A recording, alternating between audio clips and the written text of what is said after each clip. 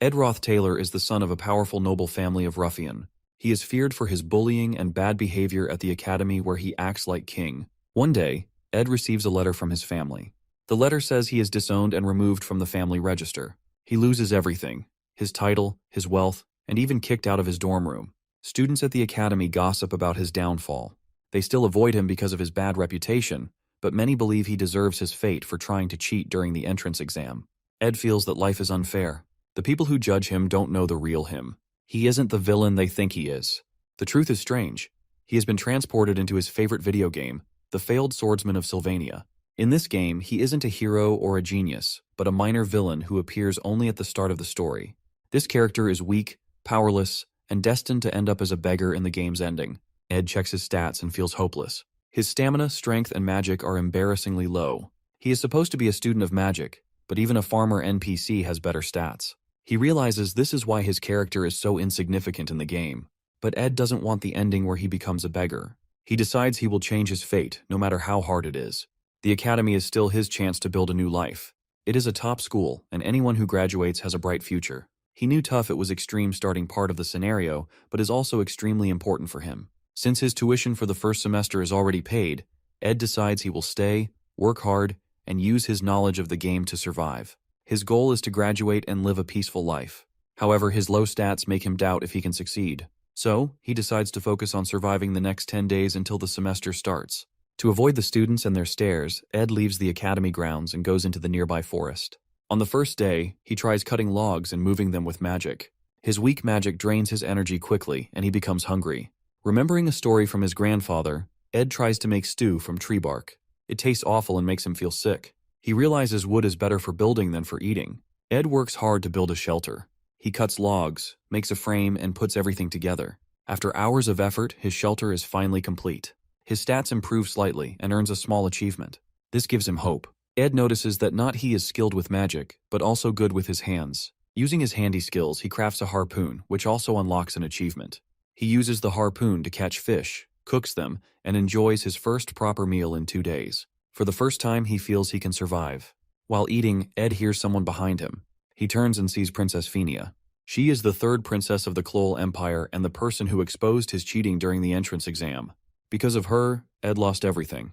Now she looks angry to see him still at the academy. Phinia doesn't understand why Ed hasn't been expelled yet. She thinks he is shameless and warns him to leave the academy. Ed feels nervous because Phinia has a special power that lets her see through lies.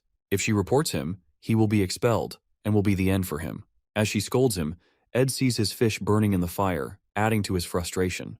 Ed knows he needs to calm her down. He tries his best to divert her attention, then simply bends down and thanks her. Phinia looks surprised, detecting no lies from Ed. She knows Ed's family, the Roth Taylors, are infamous for their genocidal experiments on humans, and are considered a trash family that should be destroyed or executed. But for Ed, it's different. He is lucky because he has already been disowned by his family. This gives him an advantage in the academy, or else it would be end for him in the game. Ed begins to wonder why she is alone in the forest without any escort or uniform. He recalls that it's likely for the class placement test in video games timeline, where students are supposed to find magical beads. Ed knows that Phinia wants to join Class A, the academy's top class. He offers to help her, knowing she will struggle to pass the test without assistance. Phinia grows suspicious of his offer, thinking it might be a trick. Ed remains calm and insists he is being honest. He tells her that if he lies, she can have him expelled immediately. This is his last chance, and he knows he has to convince her to trust him.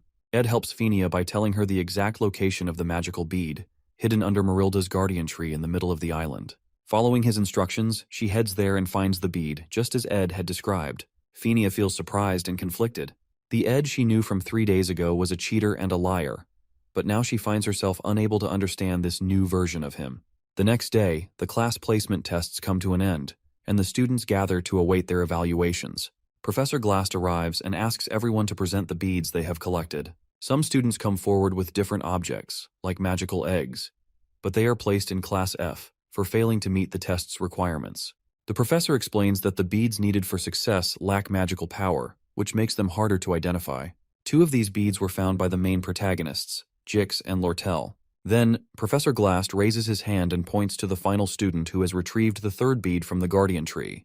He declares the student to be at the top of the class, leaving everyone in awe. Sitting by the riverside, Ed makes a crude fishing rod, earning another achievement. He remembers from the game that Princess Phinia developed sharp judgment skills because she grew up dealing with people who flattered her or lied to her. She became so good at spotting lies that no one could trick her. But this skill also made her life harder. In the game's original story, Phinia gets the title Princess of Love not because of her beauty, but because of her hard work. She fails the class placement test and works hard to improve, eventually proving herself and earning respect. Ed knows that if he tells her where the magical bead is, he can avoid getting expelled, but it will ruin the original story. If the story changes too much, all the knowledge Ed has about the game will become useless, and he will lose his advantage. However, the information Ed gives Phinia about the bead, though seemingly a gift, is actually a cleverly laid trap. Phinia wants to keep her royal identity a secret because she feels embarrassed by the special treatment her status brings. She wants to prove herself without relying on her status.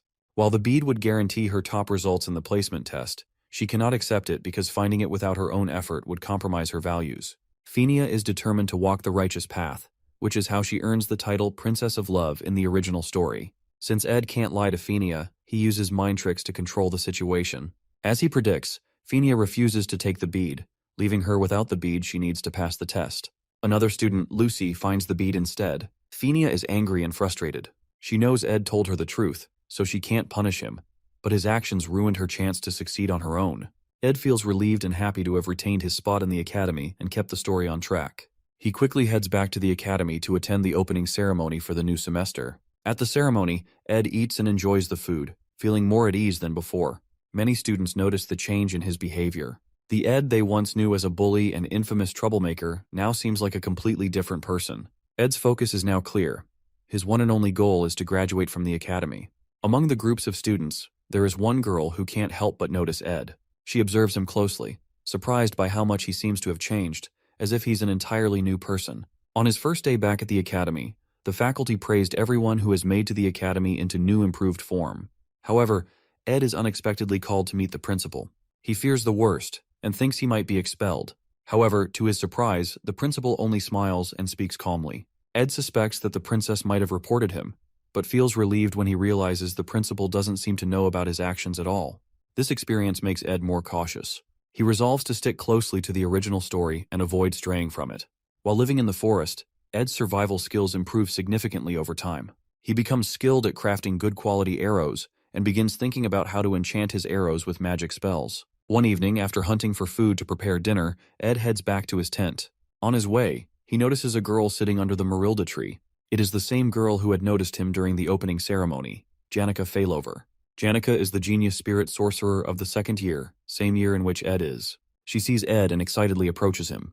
She enthusiastically introduces herself and tells him that the magical Marilda tree has shared stories about him with her. The tree has observed Ed in the forest but isn't bothered by his presence. This reassures Ed, giving him a sense of calm. He casually remarks that even a fierce wild wolf can have a tender heart. Janica seems surprised for a moment, but then laughs at his words. She stretches out her hand and asks if he wants to touch the spirit which she signed a contract with to be her friend. Ed, however, isn't interested in interacting with Janica further. He politely declines, saying he can't see the spirit in her hand, and excuses himself, claiming he only came to the area to gather food. With that, he walks away.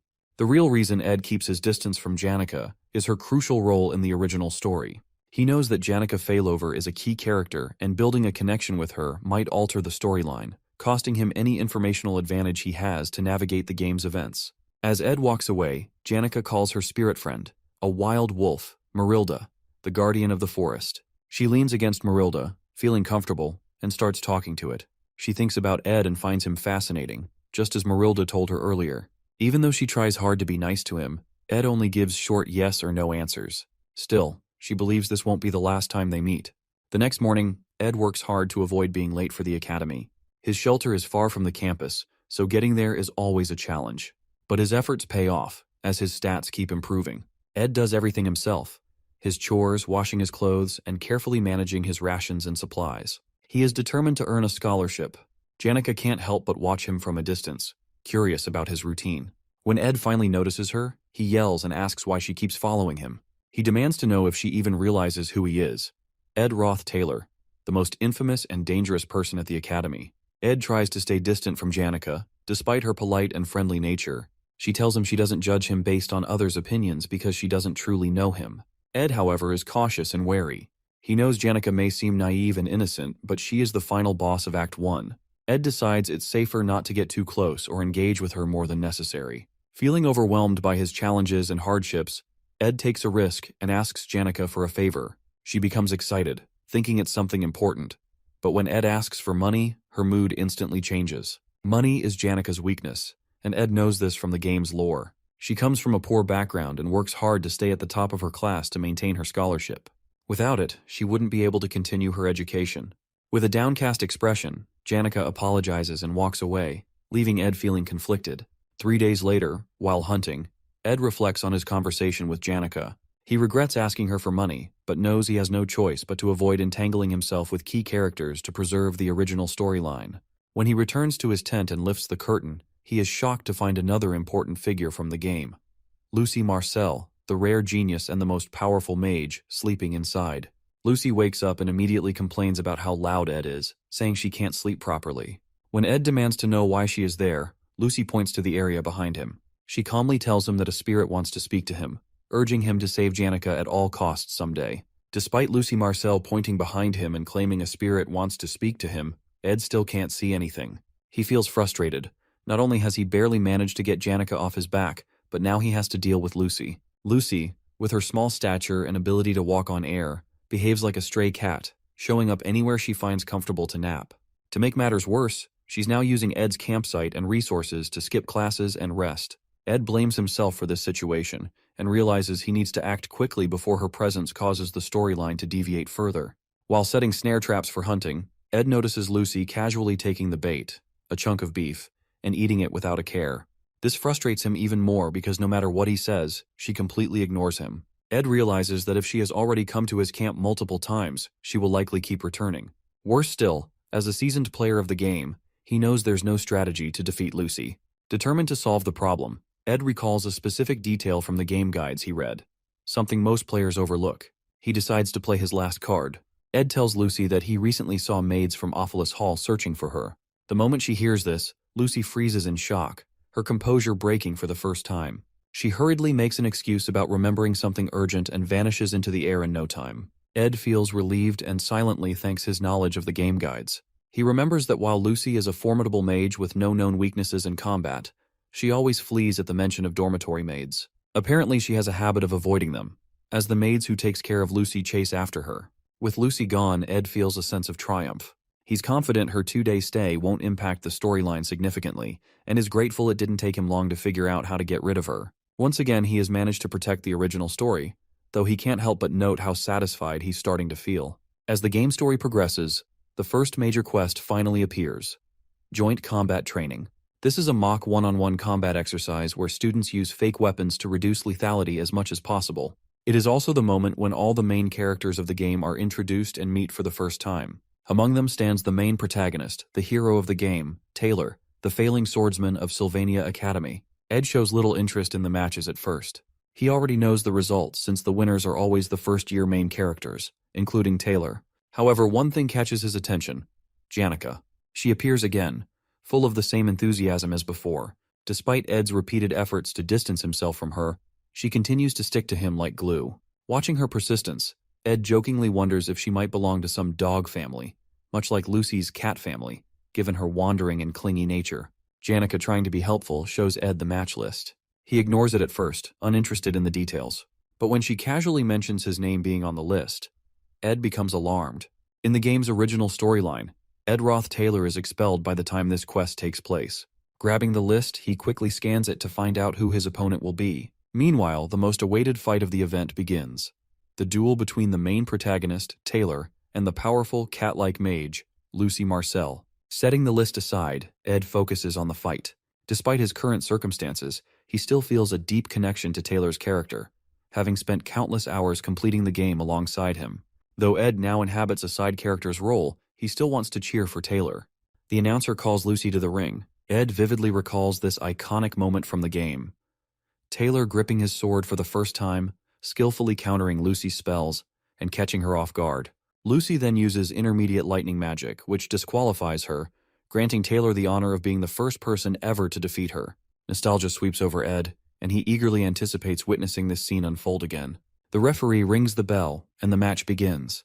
Taylor rushes in with his signature determination, aiming to gain the upper hand by attacking Lucy with his knuckles. But with a single lightning strike, Lucy sends him flying into the wall. Ed watches as Taylor, despite the overwhelming odds, he knows that he refuses to give up. Just as he remembers from the original story, despite of being bumpkin and all the failures he faces, he never loses hope. Taylor grabs his sword, charges forward, and catches Lucy off guard, mirroring the sequence from the game. But then, something unexpected happens. Instead of Lucy using her intermediate lightning spell as she does in the original storyline, she casts a blocking spell, halting Taylor in his tracks. She follows this with wind magic, sending Taylor flying even farther and exhausting him completely. The announcer declares Lucy the winner of the duel. Ed is stunned. Taylor was supposed to win this fight, but now Lucy has defeated him. This small change might seem minor, but Ed knows it could completely mess up the original story. He fears what might happen next. The crowd cheers for Lucy as Taylor walks away from the match, crushed and defeated. Ed feels a rising sense of panic. This is a huge problem. He quickly realizes that the magic Lucy used isn't normal. It's continuous magic, the kind that can only be obtained by forming a contract with a high-class spirit. In the original storyline, Lucy and the forest guardian spirit Marilda have no connection. However, Lucy's unexpected visit to Ed's campsite must have led her to accidentally form a contract with Marilda, making her far stronger than she is supposed to be. Ed blames himself. This change in the storyline is his fault, and now the story is spiraling out of control. Taylor, the main hero of the game, is never meant to lose this match. The announcer then calls for the next match, Ed Roth Taylor versus Princess Phinia. The princess, still holding a grudge against Ed, eagerly prepares to settle the score in the duel. But Ed doesn't even acknowledge her. Instead, he pushes past her and runs after Taylor, who is already leaving the hall, crushed by his loss. Taylor's defeat is entirely Ed's doing. In the original story, Ed's character would have been expelled from the academy long before this quest began. But because Ed is still present, everything has changed, and now Taylor's loss risks ruining the entire storyline. Catching up to Taylor, Ed urges him not to give up. Taylor's defeat is only one setback, and Ed knows how crucial it is for him to stay in the academy. Taylor's spirit as the protagonist is essential for the story to progress. Without him, everything will collapse. Ed does his best to motivate Taylor, reminding him of his strength and potential. Deep down, Ed knows he is also protecting his own future. If Taylor gives up, Ed will face an even greater struggle to survive in this game. Taylor must stay strong, not just for himself, but for the sake of everything Ed is desperately trying to preserve. For Princess Phinia, the first person to recognize her judgment ability is Emperor Cloel. Some believe it is a divine gift, but it isn't. She developed this ability on her own after enduring the endless politics and conspiracies within the royal palace. It became her means of self-protection, forged through years of navigating the treacherous environment of the imperial family. This is why Princess Phinia is so confident in her judgment. She has seen the harsh truths of the imperial world clearly, through the lens of the abyss that shaped her resilience and sharpened her perception. So, whenever she wants to confront any opponent or person for to judge, she had to stare straight into the person to find out. Before the match begins, Ed casually tells Princess Phinia to go easy on him, while Phinia, in turn, advises him to do the same. Meanwhile, the audience whispers harsh comments about Ed Roth Taylor. In the game's original storyline, Ed was notorious for bullying Taylor and later cheering him on, making him seem hypocritical. In the original backstory, he bullied Taylor and then later acted nice by cheering for him. They think it doesn't make sense. Ed knows they are right because, in the story, his character used his position to humiliate his juniors, and when that failed, he cheated in exams and got expelled. The match begins. Phinia forms a water ball and throws it at Ed, wanting to test him. She thinks he will dodge it using fire or wind magic. But Ed doesn't dodge or defend himself. He just stands there and takes the hit. Phinia is shocked. Ed then calmly declares that he lost, giving the victory to her without even trying. The audience erupts into cheers for Princess Phinia, declaring her the winner while loudly booing Ed. They shout insults, calling him worse than Taylor. Despite this, Ed calmly approaches the princess, thanks her for the match, and quietly leaves the arena. This only deepens Phinia's curiosity. She begins questioning why he acted this way, wondering if he had no interest in the duel from the start. Ed makes an intentional choice to forfeit the match. He doesn't want to interfere with Phinia's place in the story because he understands how important she is to the plot. He quickly leaves the arena and goes in search of Taylor. Ed believes that Taylor is the real protagonist of the tale, much more significant than the princess, and he wants to make sure Taylor doesn't give up. As Ed searches for Taylor, he is startled when Phinia suddenly appears behind him, panting. He's surprised to see her alone, without any escort. Phinia shouts at him, demanding to know what his true intentions are. She accuses him of having no intention to win the match, claiming he only wanted to leave the stage as quickly as possible. Fenia's frustration boils over. She admits that she's tired of everyone at the academy. Her classmates, the professors, even the servants. She feels overwhelmed and confused, especially by Ed's actions. She demands to know who Ed really is, which only make her question him more. Seeing her so upset, Ed calmly steps closer, places his hands on her shoulders, and tells her to relax. Guiding her through a simple breathing exercise, he encourages her to breathe deeply and slowly. His calmness helps her focus and eases her frustration, if only for a moment. Feeling calmer, Fenia realizes how she acted earlier and apologizes to Ed for her behavior. Ed notices that she has relaxed a bit and looks for a way to leave so he can continue searching for Taylor. But Fenia starts opening up about her struggles and sadness from living in the royal palace. She talks about how hard it is to deal with constant politics and schemes, which have taken a toll on her. Even after sharing her feelings, Fenia still wants answers. She asks Ed why he picks on Taylor. She wonders if it's because Taylor has a troubled background, and Ed wants a reason to be disowned by his own family. Ed knows there's some truth in what she says, but he pretends not to understand. He avoids giving her a clear answer, knowing it's not the right time to explain everything and fearing it could mess up the story even more. Fenia becomes annoyed again. She demands to know why Ed bullied Taylor but now supports him even though he tried to get Taylor expelled. Ed keeps dodging her questions, giving vague and unrelated answers. This makes her even angrier, but without proof to confront him, she lets him go, though she remains suspicious.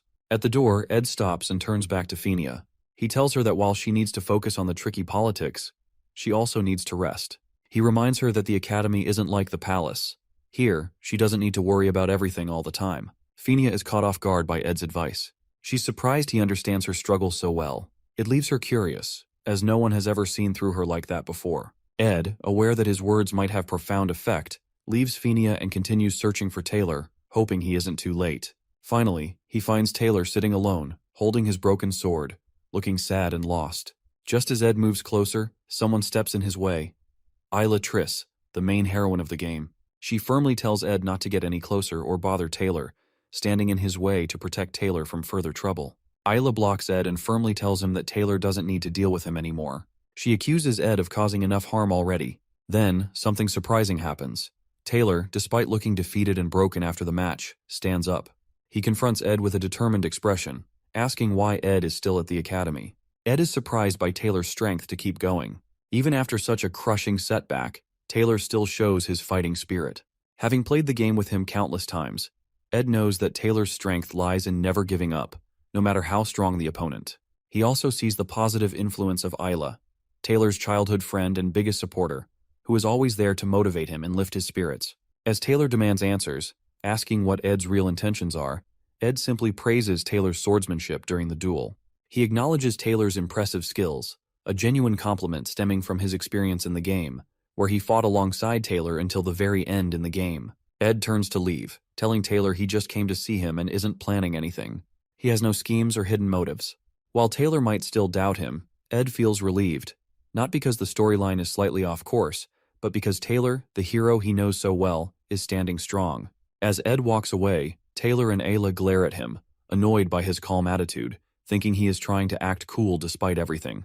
Just as Ed leaves, suddenly, a loud explosion shakes the hall, a result of a powerful magic spell. Ed immediately recognizes the scene. In the game, this is a key event during the legendary duel between the Golden Daughter Lortel and Janica Failover. In the original story, Taylor and the other main characters were supposed to watch this match in the hall.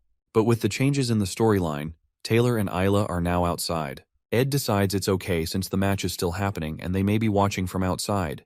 This duel is important because the winner becomes the final boss of Act 1 in the game. Janica and Lortel's battle becomes fierce. Lortel uses ice magic to stop the fire spirit Janica summoned. However, the fire spirit's strength overwhelms the ice, melting it and striking Lortel. This makes Janica the winner of the match. The crowd cheers for Janica, excited that a second-year student has won. However, Janica notices Lortel being carried away by medics. She feels guilty, realizing she accidentally uses an intermediate magic spell, which violates the rules. Fortunately for her, no one seems to have noticed the mistake. But she gets traumatized by what she has done to her opponent.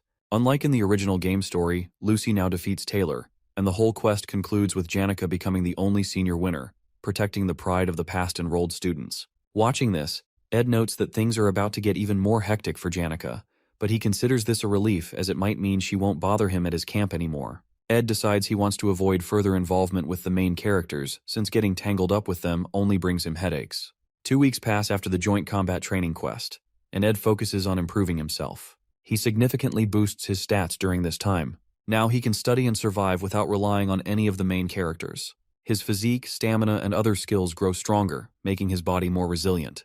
While bathing in the river, Ed spots Janica sneaking up on him.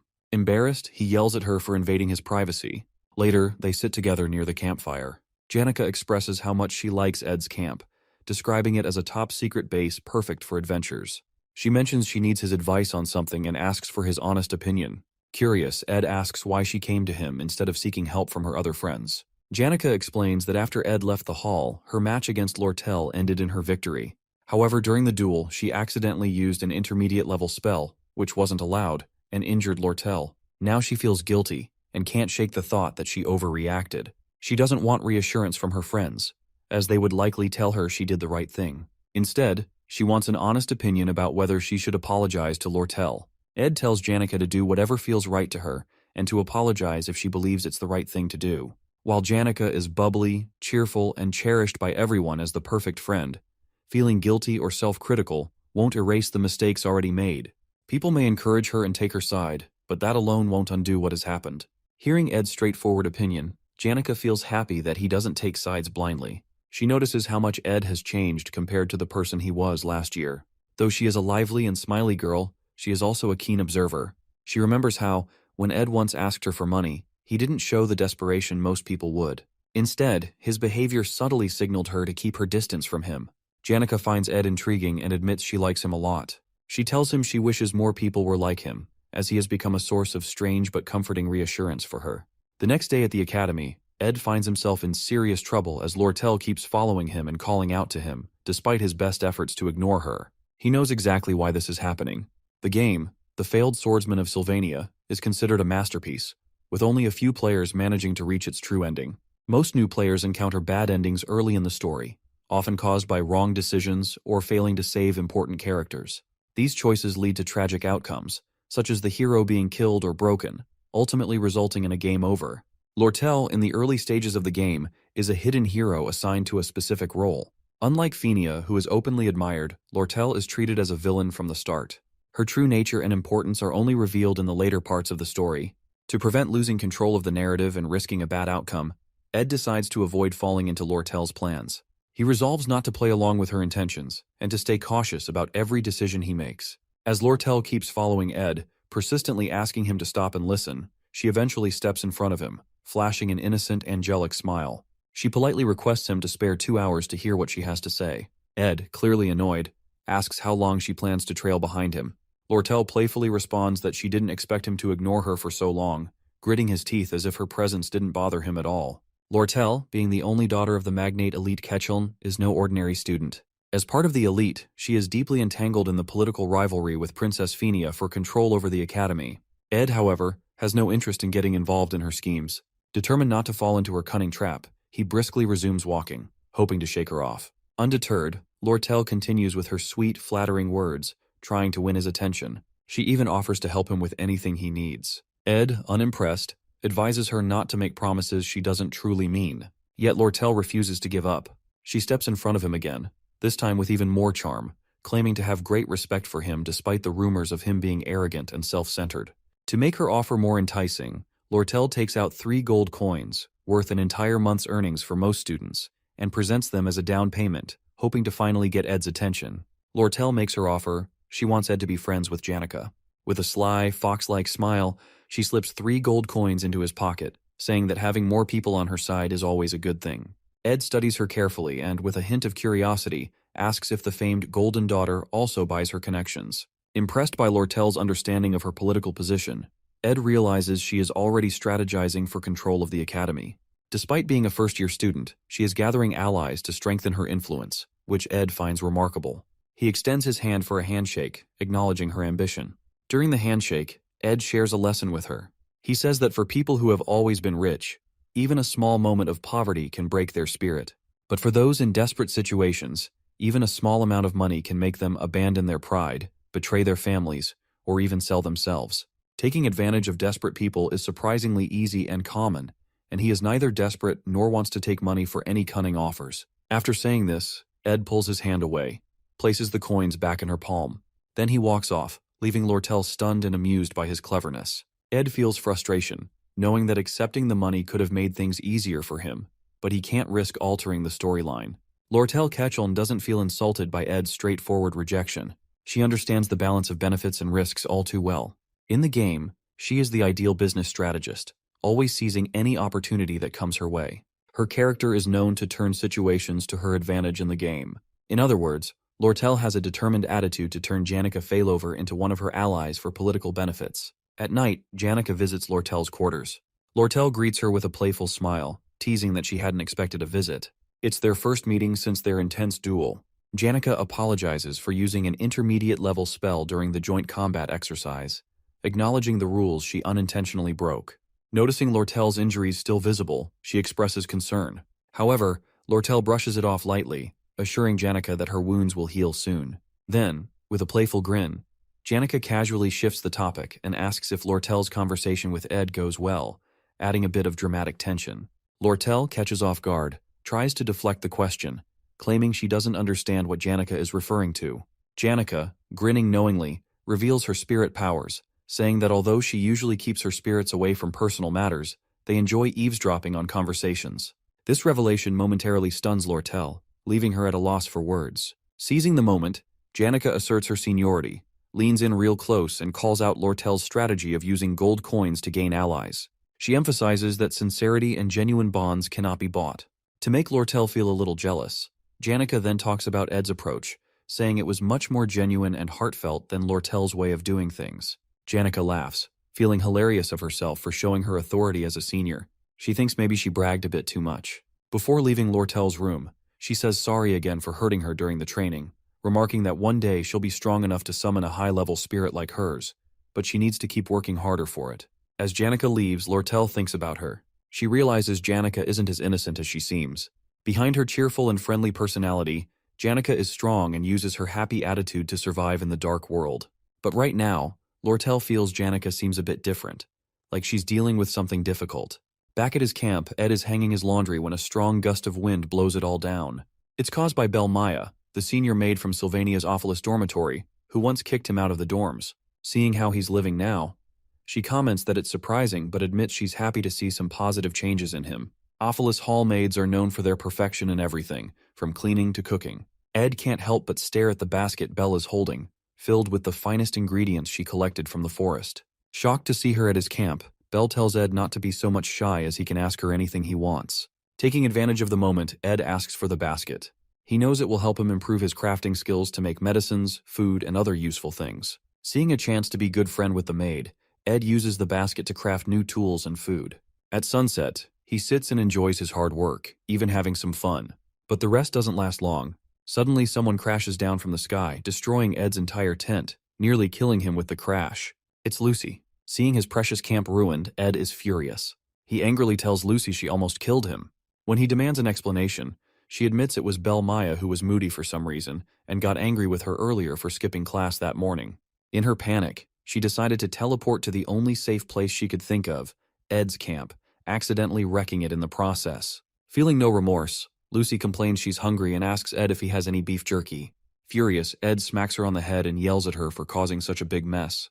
He gets surprised when the most powerful mage doesn't defend herself with a protective spell. Lucy winces and explains she's out of magic, which gives Ed the perfect opportunity. He decides to teach her a lesson for destroying his camp and skipping her classes. At the library, Ed is busy searching for a book to help him learn how to build a sturdier house using real wood. He focuses on understanding the materials needed, planning the structure, and mastering techniques like smoothing wood and finishing a roof. As he flips through the pages, he notices it's almost closing time. While he's packing up the books, a girl approaches him with a friendly remark about his dedication to studying. Thinking she might be the librarian apprentice, Ed quickly apologizes for staying late.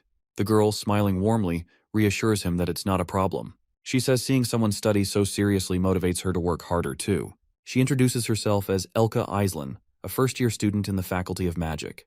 But when Ed tells her his name, she freezes for a moment, looking surprised. Ed isn't surprised. He's used to people reacting this way because of his character's notorious reputation. Kay quickly smiles and says he seems very different from the rumors. She's especially amazed that he managed to read and understand difficult books on elemental studies so quickly. She admits it's hard to believe it's the same Ed everyone talks about. Before leaving, Elka says she'll be cheering for him and wishes him a safe trip back as she has to return to her dorm to clean up, leaving Ed feeling slightly encouraged by her kind words. Suddenly, a loud crash shakes the ground in the library, causing books to tumble from the shelves and fall on Ed and Elka, creating chaos all around. It marks the start of the final chapter of Episode 1 in the game. On campus, students rush toward a temporary camp led by the main character, Taylor. Among them, Ayla, noticing the disaster, recalls a passage from a spirit book she once read. It speaks of a summoning ritual for Glaskin, the highest-ranked dark spirit. Fenia listens intently as Ayla explains that only someone with a strong connection to spirits could summon Glaskin, and that person is Janica Failover. As per the storyline, Janica, now the final boss of Act 1, has lost control of the dark spirit, allowing it to take over her completely. Fenia, understanding the gravity of the situation, realizes that the barriers protecting the temporary camp will only hold for a limited time. Taylor steps up and urges everyone to head to the student center immediately. He explains that if Glaskin fully manifests, the chances of casualties will be extremely high, and the group must act quickly to ensure everyone's safety. The Royal Guard captain reassures the students not to worry, explaining that the faculty and expert mages will notice the situation soon and intervene. However, Elvira Aniston, an outspoken member of the alchemy faculty, urges immediate action from within. She warns that the dark spirit's power is too dangerous to wait for help, especially since Principal Obel is out of town. Elvira then calls for volunteers to face the threat directly. Klebius, a combat department student and another key character, quickly refuses to volunteer, clearly frightened by the immense power of the dark spirit. He explains that while intermediate-level spirits guard the building where Janica is located, two high-ranked spirits, Tarkin and Velosfer, are also inside. He claims entering the building is suicidal and strongly opposes the idea. Elvira grows more puzzled, questioning how Janica, still a student, managed to summon all these spirits, including the effort to summon Glaskin, the highest-ranked dark spirit. Ayla, with her knowledge of dark spirits, explains that such spirits are natural enemies of spirit sorcerers. Their overwhelming power often exceeds the control of even skilled sorcerers. This likely explains why Janica couldn't handle them, leaving her vulnerable to being overpowered. The dark spirits, now in control, are using Janica's abilities to summon Glaskin with the help of Tarkin and Velosfer, spirits whose controlling their command is a mystery. As everyone debates the best course of action, Jix stands up and reminds the group of the importance of making a decision quickly. He suggests that only Princess Fenia can devise a proper strategy. All eyes turn to Fenia as they wait for her command. Fenia, reflecting on Ed's earlier remarks about the burdens she carries and the importance of peace of mind, takes a moment to think. Finally, she announces her plan. Only the top students from each year and the Royal Guards will volunteer for the mission. She orders them to prepare within an hour to enter the building, free Janica, and stop the summoning of the highest-ranked dark spirit, Glaskin, before they cause further destruction. Princess Fenia encourages everyone to steel their resolve, promising to take full responsibility for the mission. Just then, a student runs up to her, panting and visibly distressed. He informs the princess that the residents of the teaching area will not be able to assist, as they are already defending Audrey Hall to protect the potion archives from attacks. Realizing their limited numbers, Fenia asks if there are any other students who can help. Suddenly, another student, a frightened girl, rushes to the princess, trembling as she reports an emergency in the library. She reveals that Elka, the librarian apprentice, and a sophomore student are trapped inside. Hearing Elka's name, Jix immediately reacts. Grabbing the girl by the shoulders, he demands confirmation that Elka is still in the library. When the girl confirms, Jix panics, stating that he must save his best friend immediately because Elka has no way to defend herself. Fenia quickly intervenes, commanding Jix to calm down. She reminds him that stopping Janica and the dark spirits must be their top priority. Fenia assures Jix that Elka might be safe since a sophomore student is also with her. However, Jix questions the reliability of an unknown student and how they can trust them to protect Elka. Fenia turns to the girl and asks if she knows the identity of the sophomore student in the library. The girl, shaking with fear, hesitates, unable to speak. Jix grows impatient and presses her for an answer. Finally, in a shaky voice, the girl confesses that the sophomore in the library is none other than Ed Roth Taylor. Her answer leaves everyone in shock. The girl starts crying, apologizing for abandoning the library earlier. She explains that she left Elka in charge because Ed was staying late into the night, and his presence had annoyed her. Jix becomes furious, refusing to leave Elka alone with Ed, whose infamous reputation precedes him. His anger and worry for his best friend escalate the tension in the room. Fenia casually advises Jix to relax and trust Ed for once. Her unexpected suggestion leaves everyone frozen in surprise. Jix, however, doesn't find the advice amusing. Fueled by worry and rage, he jumps high into the air, cutting through dark spirits with fury as he charges toward the library shouting Ed's name, determined to reach him and punish him if he touches Elka. Jix's story is unlike other characters. He grew up wandering the harsh northern prairies, separated from his family at a young age with no memories of them. Living like a barbarian, he survived by scavenging from corpses or hunting deer to sell their meat. People feared him because he came from a harsh, chaotic land where only the strong survived. His life as a savage changed when he met Elka, his first true friend. Her family treated him kindly, helping him leave his wild ways behind and become more civilized. For Jix, Elka is everything, and he would do anything to protect her. As Jix rushes to the library, he cuts through dark spirits, smashes the door open, and yells Ed's name. He only knows Ed from bad rumors about cheating and bullying. Inside, Jix finds Ed leaning against a wall, covered in blood and too weak to move. Jix grabs him and demands to know where Elka is. Ed, injured and exhausted, simply points in her direction. Jix pushes him aside and runs to find her. When he reaches Elka, Jix sees her lying safely on a shelf, asleep.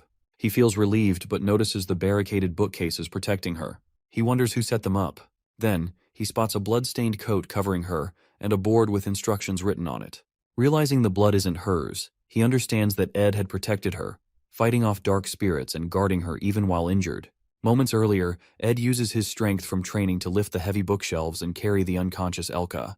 He sets up barricades around her for protection, places her inside, and writes instructions on a board nearby. Then he stays to guard her. From the library window, he notices the summoning rune but closes the curtain, choosing not to interfere with the major storyline involving other key characters.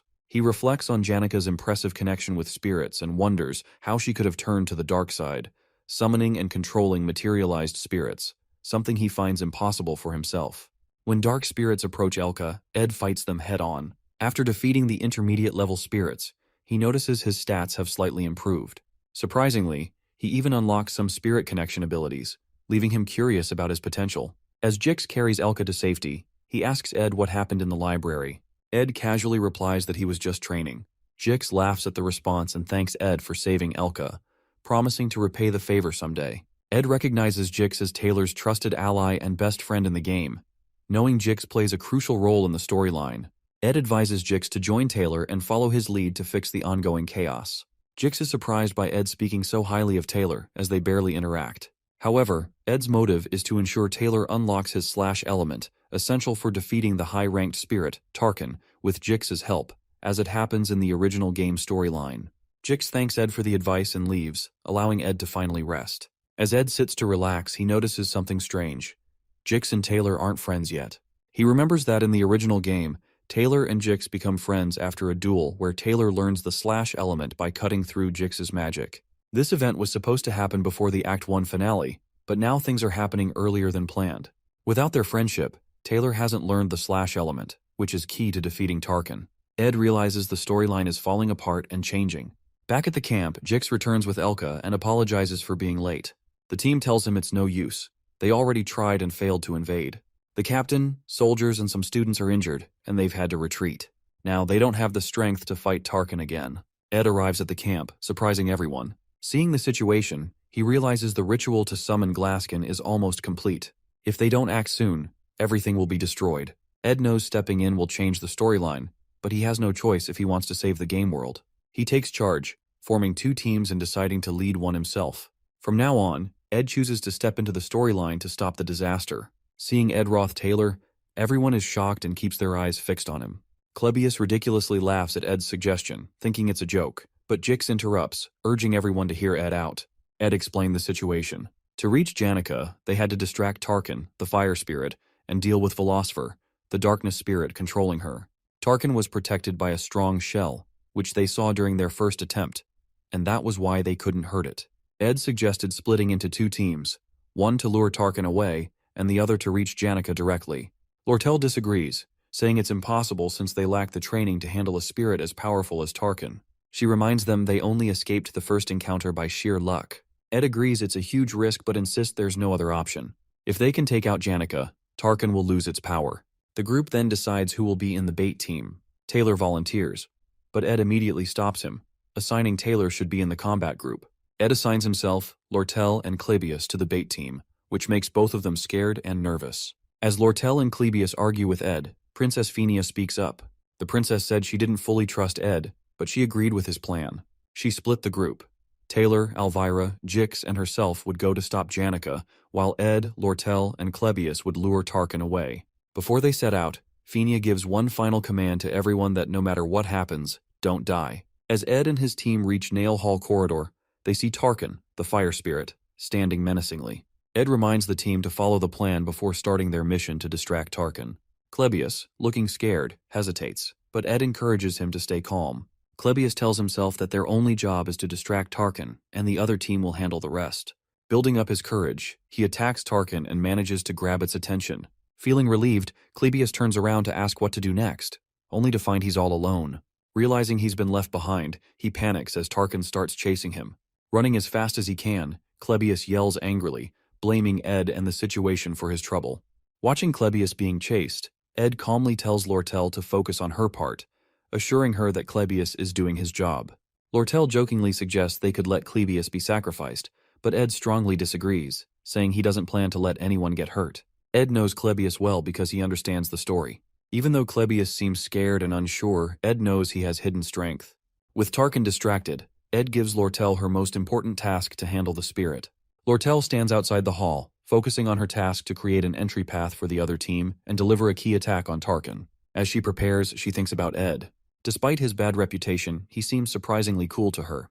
She reminds herself not to judge someone based on rumors alone. She uses her magic to blow a huge hole in the hall's wall, opening a path to where Janica is.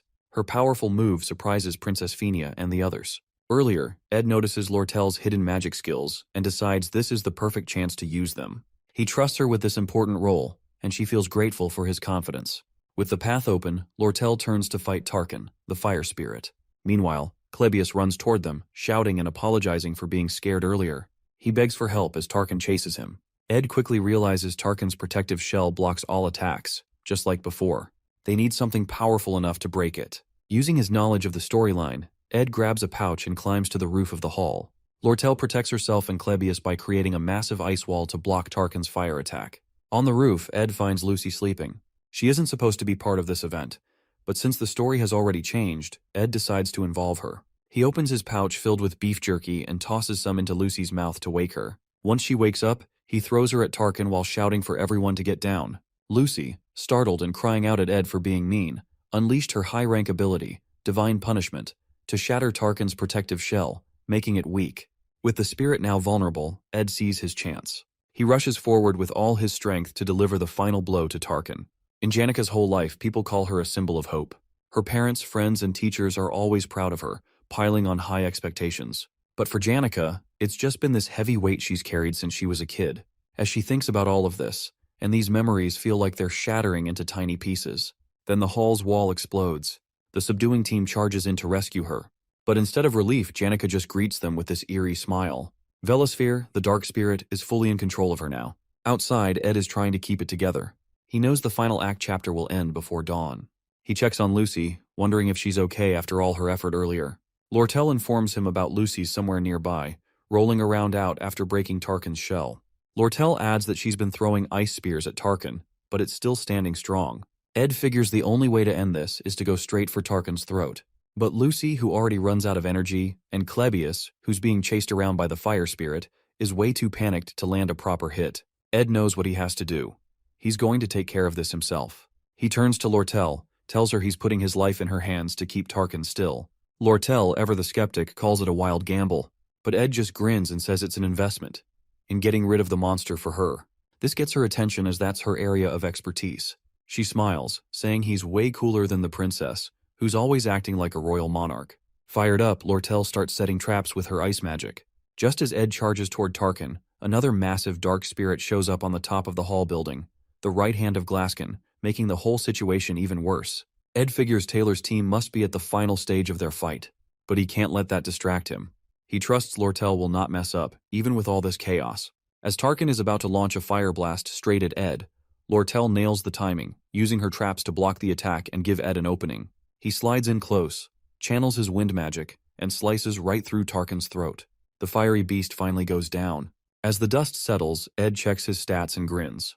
His spirit magic levels are way up, and he's unlocked a spirit contract slot, something he never thought he'd get. He glances over and spots Taylor, who's busy slicing Glaskin's right-hand spirit to bits like it's no big deal. Watching him in action, Ed can't help but feel impressed. Taylor's really living up to his protagonist role. With Tarkin defeated and Janica freed from Velosfer's grip, the group finally catches a break. They've pulled it off. The danger is over. Lortel chuckles as she remarks that she's met plenty of people in her life who claimed they were risking everything, but most of them turned out to be cowards. She's amused that even after going through a life-and-death crisis together, Ed doesn't show much emotion. With a sly grin, she shakes hands with him again, this time slipping 3 gold coins into his palm as a token of gratitude. On the other hand, before he can process the moment, Taylor arrives. His hair has turned white from the immense power he used to defeat Glaskin's right hand, and there's a look of resentment in his eyes as he stares at Ed. Ed can't help but admire how incredible Taylor looks in his swordsman form, embodying the role of the game's protagonist perfectly. Even though Ed has his own reasons to resent Taylor, the sight is undeniably impressive. To Ed's surprise, Taylor bows deeply and thanks him for saving the academy, saying he owes Ed a huge debt. His gratitude is genuine, but Klebius, still shaken, interrupts by sobbing and yelling about how no one should ever trust someone like Ed. This outburst is quickly shut down by the others, leaving Klebius grumbling in the background. Finally, Princess Phoenix steps forward. With her usual grace, she thanks Ed sincerely, acknowledging how much he's done for them all. Princess offers Ed to join the student council for his heroic acts, but Ed gently declines, giving credit to the team instead.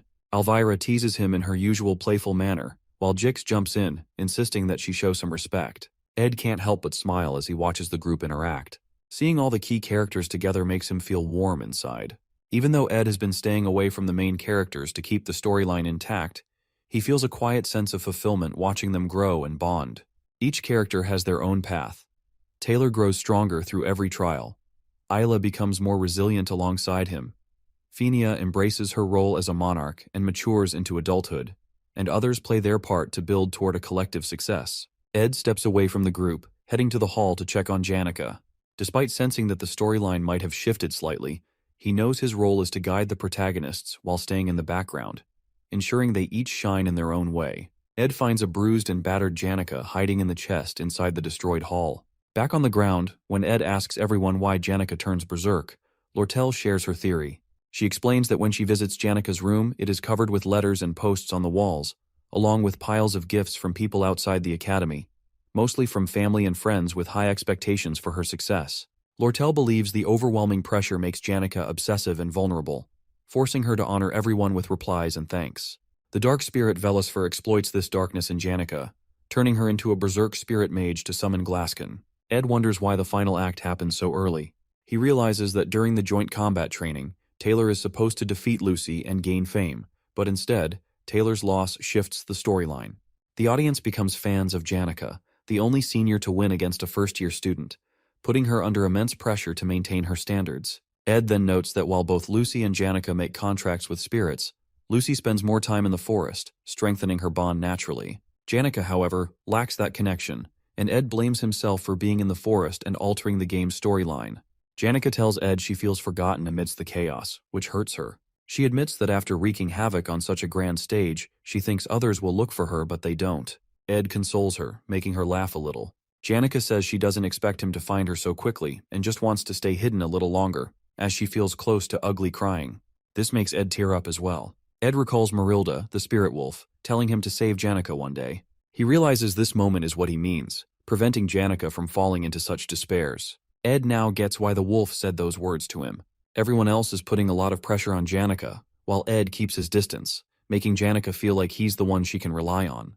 Because of all this pressure, Janica messes up while trying to form a contract with a high-rank spirit. She rushes through the summoning ritual and ends up being taken over by the dark spirit, causing the faculty building to be destroyed. She studies magic every night and tries to make everyone happy who supports her. But even though she seems to meet everyone's expectations on the outside, she's struggling a lot on the inside. Seeing her work so hard and still fail is both sad and beautiful to Ed. He tells Janica that she's worked hard and offers her comfort with those words. Outside, the main characters are being praised, but the hall is quiet and dark. Hearing Ed's kind words, Janica starts crying. To Ed's surprise, all of Janica's spirit friends appear in the hall to support him. For the first time, Ed sees the spirits. Even though he's watched this part of the story many times, He's never seen them before, and now he feels like he's truly seeing the end of the first act. Ed's stats go up and he levels up to 10. He can now see spirit animals that want to bond with him. The high-rank spirit wolf shows a lot of interest in him, and they form a bond. 10 days have passed since Janika's disciplinary committee trial. She admits her mistakes and says she's ready to accept her punishment. However, her friends and teachers stand by her, offering full support even during her tough time. Her other friends, including the main characters, argue that Janika shouldn't be punished because it wasn't her fault. She was overpowered by the dark spirit philosopher and didn't act intentionally. Even Lortel steps in, covering the costs for restoring the building. She doesn't ask for anything in return except a reduction in custom fees on school supplies for the students. Initially, Janika's punishment included losing all her top student benefits, having her achievements revoked, disqualification from the academy. But thanks to the pressure from her friends and teachers, the committee decides to cancel her expulsion and give her another chance while giving only some amount of probation and suspension. Overall, Janika's friends are relieved she's staying, but they notice she seems a little stressed. To cheer her up, they organize a fancy tea party and agree not to bring up anything related to the incident around her. When Janika's friends invite her to join them, she suddenly asks, out of the blue, what the difference is between love and liking. This catches her two best friends, Anis and Clara, off guard. Confused, they ask why she's bringing this up. Janika shares that she's been having the same recurring dream about one of her friends. In her dream, she's sitting in a garden full of flowers, looking like a princess, and holding a flower crown she made for a friend. Then, her friend, looking quite dashing, arrives on a horse. She puts the crown on his head, and they play together. The dream always repeats exactly the same way, which makes her smile as she describes it. This response leaves both Anis and Clara in surprise, fearing they may accidentally uncover Janika's secret love story. Feeling embarrassed and worried that she might say something to upset Janika, Anis panics and quickly makes up an excuse about needing to go help the professor, dashing off before things get more awkward. This leaves Clara sweating nervously as she's left alone to deal with Janika's emotions. She knows she needs to handle the situation carefully to avoid upsetting Janika. If things go wrong, the entire student body might catch wind of Janika's love story, which could spiral into gossip and make things difficult for her. Clara puts on a calm smile and gently suggests Janika to avoid overthinking. She encourages her to be honest with her emotions, explaining that liking or disliking someone is often a mystery, but it's not always easy to figure out whether such feelings are positive or negative. Janika found her words significant and makes her to think. Clara also warns Janika to be cautious when talking about sensitive topics like this, as it could affect her and her friend's reputation and herself. Janika listens carefully and fully understands the advice. Janika thanks Clara for the genuine advice, saying it's just what she expected from her. She then makes an excuse to leave, mentioning she needs to report back to Ophelis Hall. Clara waves happy goodbye, but then slouches forward to butt her head on the table in relief. She finally managed to prevent any rumors from spreading for now. Ed reflects on how he has been relentlessly saving his money. Thanks to a petition from the princess, he to build a proper house this time. When he arrives at the construction site, he spots Janika wandering nearby. He thinks to himself that since the first act is now over, meeting her shouldn't affect the storyline anymore. However, as he approaches her, Janika suddenly hides behind a tree, clearly startled. Confused by her behavior, Ed pauses. Janika recalls Clara's advice about being honest with her feelings, but, unable to overcome her nerves, she hastily makes an excuse about having things to do at Ophelis Hall before fleeing. For Janika, confessing her feelings feels like an impossible challenge. Meanwhile, Ed stands frozen in surprise, bewildered by her reaction but deciding not to overthink it, as he has work to do on building his house. On the first day, Ed carefully selects the location for his hut, ensuring it's a suitable spot. On the second day, he starts collecting logs and wood, showcasing impressive skill with cutting trees. As his semester results come out, Ed discovers he has performed exceptionally well, with skills and grades far above the average student. However, back at the academy, special incidents keep occurring. Whenever Janika sees Ed, she hides or avoids him, leaving him perplexed. Meanwhile, her friends Clara and Anis glare at Ed angrily, warning him to stay away from Janika, as his presence embarrasses her and makes her flustered. After countless days of hard work, Ed progresses from cutting lumber to starting construction on his hut. Along the way, he juggles challenges like catching Lucy while she getting beef jerky from the traps, dealing with Belmaya's help, and navigating the ongoing Janika situation. He faces setbacks, like failing to structure the hut properly, but finds support from his new friend Jix. Bit by bit, he works on modifications for the walls and furniture. Finally, on day 45, Ed completes his hut, unlocking a personal achievement for creating something from scratch. At last, he's no longer homeless. As Ed rests peacefully in his newly built hut, Janica shows up, watching quietly from behind a tree in the forest, observing the hut he's made. After finishing the final touches, including the wall flooring, fireplace, and storage for firewood, Ed takes a moment to admire his hard work. However, his peace is interrupted when he notices Lucy lazily napping on the roof of his hut. To his surprise, Janica suddenly appears and greets him with a cheerful greeting. Ed, startled, asks how she found her way to his remote campsite. Janica explains she heard about his beautiful hut from the maid, who praised it as a masterpiece. Curious to see it for herself, she decided to visit. She marvels at the craftsmanship and natural beauty of the hut, voicing her admiration loudly as she wanders around. When Ed asks if the spirits told her about the hut since it's so new, Janica blushes. She admits they mentioned it, but teases that the spirits were more focused on how handsome and hot Ed looked while building it. Laughing nervously and hiding her deeper feelings, Janica says she simply wanted to check on how he's living. Ed smiles and invites her inside. Blushing, Janica nods and follows him in. Inside, while Lucy sprawls lazily on the roof, Janica gasps in amazement at Ed's handiwork. Sitting near the fireplace, she shares her gratitude for the support Lortel and her friends have given her. However, she also expresses worry about how to repay their kindness. Seeing her conflicted expression, Ed advises her not to overburden herself with repayment, especially if she can't afford it. He remembers that the incident with the dark spirit happened because she took on too much unnecessary responsibility. Even moving to Ophelis Hall with 8 others won't change much, as the cycle of envy and expectations will continue. So, he tries to focus on her well-being to avoid repeating past mistakes. After a while, as they chat, Ed encourages Janica to visit anytime she feels lonely or overwhelmed, assuring her she's welcome at his hut and the forest. Surprised and touched, Janica smiles warmly, saying it would make her very happy. She extends the same offer to Ed, urging him to come to her if he ever feels overwhelmed. Ed smiles but sighs quietly at the word overwhelmed. He knows the second semester is approaching, marking the start of Act 2. This time, the Sage's Sealed Grimoire, a book containing records of advanced, dangerous magics, will create chaos capable of consuming the entire academy. Grateful for her kind offer, Ed thanks Janica but keeps his thoughts to himself. He knows he'll remain on the sidelines, letting the main characters handle the challenges ahead, quietly cheering them on. On a dark and stormy night, Act 2 begins. Students from Ophelis Hall live like royalty, enjoying special perks like first-choice seating, personal maids, and extra freedom. These privileges set them apart from the students in Dex's Hall, who don't get the same treatment. When vacation ends, a heavy rainstorm hits the southwest side of the academy. Ophelis Hall students are given horse carriages and boats to help them return safely. Even those who are late are allowed extra days without punishment. But Dex's Hall students aren't so lucky. They have to travel in the pouring rain and risk losing points if they don't make it back on time. This unfair treatment makes the Dex's Hall students angry.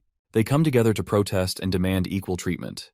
They want answers for why they're treated so poorly compared to the Ophelis Hall students. Behind the scenes, Lortel and a clever troublemaker named Willain stir things up. Willain is good at using his words to manipulate people and make things worse. While the students want fairness, Willain's real goal is to cause chaos and hurt Ophelis Hall's reputation. Together, they push the situation to the edge of a full-blown riot. Lortel proposes a fair solution, suggesting the school extend the deadline for students returning after the storm and should confess that Ophelis Hall students get special treatment. Although the headmaids of Ophelis Hall and the Academy's review division support her plan, the administration shows little interest in resolving the issue. This lack of action only fuels the protest, making things worse. Frustrated, the protesting students go on strike, plan to burn and damage Ophelis Hall's valuable assets, like hardwood furniture and artisan-crafted paintings, which will put even more pressure on the authorities to act. As a result, Willain will take benefits from the chaos, using it to damage the Academy's reputation, while Lortel, being in the Merchant Association, uses the Academy's problems to make money and push her own goals, which were already worsened by the Glasskin incident. While negotiations continue, the elite Merchant Association seizes an opportunity to gain a significant advantage by sabotaging the Sage's Sealed Grimoire, a book considered the very heart of Sylvania. Its value is so immense that people, in desperation, are willing to offer anything for it, even their hearts. As protests rage outside the hall, Lortel gazes out the window at the pouring rain, recalling her childhood in the slums. She remembers wandering in tattered rags under the same dark skies. The thought brings a bitter smile to her face as she mocks herself for feeling a moment of relief. Her entire life has been a relentless struggle to survive, marked by betrayal, suspicion, and a refusal to show genuine sincerity. This desperate existence has left her scarred, a reflection of her filthy self. Yet deep down, she wishes someone among the students could see her for who she is, a survivor of a harsh life. She decides to seek out others like her, those who have also endured the life of a gutter rat. Ed describes Lortel as a shadowy figure, always hiding the harsh truths behind the scenes. That's why the audience and players of the game call her the Black Veil. The angry students protest loudly, full of frustration and determination. In the original storyline, the Ophelis Hall occupation incident centers on the main character, Taylor, stopping the students who were provoked into rising against Lortel. Along the way, Taylor and his friends face middle bosses stationed on each floor of Ophelis Hall, from the 1st to the 5th, who aid the rioting students. The first middle boss is Tote, known as the Decoy. Tote is a bitter student who mocks Taylor by calling him a loser and eventually gets beaten up by Taylor's friends. This humiliation fuels Tote's grudge, and he is later bought off by Lortel. Tote's role in the incident is to capture the maid guarding the first floor from the protesters and sabotage the front door of Ophelis Hall, allowing the rioters to storm inside. In the scene, the mysterious guy kidnaps the maid and smashes the front door open, surprising the protesters outside and giving Willain the green light to lead the invasion and cause chaos within the hall. According to the original storyline, Tote's role after breaching the door is to block Taylor and his friends from entering the hall as they arrive to confront the rioters. However, as the rioters push toward the 4th floor to declare their control over the hall, something unexpected happens. Willain approaches a mysterious figure and asks if he is working for Lortel. To everyone's surprise, instead of Tote, it is Ed Roth Taylor who is revealed as the middle boss, breaking away from the original story's expectations. Ed explains how he got into this situation. Just 2 days before the Ophelis Hall incident broke out, he was struggling to hunt for food with a bow and arrow. He feels pain because he has no combat skills and is bad at using the bow. Despite this, he keeps pushing himself. His campsite gets frequent visitors now that people know he's living in the woods. Among them, there are 3 who come the most. The first is Lucy, who always asks him silly questions, but Ed doesn't have many answers for her. The second is Janica, who has fallen in love with Ed. He likes her too because she often brings him food, teaches him laundry tricks, and helps him with tasks. When Ed compliments her, she blushes and acts strangely, confusing him because she's easy to read. But sometimes Janica seems jealous when Lucy visits him. The third is Lortel, who visits Ed at night. She always asks for help, and Ed realizes she's probably trying to gather people who will help her take control of Ophelis Hall. One night, she explains her plan. She wants him to help sabotage the hall. At first, Ed refuses because he doesn't want to mess with the game's storyline. He believes that if he stays out of it, everything will follow as planned. But when Lortel mentions that Tote passed out after a confrontation with Taylor, Ed becomes worried and asks how it happened. In the original story, Tote was supposed to fight Taylor and get beaten badly. But this time, things are different. When Tote insults Taylor by calling him worse than Ed Roth, it angers Jix even more, beating Tote until he faints. With a foxy smile, Lortel laughs and tells Ed that she doesn't need much from him.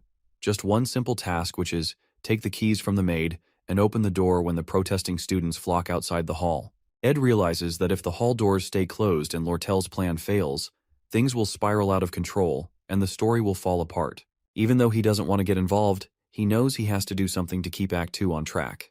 He takes a deep breath and tells Lortel he's not interested in getting fully involved, but is willing to help if he can keep his role small. Lortel agrees and offers him 20 gold coins as payment. With their deal struck, Ed agrees to play his part, determined to ensure the storyline stays intact and unfolds as intended. Ed realizes that if the hall doors stay closed and Lortel's plan fails, things will spiral out of control, and the story will fall apart. Ed sits near the fire, thinking about how the protesters took over Ophelis Hall. He remembers the fight over Sage's sealed grimoire and Lortel's clever plan to mess up the Academy's finances. The thought gives him chills, but he also finds the whole situation fascinating. At the Academy, Princess Phinia and Lortel are at the center of a major rivalry. Lortel starts a group called Merchantry, a business-focused faction that challenges Princess Phinia's student association. The outcome of the story depends on which side Taylor, the main hero, chooses. Ed has no interest in picking sides early on. He plans to watch and join the winning side later, ensuring he survives and gets a good ending in the game. Before the protest, Janica visits Ed at his hut. She thanks him for always letting her come by and tells him she's moving to Dex's hall since her suspension is ending. She offers to give Ed some extra things she doesn't need, like cushions and pillows. Ed happily accepts, which makes her smile. Janica notices Lucky sitting on the roof in the rain and asks why she does that. Ed remembers Lucky's story about avoiding her fate and reflecting on her life on rainy days. He tells Janica not to worry about it, which seems to make her happier and special. Ed then asks Janica for a favor.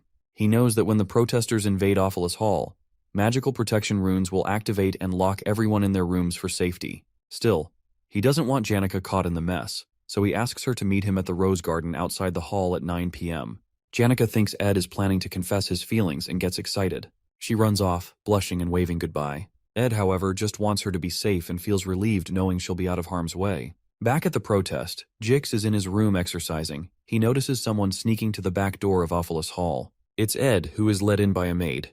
The maid tells him the other staff are in a meeting, trying to figure out how to block the protesters. She then gives Ed the goods he asked for, and then leaves. At the protest, Willain urges the students to break down the door. Before they can, Ed opens it for them. Willain meets Ed and realizes he's the person Lortel hired to help. Seeing a tied-up maid and listening his story for helping as he once kicked out of Hall, Willain feels touched for doubting Ed and thanks him for his support. Ed brushes it off and tells Willain to get to work upstairs, pushing the plot forward. Ed knows Willain will take the blame for everything, but he doesn't feel too guilty since it's all part of the game. As Ed looks around the hall, he sees the maid untie herself and run to report. He doesn't stop her, knowing the chief maid Alice is on Lortel's side and won't be able to stop the protesters in time. Just as Ed observes the unfolding chaos, Black Veil Lortel appears, setting the stage for the next part of the story. Lortel explains to Ed that the Academy's staff will quickly put an end to the chaos, so she needs to finish her plans fast. Ed, uninterested in the details, tells her to do her best. As she heads upstairs, she pauses and asks Ed a dark question if he's ever killed someone. Ed, uninterested in her games, replies that he hasn't. Lortel smirks and admits she hasn't either, but she's done things just as bad, destroying lives and betraying people to survive. She says that's how she earned the title of the Golden Daughter. Lortel knows she doesn't deserve sympathy, but she often looks for it in people like Ed, who might offer her understanding. Instead of outright denying her, Ed warns her to take responsibility for her own actions. Lortel, with her sly smile, excuses herself to go upstairs and finish what she came for. Ed sits on the floor, waiting for the hall's magical defenses to wear off. He knows that once this happens, the story will take a dramatic turn. Willain will absorb the hall's defense magic and transform into the fourth stage boss of the game. With his role in the events complete, Ed relaxes and waits for Taylor, the hero, to show up.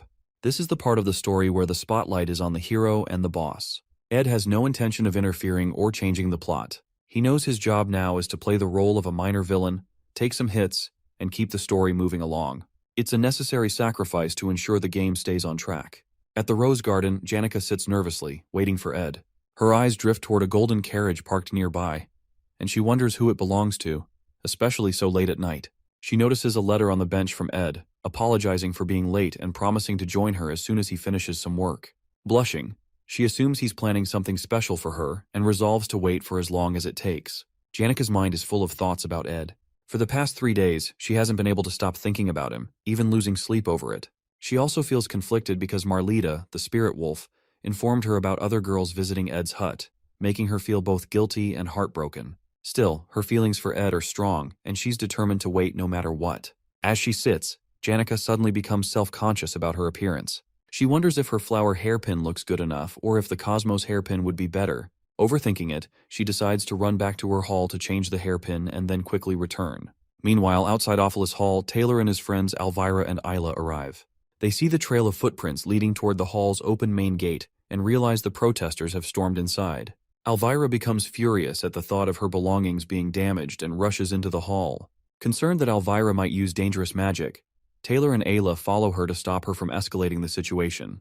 Elvira forces the door open wider, only to find Ed Roth sitting calmly in their path. Confused, Taylor asks Ed why he's there. Looking around at the chaos in the hall, Taylor and his friends quickly realize that Ed intends to block their way to the 4th floor, playing the role of a villain. Ed confirms their suspicions, stating he won't let them pass. Angry Elvira steps forward, boasting about her magical abilities and claiming she can easily defeat him. But Ed, unfazed, calmly warns her that she's still just a rookie. Determined, Elvira and the others prepare to fight their way through, while Ed readies himself to hold them back. Taylor makes the first move, charging toward Ed. With skillful precision, Ed uses a spell to hurl rubble into Taylor's path, disrupting his attack. Then, activating a wind spell, Ed cuts the chandelier above him, sending it crashing down. The falling chandelier smashes into the wall, striking Taylor and knocking him to the ground. Inside one of the rooms, Klebius sits trembling, scared by the loud noises of the protesters outside. The shouting and crashing sounds make him more nervous, imagining trouble coming his way. Out in the hall, Taylor and Ayla dodge Ed's wind magic while Elvira keeps trying to push forward. Ed uses his spells skillfully, making it hard for them to get closer. As Elvira moves ahead, a sharp wind blade cuts through the air near her, shocking her.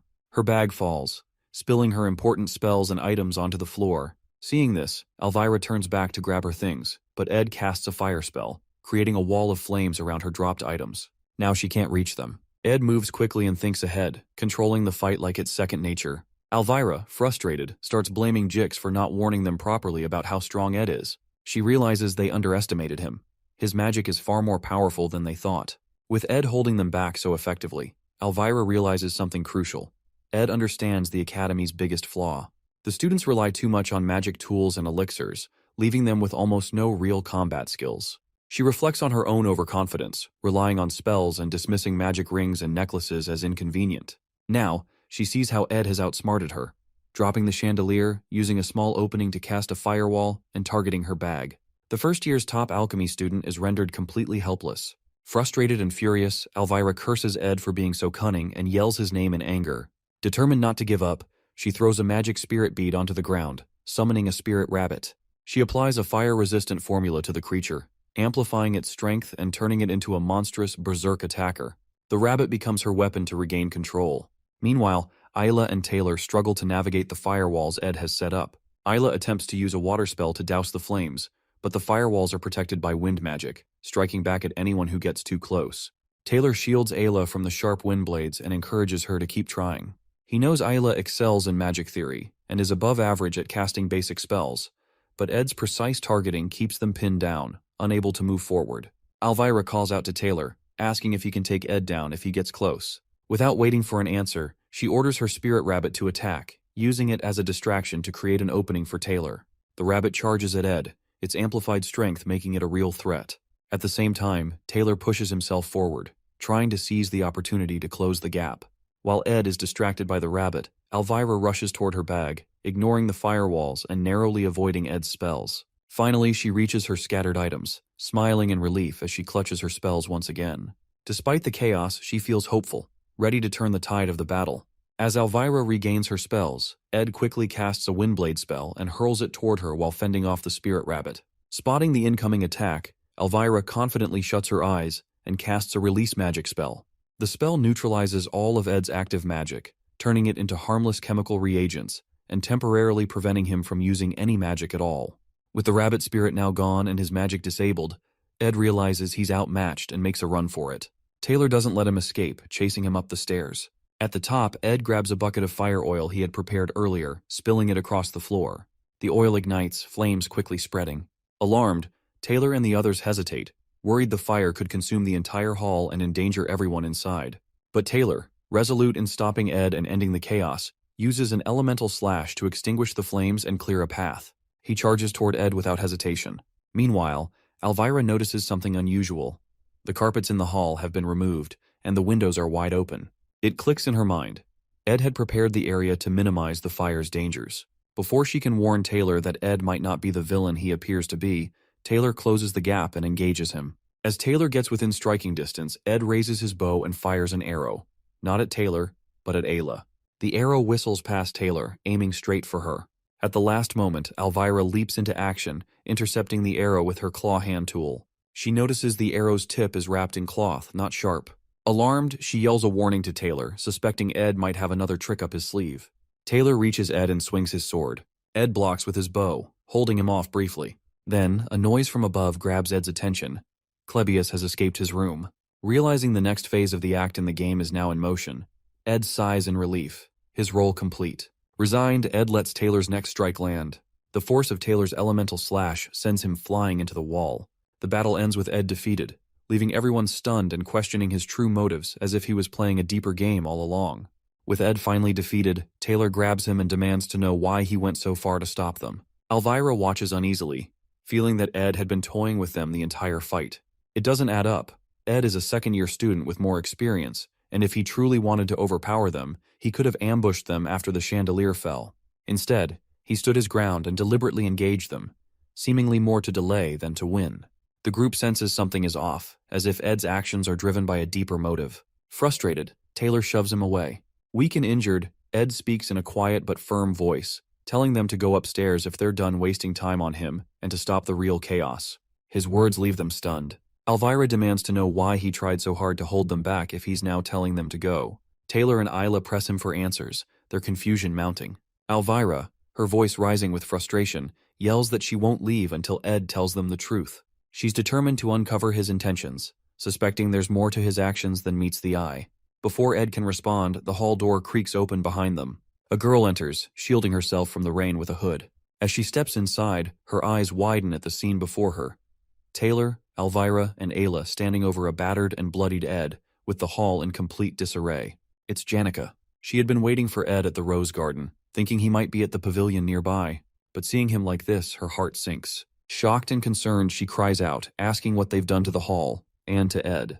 Her voice echoes in the tense silence, leaving everyone frozen in place. For Janica, Ed is someone who has become incredibly important in her life, making her feel special. Despite being caught up in a complicated situation, Ed's simple lifestyle and the way he treated her during the Glaskin hunt have made her care for him even more. He has a way of making her believe he'll always figure things out, no matter the problem.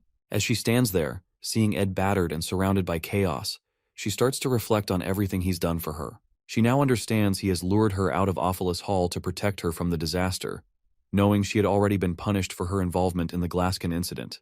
Now, feeling the weight of his kindness toward her, she feels an overwhelming desire to help him in return. She knows that he never asked for help, but this is her chance to repay him for everything he's done for her. With determination, Janica takes off her hairpin, setting aside her appearance and any distractions. She focuses, gathering her strength and preparing herself to confront the situation. Her tone shifts to one of tension and authority as she demands what is everyone doing. Her voice is filled with resolve, and her presence suddenly feels much stronger, as she stands ready to do whatever it takes to take control of the situation. Taylor, still unsure of Janica's intentions, expresses relief that she's safe, and quickly informs her about the protesters who have taken over Ophelis Hall. He also explains how Ed has been acting irrationally, preventing them from reaching the top floor.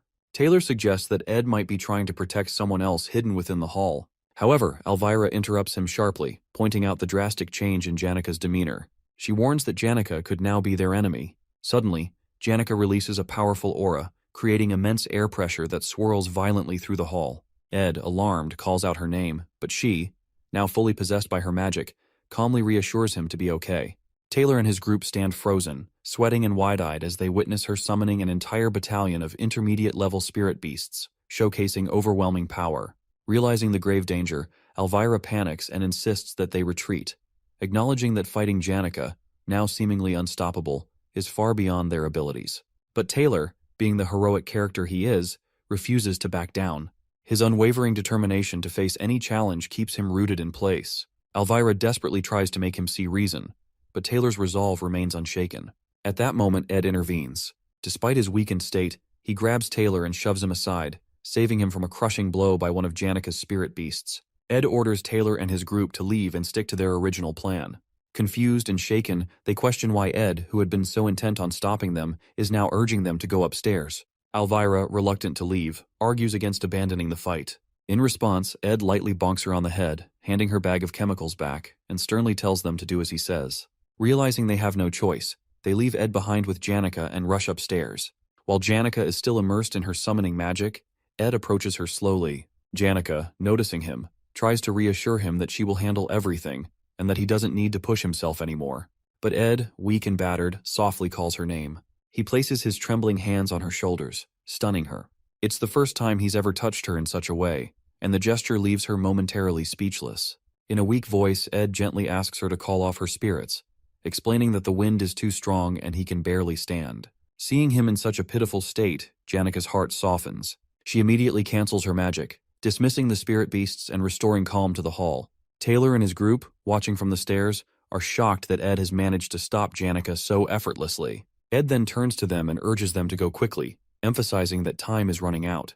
As he finishes speaking, his exhaustion overtakes him, and he collapses to the floor. After some time, Ed and Janica are seen sitting together. Janica is gently tending to Ed's wounds, her face filled with worry. She angrily scolds Taylor and his group for being too harsh, blaming them for Ed's condition. Ed, trying to ease her concerns, jokingly mentions getting revenge next time they meet Taylor and the others.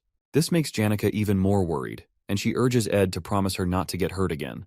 Ed feels grateful for her care and thanks her softly. He feels relieved that he completed his task, even if things didn't go perfectly according to plan. Now, all he wants is to rest, so he gets up, ready to return to his camp. Before he steps away, Janica hesitates and informs him of something strange she noticed earlier. She describes a large carriage adorned with a golden crown parked near the garden. Ed freezes, instantly recognizing the symbol. It belongs to the leader of the Merchant Association's elite, the Golden King, who is also Lortel's adoptive father. Ed remembers the game's storyline, where the Golden King appears much later as a fake antagonist before being defeated by Lortel in Act 2. Ed is confused and alarmed by the Golden King's early arrival, suspecting that something unusual and beyond his game knowledge is happening. Meanwhile, on the 5th floor of Ophelis Hall, Lortel gazes out of a large window, her expression cold and calculating. Beside her stands Alice, the chief mate of the hall. Lortel begins speaking to Alice, recounting her earlier encounter with Ed. She describes him as cruel and unfeeling, mentioning how he dismissed her pleas for sympathy without any hesitation. She reflects on how people like herself, shaped by lives of hardship and betrayal, have learned to expect nothing but cold indifference from others. Alice, who has been working in Ophelis Hall since she was 15, listens silently. She has risen from nothing to become the hall's manager through years of hard work and competence. Recognizing Alice's strength and influence, Lortel invested a considerable amount of money in securing her loyalty, seeing her as a valuable ally. Offering Alice a box of gold coins, Lortel thanks her for being on her side. Though Alice remains quiet, Lortel believes she has found someone like herself, someone willing to set aside their values for the sake of gold. In her mind, she believes Alice is someone who shares her understanding of survival and sees her as a kindred spirit. Lortel's thoughts briefly return to her difficult past in the slums, where life was a daily struggle for survival and betrayal was commonplace. Despite her tragic origins, Lortel has embraced her role as a hidden villain in the game's narrative, using cunning and manipulation to achieve her goals. Her current plan is to give Berserker defense magic to Willen's group on the 4th floor to destroy Ophelis Hall from the inside, targeting the students in there too. Feeling confident in her plan, Lortel walks with Alice toward the storage room to set everything in motion. She assumes Alice is fully on her side, her loyalty secured with gold. But as they go in their way, Alice suddenly draws her sword and points it at Lortel's neck. Her aura flares, creating a heavy, tense atmosphere, coldly announces she is not from the same kind as Lortel is. The words leave her frozen, her mind racing to understand the depth of Alice's resolve. For the first time, Lortel feels a crack in her carefully constructed world, the realization of her solitude sinking deep. She remains motionless, caught between fear and disbelief as Alice's blade hovers close to her neck. As the game continues, Taylor and his team face many challenges but manage to overcome them one by one. They calm the panicked Klebius, defeat the maid bosses, and handle every problem with skill. After their tough fight on the 1st floor, things go more smoothly. Eventually, they reach the 4th floor, where everything takes a turn for the worse. The scene on the 4th floor is pure chaos. Willen is trapped in the effects of the defensive magic runes and loses control. His body glows with unstable energy, and the crystal ball of defensive magic in his hands becomes extremely dangerous. Willen cries for help, but the magic is taking over his body and mind. The situation becomes even more dangerous as students panic, thinking the building will collapse. They rush out of their rooms in fear, adding to the confusion and danger. The once organized protest falls apart completely. Taylor and his group act fast. Taylor blocks the blasts of magic from Willen, protecting the students while the rest of the team helps evacuate them. Once the students are safe, they turn their attention to Willen, who is still under the dangerous effects of the magic runes. His attacks grow stronger, and destructive magic spreads across the hall. Elvira realizes that normal magic won't work to stop Willen. She pulls out an anglerweed reagent, a special substance that can weaken magic, and prepares to help. She tells the group they must physically knock Willen out because magic alone won't save him now. Taylor takes charge and runs toward Willen while Elvira throws the scared Klebius ahead as a distraction. The group moves in a zigzag pattern to avoid Willen's wild attacks. The air is filled with powerful magic, and the pressure is intense. Finally, Taylor gets close to Willen, ready to stop him, but the magic runes become too unstable. Willen's body shines brighter and brighter before a huge explosion shakes the entire hall. The situation has turned into complete disaster. Ed and Janica watch the explosion from the garden. Janica, worried about Ed's wounds, hovers over him, urging him to rest. Ed reassures her, explaining that most of the blood isn't his, trying to ease her worry. However, Ed's attention is elsewhere. The biggest concern for him now isn't the explosion, but the ominous presence of the carriage parked outside the hall, the one belonging to the Golden King elite of the Merchant Association. The Golden King, Lortel's adoptive father, is a character who shouldn't appear in this act of the game right now. His presence at this time raises alarm bells in Ed's mind. Known as a fake boss who eventually vanishes after being defeated by Lortel in Act 2, his discreet and unexpected arrival suggests a secret motive. Ed's eyes narrow as he observes the carriage, piecing together the puzzle in his head. What catches his attention next is even more unusual. Shenny, one of the maids of Ophelis Hall and a subordinate of Alice, stands by the carriage waiting for the Golden King. This feels off. Alice is someone Lortel had invested in heavily to secure her loyalty. For Shenny, one of Alice's trusted maids, to be seen with the elite now seems strange and out of place. It hints at something deeper. A crack in the loyalty Alice pledged to Lortel. The pieces begin to fall into place in Ed's mind, realizing Shenny is involved with the elite as Alice may have betrayed Lortel. Ed understands the gravity of the situation. Lortel is an essential character for progressing through the game's later acts. If the elite take over Ophelis Hall and gain access to the sealed Book of Grimoire, Lortel's downfall could occur, causing the entire story to unravel. Ed knows he needs to act quickly. He decides to take on Lortel's role, doing whatever it takes to keep the Golden King away from entering the building and changing the original storyline. Before the chaos of the protest, Alice, the chief maid of Ophelis Hall, secretly writes a letter to the elite merchant king. In the letter, she exposes everything about him, how he is Lortel's adoptive father and the man responsible for killing Lortel's biological father. She reveals Lortel's plans to take revenge by manipulating the business magnates and directors of the elite merchantry to overthrow him.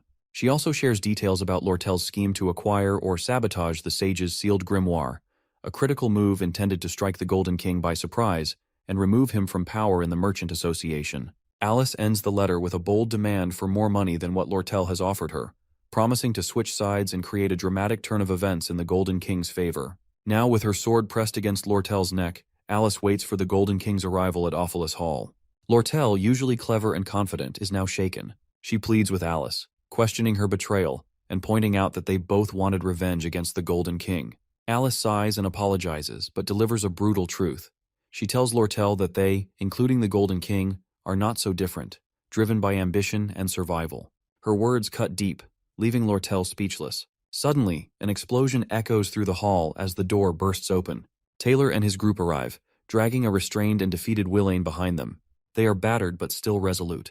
Elvira quickly assesses the situation, deducing that Alice must be the one behind the chaos, as only she could have provided Willain with the defensive magic runes. Spotting an opportunity amidst the commotion, Lortel acts to collapses dramatically to the floor. Taylor and his group rush to check on her, concerned for her well-being. Hiding her tears and masking her turmoil, Lortel pretends to be overwhelmed and helpless. Without a word, she suddenly gets up, sprints away, and retreats to her room. Her mind races with plans for what to do next. Lortel stands frozen, stunned by the unexpected arrival of the Golden King. The man who pulled all the strings in the shadows has come all the way to Ophelis Hall himself. Though shocked, she quickly shifts her focus to the opportunity now at hand, blaming him for the large-scale tampering with the Merchant Association's account books and the damage caused during the chaos could finally lead to his downfall. Her plan to overthrow him feels within reach, but she knows she must act fast. She knows what she has to do. She needs to get to her room, where a carrier pigeon is hidden. The pigeon will carry a message to the Merchant Association's officials, exposing the Golden King's crimes. Once she sends it, she plans to hide somewhere in the hall to stay safe. Even though her heart aches from Alice's betrayal, Lortel doesn't let herself cry. She's used to being hurt by others and has learned to blame them to protect herself. Wiping away her emotions, she quickly heads to her room, determined to complete her plan. At the same time, the Golden King elite enters the hall with his guards, carrying an air of authority. Spotting a student near the entrance, he calmly advises the student to evacuate for safety. However, the student doesn't budge and instead informs him that no one is allowed inside the hall due to safety protocols. The elite looks puzzled but intrigued by the student's firm stance. The student is none other than Ed, standing in front of the stairs like an immovable wall, blocking the elite's path to the upper floors. The elite, maintaining his calm, asks Ed if he has any official authority or permit to enforce such rules. Ed boldly replies that he's acting on his own judgment. In this tense standoff, Ed evaluates the situation. He knows that only 3 people truly understand the flow of the story. Lortel, who wants revenge on the elite for destroying her childhood and plans to oust him. The Golden King elite himself, who seeks the sage's sealed grimoire for ultimate power. Alice, the chief maid, who has become the central villain in this act by betraying Lortel. Ed decides to trust Taylor and his group to deal with Alice, the act's main antagonist, while he focuses on keeping the elite from going upstairs. By doing so, he hopes to preserve his understanding of the game's storyline and secure his role as a successful character in the end. The elite tries to defuse the situation, claiming he needs to consult with the Academy about the chaos inside, but Ed remains unmoved. His unyielding stance begins to irritate the elite, who activates his aura and then asks a pointed question whether Ed is siding with Lortel. 10 minutes before the confrontation with the Golden King elite, Ed and Janica arrive at Jix's room. To their surprise, Jix is calmly exercising while the building is in chaos, with most students already evacuated. Curiously, they ask why he hasn't left. Jix explains that he's trying to avoid rash actions and prefers to focus on his routine, rather than getting involved in the protest. Noticing Janica and Ed together, Jix foolishly asks if they're dating. Embarrassed, Janica yells to instantly denies it. However, she becomes flustered, giving eye contact with Ed as she worries she might have made him uncomfortable. Picking up on the awkwardness, Ed subtly makes Jix realize his rudeness. Jix hurriedly apologizes to Janica for his careless question. After a brief moment, Jix asks why they've come to him, especially considering they barged into his room, even breaking part of his wall in the process. Ed straightforwardly asks for a favor, promising to repay him later. Though Jix seems reluctant at first, he eventually agrees. Back in the hall, as the Golden King elite Keklin argues with Ed, Janica and Jix secretly observe the scene from a hidden spot. The elite tries to persuade Ed, painting Lortel as a treacherous and ungrateful person. He recounts how he raised her since childhood and accuses her of plotting against him. In an attempt to win Ed over, he even offers to double the amount of gold coins Lortel promised to anyone on her side. Ed stands firm, making it clear that he isn't interested in money or personal gain. Frustrated, the elite gives up on diplomacy and orders his guards to dispose of Ed. As the guards surround and overpower Ed, Jix springs into action. Using wind magic, he sends the guards flying, creating a moment of chaos. Jix and Janica reveal themselves, stepping in to help Ed. Janica summons her spirit companions while Jix prepares for a fight. Ed thanks them for their intervention, promising Jix he'll repay him later, before heading upstairs to check on Lortel. The elite, now realizing these students are formidable opponents, commands his guards to fight with everything they've got. A fierce battle begins as Jix and Janica engage the guards, holding their ground with determination. Meanwhile, Ed rushes up the stairs, floor by floor. When he finally spots Lortel, he doesn't waste a moment. He urgently tells her to escape through the hall's back door and run as fast as she can.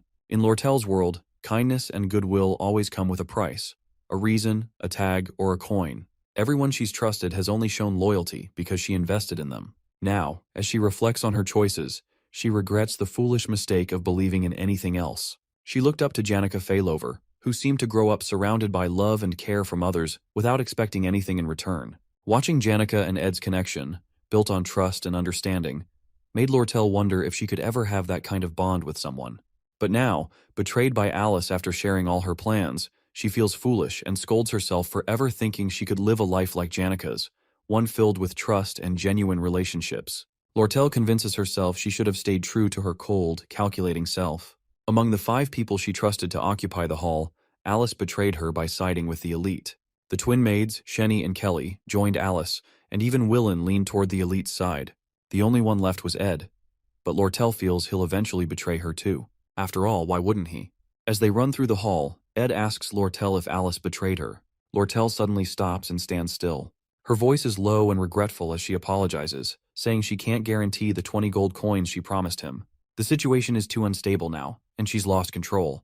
But Ed doesn't care about the money. He firmly tells her he's not doing this for gold. Without hesitation, he grabs her arm and pulls her forward, urging her to run. He warns her that if the elite catches her, it's all over. They need to escape quickly to secure the plan and ensure her survival. Hearing Ed's words takes Lortel by surprise.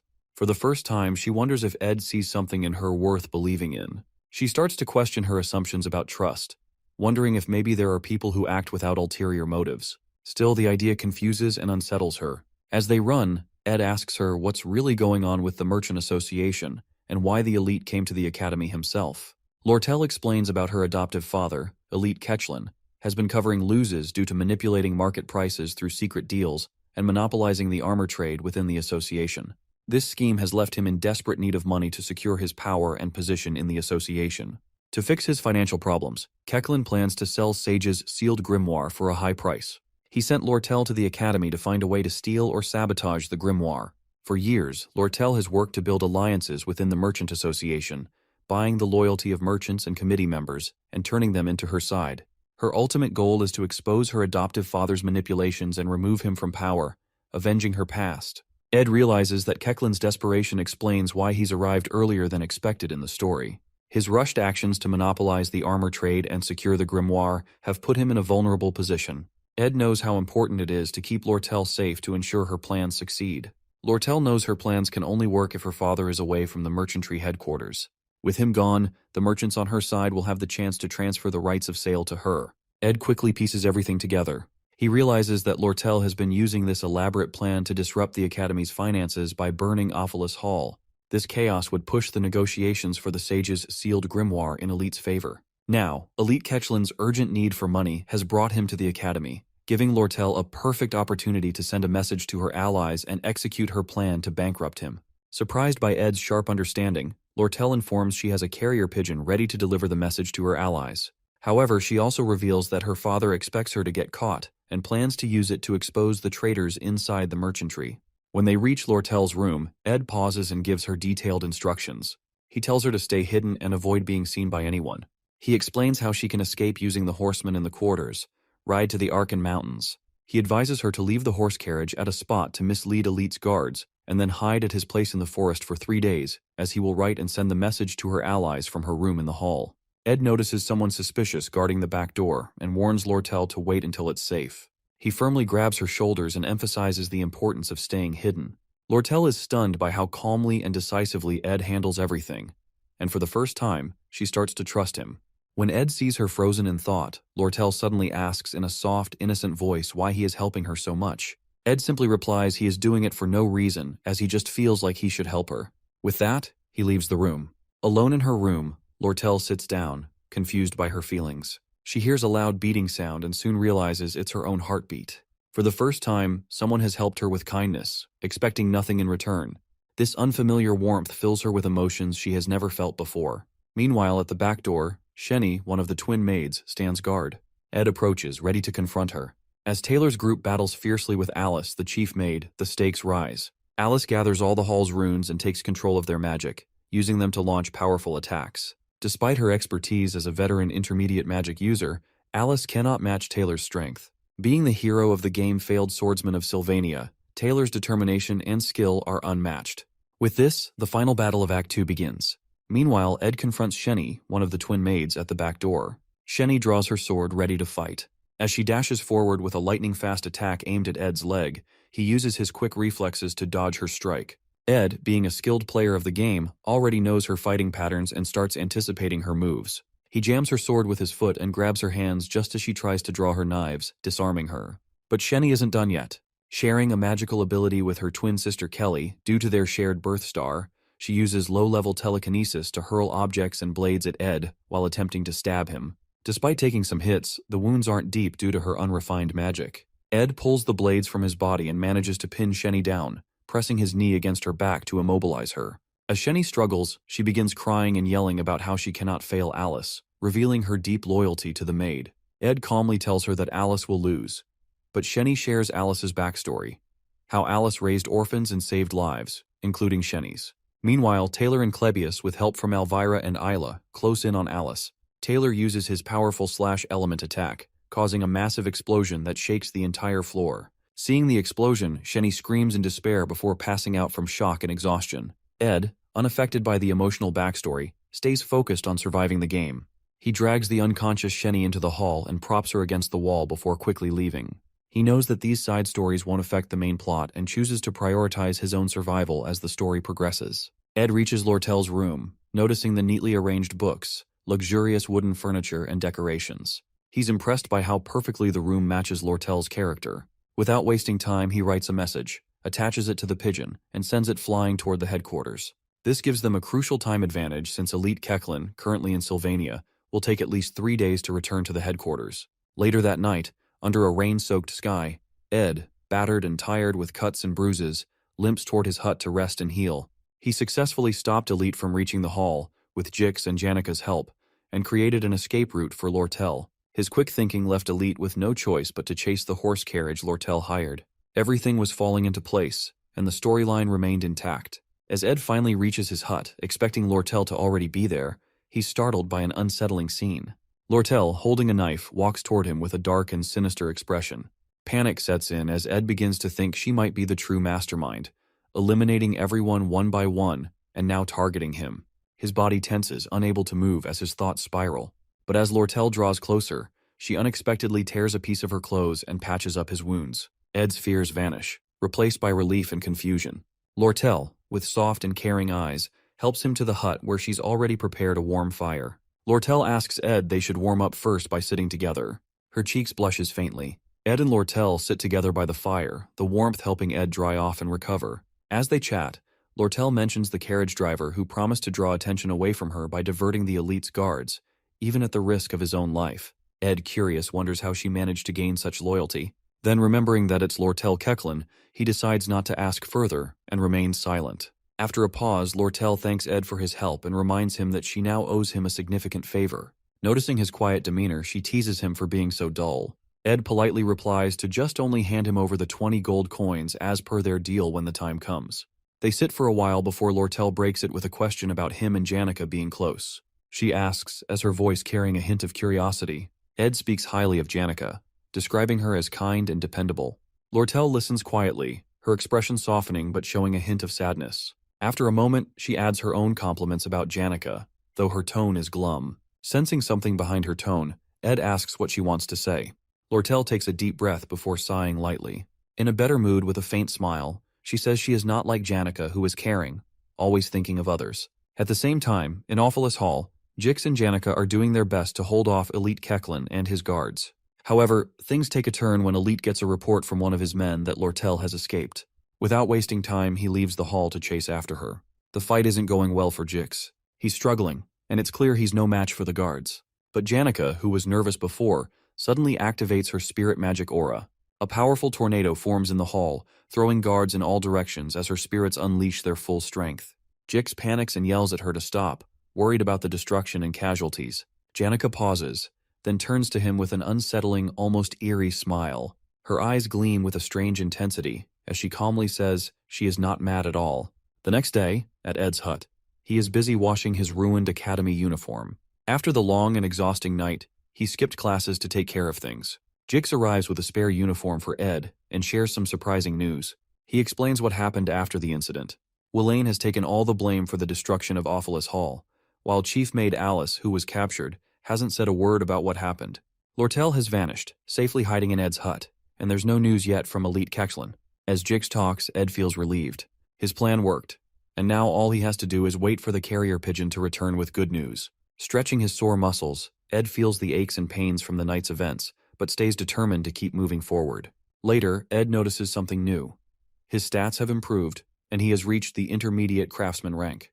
This upgrade unlocks advanced crafting skills, giving him access to new abilities. Excited, he decides to learn Spirit Formula Infusion, a skill that combines spirit sorcery with magic engineering.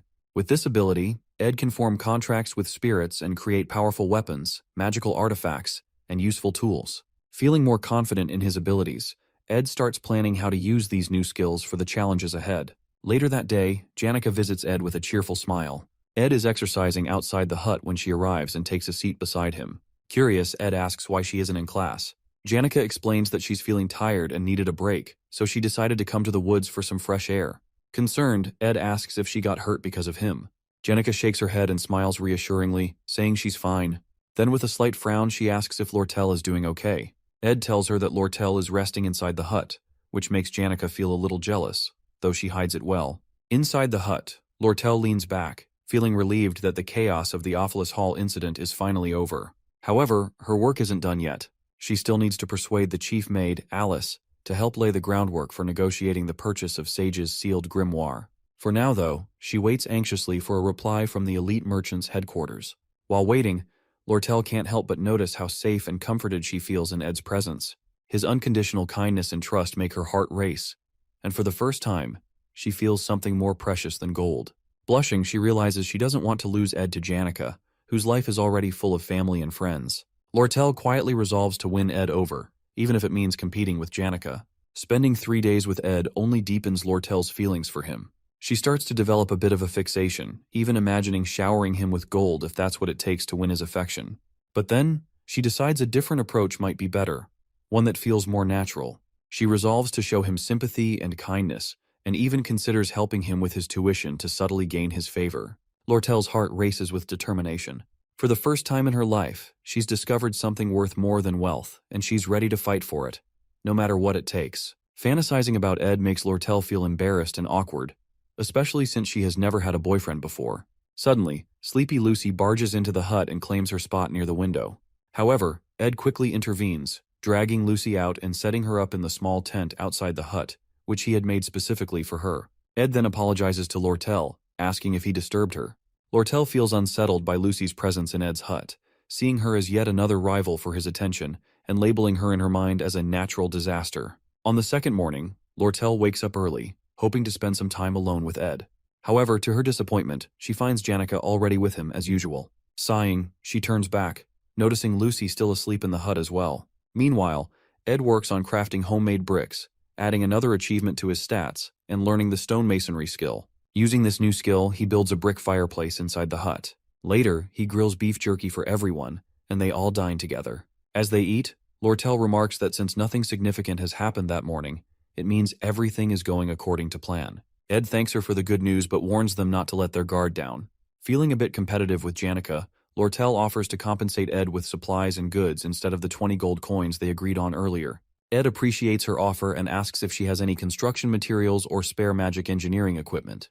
Lortel promises to check. Ed then turns to Janica and asks her for a favor, to teach him some basic spirit magic and how to make a spirit connection. Overjoyed that Ed is seeking her help, Janica eagerly agrees. She demonstrates using a spirit bird, explaining how to focus and make a connection. But unexpectedly, the spirit bird speaks up, scolding Janica for giving Ed incorrect advice. The bird also reveals that during their last spirit meeting, Janica received tips on how to use Ed's cabin construction as an opportunity to get closer to him. Embarrassed, Janica hastily dispels the bird, sweating nervously as she asks if Ed heard anything. Lortel, seizing the moment to tease Janica, jumps into the conversation and mentions her leftover food stock at the headquarters, which she eagerly offers to sell to Ed at a discount. Ed negotiates, asking her to include the stocks in their agreed 20 gold coin deal.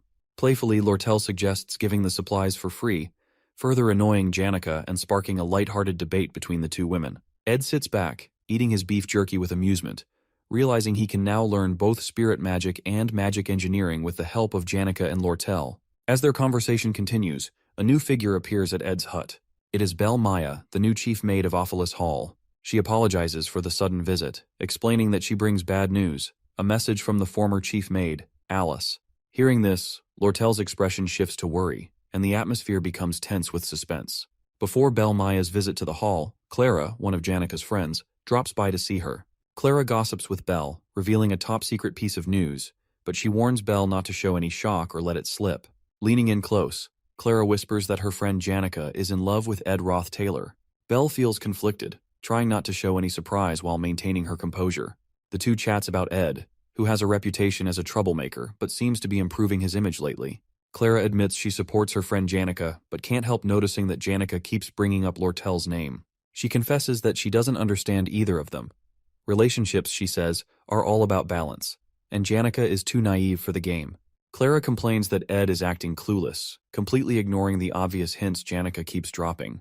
She pleads with Belle to step in and do something. Belle, trying to calm her, suggests that Ed might be too preoccupied with his own problems to think about romance right now. She adds that maybe it's just his luck, or lack thereof, when it comes to relationships, leaving Clara uneasy and slightly creeped out by the idea. At Ed's hut, Belle Maya grows annoyed seeing Lucy, Lortel, and Janica all gathered together at Ed's place, giving her headaches. When Lortel why she's there, Belle Maya informs her of an important message from the former chief maid, Alice. That evening, Belle Maya decides to take Sleepy Lucy and Janica with her, leaving Ed frustrated. He's uneasy about Lortel's location being exposed to someone connected to Ophelis Hall, especially since Lortel is in hiding. To avoid further risks, Lortel chooses to leave Ed's place and go with Belle Maya, who offers to take her to a safe house. Before leaving, Lortel gives Ed a repaired uniform as thanks for his help. Ed expresses his gratitude, noting it'll make a decent second set for the academy. A pigeon carrier also arrives with good news, a letter announcing a victory over the elite in business sales, signaling his downfall at the Merchant Association headquarters. Relieved, Ed feels he can now return to school as usual. Lortel reads the letter, commenting that her father, the elite, must now be making his last stand and won't have time to chase her in Sylvania, ensuring her safety for the time being. However, she warns Ed not to underestimate her father, who might still have tricks up his sleeve. Even so, she expresses confidence in her allies at the headquarters, believing she can become the next Merchant Association chairman. Lortel's main concern, however, is now Alice. When Ed asks if Alice might expose her role as the mastermind behind the Ophelis Hall incident, Lortel dismisses the worry, explaining that Alice will side with whoever wins. In Alice's letter, she details the orphanages she sponsored, urging Lortel to support them financially for the next year. Lortel shares Alice's backstory. Years of relentless work caused her health to decline, but the Academy ignored her struggles. Unable to manage her responsibilities, including the orphanage, Alice took a gamble during the Ophelis Hall incident, switching sides for money and support. Though her actions were seen as betrayal, Lortel acknowledges the dire situation Alice was in. After reading the letter, Lortel concludes that Alice is only siding her because she sees her victory as inevitable in her. In the cutthroat world of merchants, sympathy is rare, and Alice knows this well. While Lortel agrees to keep Alice on her side, her trust in her will not be same as before after the betrayal. As she prepares to part, Lortel reminds Ed to stop by the Merchant Association branch to finalize their contract for supply deliveries. Before leaving, Ed hands her a fire torch to guide her way. Lortel pauses, looking at Ed thoughtfully. When he asks why she's still standing there, she comments on how tall he is. She admits that she often takes risky moves to win. With that, she steps closer to Ed, adjusting his tie on his uniform. Flirting, she remarks that he looks handsome in the new set. And then suddenly, she pulls him by his tie, leans in, and kisses him unexpectedly. Flirting even more, Lortel teases Ed by commenting on how delicious the raspberries they ate were, claiming she can taste them again through their kiss. She chuckles happily, clearly enjoying the moment, while stoic Ed firmly warns her to stay within her limits. Unbothered by his serious tone, Lortel playfully mocks his boring reaction, adding another teasing remark. Next time, she says, he should try pulling her closer during the kiss, as she needs practice in pretending to push him away. Taking the torch from Ed, she finally sets off, but once she gets a certain distance away, she dashes off quickly, disappearing into the forest. Ed stands there, utterly embarrassed by her boldness. No matter how much he tries to avoid becoming too involved in the main events of the game, things always spiral beyond his control, leaving him flustered and off track. Later that night, as Ed sits by his campfire, gazing at the starry sky through the trees and listening to the crickets chirp, he feels uneasy. The storyline seems to be deviating, and he can't shake the discomfort of being pulled into the center of the unfolding events. His original plan was simple: observe the game's events from the sidelines, stepping in only when necessary to keep the scenario on track.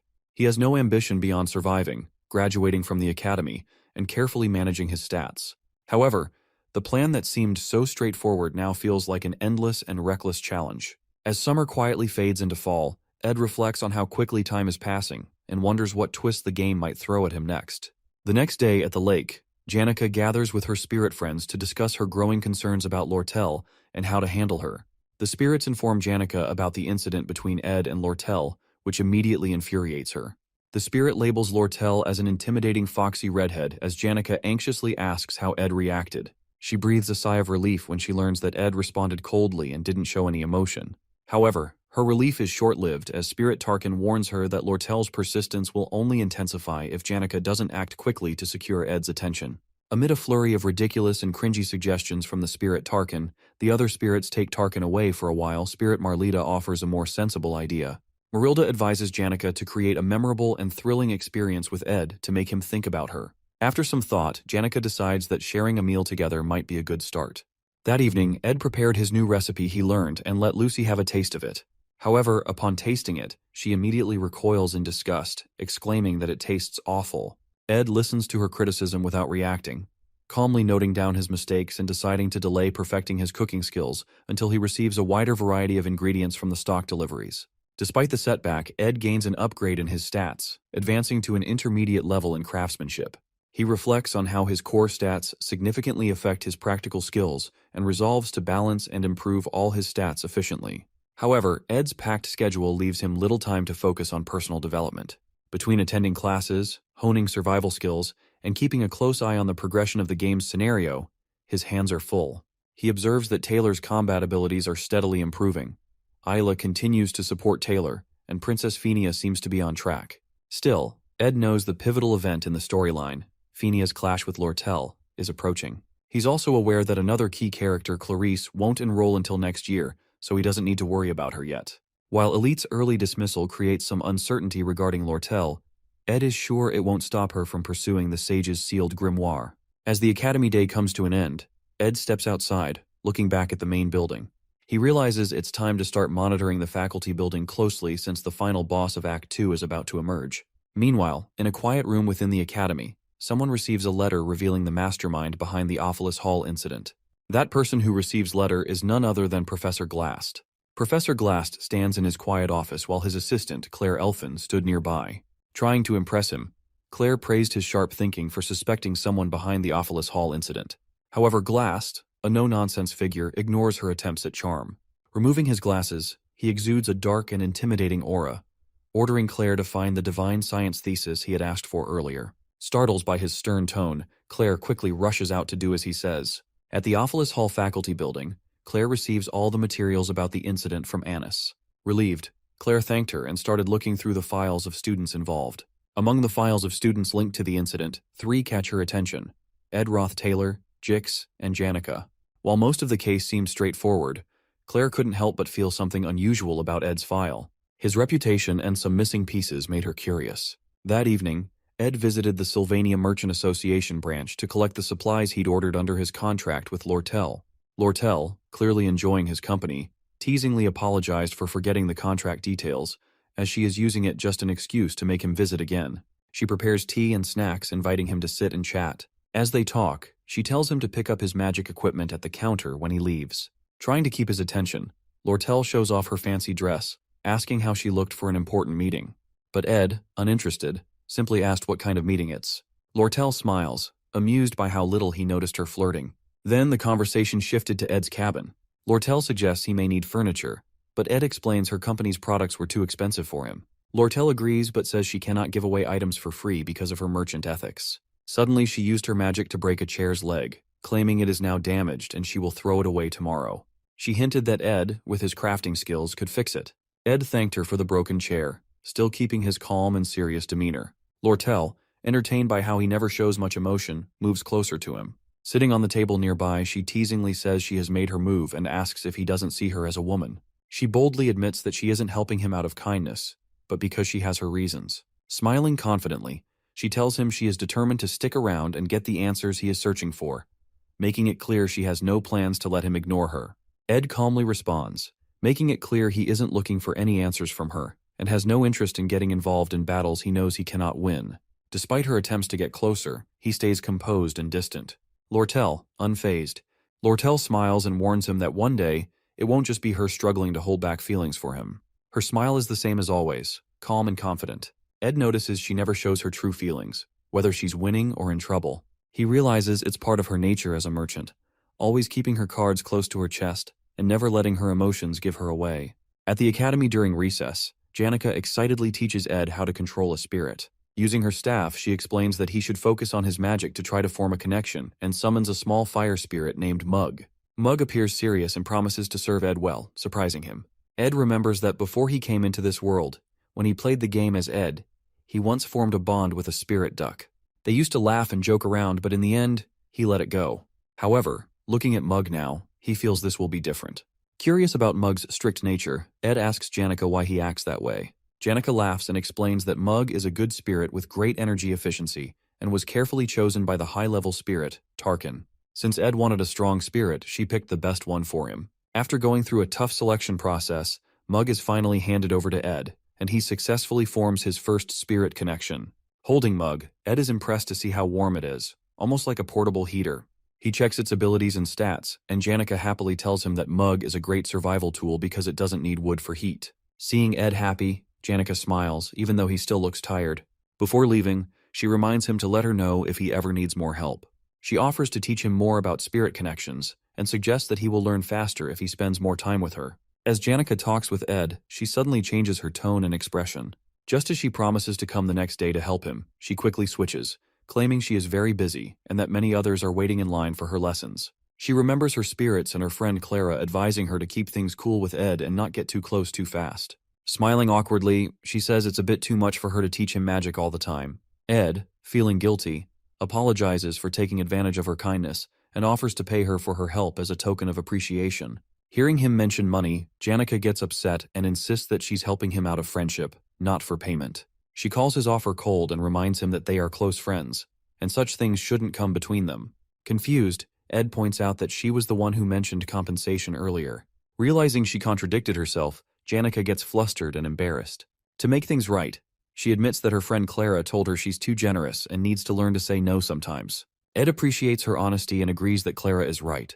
After some time, Janica waves goodbye, promising to meet him again at combat training and bring a special accessory next time. She leaves Mug, the spirit, with Ed, and he waves back. With his new crafting skills from Lortel's magic engineering and the low-rank spirit from Janica, Ed finally feels like he has a proper setup. Now he can learn proper crafting skills and can keep his fireplace lit all the time, making his life much more comfortable.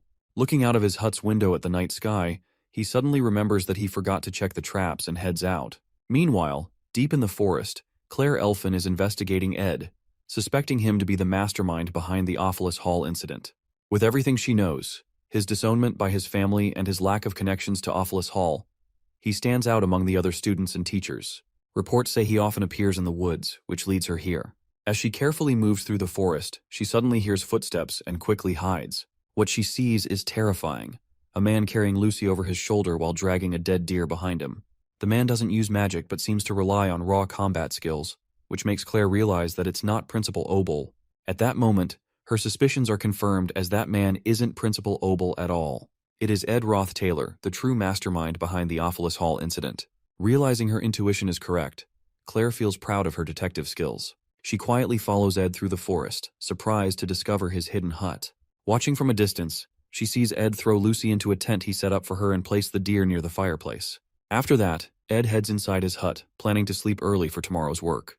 Claire cautiously sneaks closer, determined to rescue Lucy. Just as she reaches the tent, Lucy suddenly casts a warning spell, startling Claire and demanding to know who she is. Sweating nervously, Claire introduces herself, but Lucy, uninterested, returns to her tent and starts eating beef jerky. She then eyes Claire suspiciously before casually flying away, leaving Claire standing there, completely baffled. Back at the office, Claire rushes into Professor Glast's office, presenting the evidence she has gathered, convinced that Ed is guilty. She reminds Glast that Ed was disowned by his family, emphasizing how suspicious he is. However, Glast, uninterested in low-ranking students, barely remembers who Ed is. Claire mocks him for his indifferent attitude and insists that Ed is dangerous, recalling how he easily overpowered Lucy in the forest and kept her imprisoned in his tent. But Glass dismisses her claims, stating that Lucy often wanders and sleeps in the woods, and it's nothing unusual. Claire, frustrated, realizes convincing him won't be easy. Claire takes a different approach and confidently reveals that she used magic to record the memories from the first floor of Ophelis Hall. Glass, raising an eyebrow, questions whether she had permission to use magic for such purposes. Flustered, Claire quickly tries to cover up, claiming she lies to the authority and recovers the memories from the floor by herself. Unimpressed, Glass sternly orders her to write an apology and explanation letter for her actions. Despite this, Claire insists that Glass should still look at the memory she brought. The recorded memory clearly shows Ed sitting on the stairs, striking a perfect pose that makes him look like a mastermind. It also captures him stopping Taylor and his group from going upstairs, which seems highly suspicious to Claire. However, Glass remains uninterested and asks if she has any stronger evidence. Claire, eager to convince him, mentions the recent forest incident, explaining how Ed was carrying an unconscious Lucy, making it look like he was trying to trap her. Glass, staring at Claire in silence for a moment, simply reminds her once again to submit the apology and explanation letter. Sighing in frustration, Claire leaves his office, feeling exhausted. Glass, now alone in the office, finally looks at the memory globe seriously. As he watches Ed blocking Taylor and his group, he becomes intrigued. He finds it hard to believe that someone as ordinary as Ed could hold off the Sword Saint Taylor and the natural-born alchemist Elvira. The memory flashes again, replaying Ed's actions and combat techniques. For the first time, Glast's expression changes as he realizes Ed might not be as ordinary as he thinks. The globe finally catches Glast's attention. Back in the forest, Ed successfully crafts an impressive weapon using both magic engineering and spirit magic. Ceremonial dagger, explosion. He admires his work, realizing it's the best weapon he has made since he started living independently in the game. Feeling a sense of pride, he examines the dagger closely. Mug, seeing Ed pleased with his creation, advises him to improve the weapon's efficiency by using it frequently. Then, trying to flatter him, Mug begins singing a song in his honor. Ed, who has been observing Mug's flattery and overly formal behavior since they met, suddenly picks him up and shakes him, demanding to know the real reason behind such behavior. Mug stammers and tries to apologize, but Ed pushes further, asking if Janica promised him something in return. Mug hesitates, But Ed insists he should be honest since they are now bonded through their spirit connection. Feeling the pressure, Mug finally cries and confesses. He admits that he deeply respects Ed, but is ashamed of his own low ambitions and success. The real reason he agreed to the contract was to take advantage of the refined magic around Janica, which allows him to grow at twice the normal rate of a low-ranking spirit. Ed sighs, asking if there's anything else Mug has been hiding. Mug, feeling guilty, reveals that he also heard rumors about Ed's strict and authoritarian reputation at the academy. Fearing Ed's temper, he tries to stay on his good side by constantly flattering him. After hearing Mug's full confession, Ed calmly tells him that he understands his situation and that it's only natural for him to want to grow stronger. With that, they head back to their hut together, while Mug comfortably sits on Ed's shoulder, chatting with him along the way. Back at his hut, Ed chops wood for the fireplace. His stamina has improved, and his storage is now full of meat and vegetables. He no longer has to sleep outside feeling hungry. With enough supplies, he can now focus better on his studies by reducing sleep and practicing more, forcing himself to absorb the information quickly. However, all this effort makes him exhausted, and he falls asleep. Later, Ed wakes up to find Janica standing beside him while he's lying outside the hut. She advises him to take better care of his health, saying she's worried about him. Ed decides to focus more on himself, especially because he has received 3 letters. The first letter is from the academy, and the second one is from the merchantry. However, it's the third letter that grabs his full attention. He realizes that this letter will decide the future direction of the game's storyline. In the original game, the main event of Act 2 was a negotiation over the Sage's sealed grimoire, a tug-of-war between the Academy's Student Association and the merchantry. But things have changed. With the fall of the elite, the original client who wanted to buy the grimoire involves Roth-Taylor family. The plot has shifted into a 3-way conflict. Now, with the Roth-Taylor family has stepped in, Crepin Roth-Taylor, the family head, gets involved personally. He wants the grimoire to further his research on eternal life. Crepin is originally supposed to be a major boss in Act 4, and appearing this early in Act 2 makes things much more difficult. In the game, no player will strong enough to defeat him at this stage right now. Ed knows how dangerous Crepin is, and wants to prevent him from getting involved, hoping to keep the storyline intact and avoid unnecessary chaos. If Crepin Roth-Taylor succeeds in buying the Sage's sealed grimoire, it will become impossible for Ed to complete the game, even with all the knowledge he has about it. Crepin's involvement would throw everything off balance, making Ed's survival and progress impossible. The third letter holds critical information about Crepin's actions and suspicions regarding the grimoire. However, the sender of the letter remains unknown, adding another layer of mystery to the situation. During recess at the academy, Princess Phinia enjoys her tea in the garden. Captain Claire approaches her, reporting that he delivered Ed's letters as she instructed. She thanks him for his service. For Phinia, the Sage's sealed grimoire is the heart of the academy, and selling it just for money would bring disgrace. Even Principal Obel asks help from her, informing the princess about the academy's financial troubles and requesting her support. However, what concerns Phinia more is the unexpected interference of Crepin Roth-Taylor in the grimoire's sale. Captain Claire suggests that maybe Ed reported the sale to his family in hopes of being accepted back. He believes Ed might do anything to regain his family's recognition. Before the conversation continues, Lortel, known for her cunning nature, arrives and interrupts Claire. She doubts his theory, and politely asks the princess for permission to join her tea session. Phinia finds Lortel's visit surprising, as she always thought Lortel disliked her. However, Lortel smiles and clears up any misunderstandings, offering some inside information as a sign of goodwill. Lortel reveals that it was not Ed, but Elite Ketchlin, her adoptive father, who involved the Roth-Taylor family in the grimoire business. To Phinia's surprise, Lortel adds that Crepin Roth-Taylor was the one who originally requested the grimoire. However, with Kechlin's influence weakening in the merchant headquarters, he is still determined to purchase it with Crepin's help, as the elite merchantry has invested too much effort into the deal. This makes Phinia realize that the grimoire sale might be an attempt to form a business alliance between the two families. But she wonders about why are they now competing for it instead of working together. Lortel smiles and explains that, since she now controls the merchantry, she wants to save the grimoire by purchasing it herself. She assures Phinia that she has no intention of selling it to the Roth-Taylor family. Surprised by Lortel's honesty, Phinia asks why she is sharing such internal matters. Lortel, still smiling, calls Phinia an ally in this situation. She explains that if Phinia helps her obtain the grimoire, it will strengthen her position in the merchantry, while Phinia can keep the Roth-Taylor family in check, marking a win-win situation for both of them. Lortel continues explaining her reason for stepping in to protect Ed from further trouble. She tells Princess Phinia that Ed has already been disowned by his family, and it would be unfair to suspect him of being involved with them. Phinia listens carefully, observing Lortel's way of speaking and how she carefully chooses her words. She starts to suspect that Lortel might be hiding something, as she surprises that Lortel never worried so much for any person. Wanting to test her, Fenia casually brings up Ed and comments that he is quite a useful person in such situations. She suggests that she might interrogate him personally, using her authority to bring him to their side. And if he refuses to cooperate, she won't hesitate to exploit him. Hearing this, Lortel, who was calmly holding her teacup, suddenly starts shaking and shivering. She carefully puts down her tea, then bursts into laughter as she realizes that even Princess Fenia isn't above exploiting others for her own goals. Captain Claire, surprised by Lortel's mocking attitude, becomes agitated and questions how she dares to disrespect Princess Fenia. However, before he can act, Fenia calmly orders him to stand down. Lortel stands up gracefully and reassures Fenia that they are allies. She then gives Fenia one last piece of advice. Never underestimate Ed Roth-Taylor. She warns that if Fenia does, she will end up regretting it. As Lortel walks away, Fenia falls deep into thought. She struggles to figure out the truth.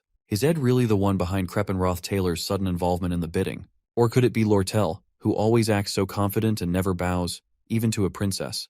Watching Lortel leave, Fenia wonders if she will ever have the chance to face her again. For the first time, she feels unsure about what to do next.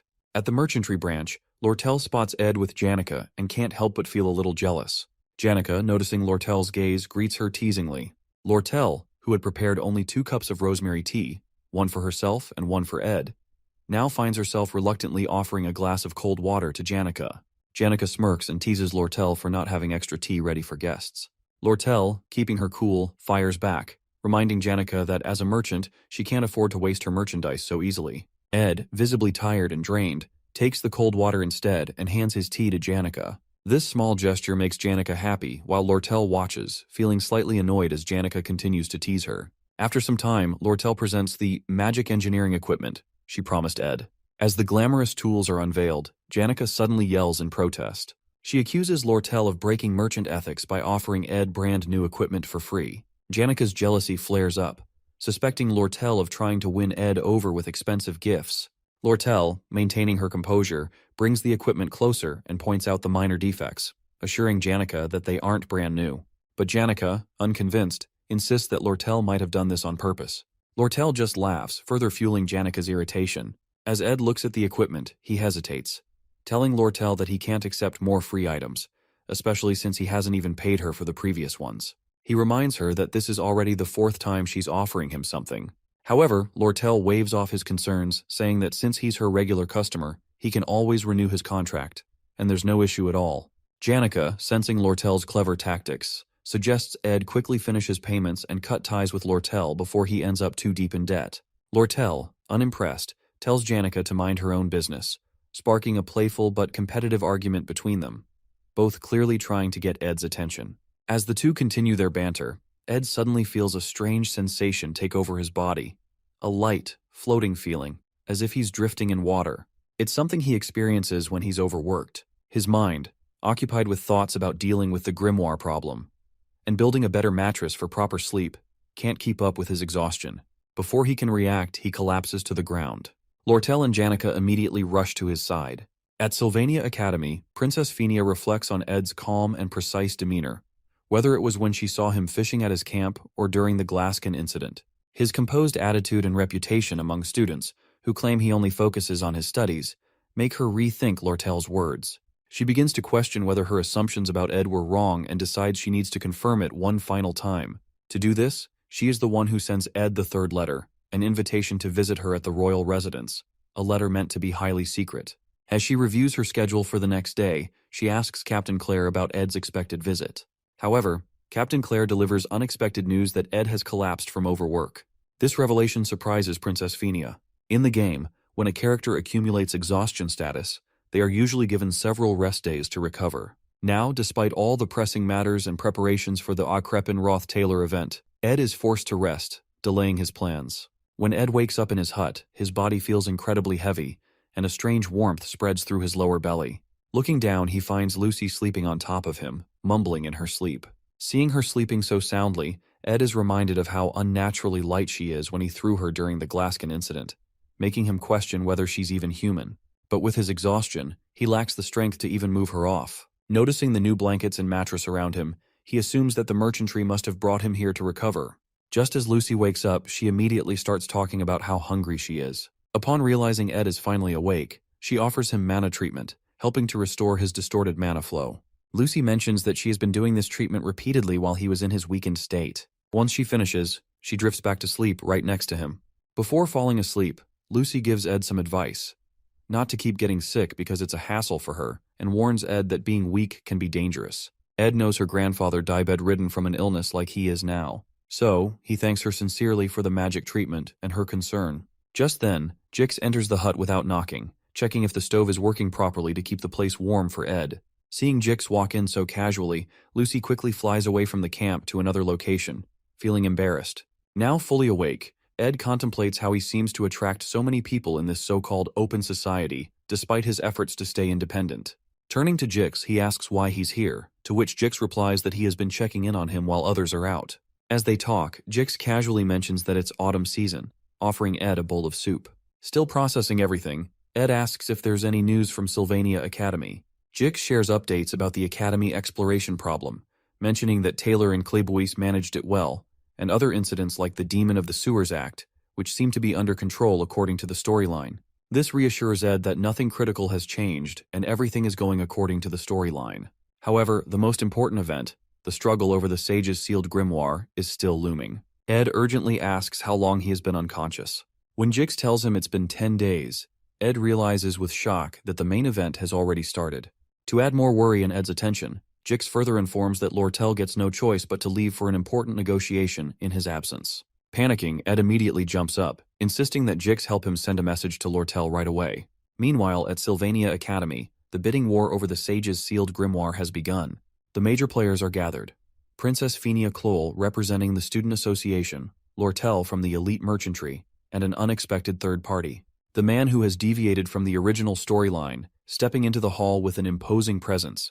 The patriarch of the Roth-Taylor family, none other than Crepin Roth-Taylor himself. At the luncheon, all the key players gather to assess each other before the bidding war for the Sage's sealed grimoire. Crepin Roth-Taylor greets Princess Phinia warmly and expresses his delight at seeing her in good health. He personally apologizes for the actions of his foolish family member, Ed Roth-Taylor, and assures her that Ed's past misdeeds do not reflect the values of the Roth-Taylor family. Princess Phinia responds politely, telling him not to worry too much. However, she carefully observes him. Crepin appears noble, compassionate, and wise, with his attendants showing unwavering respect in their every action. But through her judgmental ability, she clearly sees Crepin as an evil man. Crepin then turns his attention to Lortel Ketchon, asking if she represents the elite merchantry. Lortel stands and bows respectfully, introducing herself as Lortel Ketchon and expressing her honor to be in his presence. As they talk, Crepin tests Lortel's knowledge and motives with calculated words. Lortel responds strategically, revealing only what benefits her. She asserts that her interest lies solely in profit, maintaining a composed and confident demeanor. The bidding process begins, and each participant writes down their bid, knowing that the highest offer will win the Sage's sealed grimoire. The Academy wants to keep its financial problems a secret, so they put Vice Principal Rachel in charge of the auction, with Princess Phinia as the only royal observer. The auction takes place quietly inside the Academy building. Phinia watches carefully, knowing the grimoire is more than just an expensive item. It has great magical value for research. She knows about how rare books like this are usually sold and realizes that knowing the other bidder's highest offer is the key to winning in this type of auction, where there is no price limit. Lortel and Crepin sit in silence, observing each other's movements carefully, weighing their strategies before submitting their final bids. Lortel, driven by profit and market trends, keeps her expression calm and composed, while Crepin's demeanor remains inscrutable, exuding confidence and authority. Vice Principal Rachel collects the bids and thanks both Lortel and Crepin for their participation. As Rachel prepares to announce the winner, Phinia quickly looks at the bid amounts. She guesses that Lortel, who always thinks about profit, probably bid around 8,100 coins, the highest price a similar book has sold for before. If Lortel offered more, it would be risky because selling it again at a profit might be difficult. But still, Phinia worries that if Crepin bids just a little higher than Lortel's estimated maximum of around 8,000 coins, he will win the grimoire. Vice Principal Rachel finally stands and begins announcing the bid amounts. When she reveals Crepin Roth-Taylor's bid, as expected, he offers 8,500 Flen gold coins. Phinia isn't surprised. Crepin didn't come to the Academy just to make a profit from book trading. However, when Rachel announces Lortel's bid, the entire room is stunned. Lortel has bid 9,400 gold coins, far exceeding expectations and securing the grimoire. Crepin's face darkens with frustration as he realizes his loss. Without a word, he leaves the building with his attendants, his bitter expression revealing his disappointment. Meanwhile, Lortel calmly moves to a private room to complete the transaction, leaving Phinia in disbelief. Phinia struggles to understand why Lortel, who claimed she only cares about profit, would spend such an enormous amount just to secure the grimoire. The princess recalls their previous conversation over tea, when Lortel suggested they become allies. Now, it becomes clear. Lortel's true intention was to prevent the grimoire from falling into Crepin's hands. Yet Phinia remains skeptical. She cannot believe that Lortel would act purely out of a sense of justice. There must be someone behind her, someone who ordered or influenced her to stop Crepin Roth-Taylor. The princess's suspicion grows, wondering who could be pulling the strings behind the scenes. As Princess Phinia recalls Lortel's words about Ed's ties to the Roth-Taylor family, a realization strikes her. Ed had been fighting against his family's darkness all along, struggling to the point of collapsing from overwork. Overwhelmed with guilt, Phinia panics, questioning how she could have driven such a person to ruin by pushing for his disownment. Regret washes over her as she reflects on the consequences of her actions. However, for Ed, Phinia's misunderstanding may have been a hidden blessing. Living in the forest forced him to sharpen his survival and combat skills, turning him into someone far more capable than before. Meanwhile, in her quarters at the elite merchantry, Lortel admires the sage's sealed grimoire she just acquired. She carefully calculates her potential profits if she were to sell it, realizing the difference would only be 900 gold coins. Yet, deep down, she knows she didn't do it for profit. She did it for Ed, following his request without hesitation. Determined to win him over by any means, she sees the grimoire as an opportunity, one she can leverage to ask him for anything in return. Lying on her bed, Lortel indulges in the thought of having Ed in her debt, considering the small price of 900 coins a worthwhile investment. She smiles to herself, romanticizing the idea of Ed being within her grasp, believing she has finally secured a way to make him hers. At the campsite, Ed feels better after hearing that Lortel won the grimoire. Jix sits nearby and laughs, telling Ed that he should have seen Lortel's face when Elka gave her the news. Ed knows that Lortel might have used her charm to get what she wanted. She often relies on it, but he worries if that will be enough this time. Even though she won, Ed is still worried. He thinks Crepin Roth-Taylor must have had some secret information to enter the auction. Ed feels that things might not be over yet, and Crepin won't give up easily. At Ed's hut, Janica suddenly arrives, panting and asking about his health. She looks worried and quickly apologizes for any trouble she might be causing with the rumors about him. Ed laughs and tells her it's okay as he already hears everything from Jix. Hearing this, Janica gets angry at Jix for telling Ed how she runs around the academy crying over him, which starts rumors about her being heartbroken. Frustrated, she orders her spirit bear to take Jix away. As Jix gets dragged off, she waves goodbye while Jix looks defeated. From Janica's hair, Ed's spirit, Mug, suddenly appears, crying with guilt. Mug apologizes, saying he doesn't know Ed is pushing himself so hard that he collapses. He begs for forgiveness and even says he's willing to be punished. Mug wants to hug Ed, but he's afraid of affecting Ed's mana, so he clings to Janica instead. Ed, seeing Mug making a fuss, calms him down. Jix returns after his scuffle with the spirit bear and tells Ed that Mug isn't overreacting because he has passed out for 10 days. Hearing this, Ed is shocked. He realizes his stock of meat and vegetables must be spoiled, and he has to gather everything again.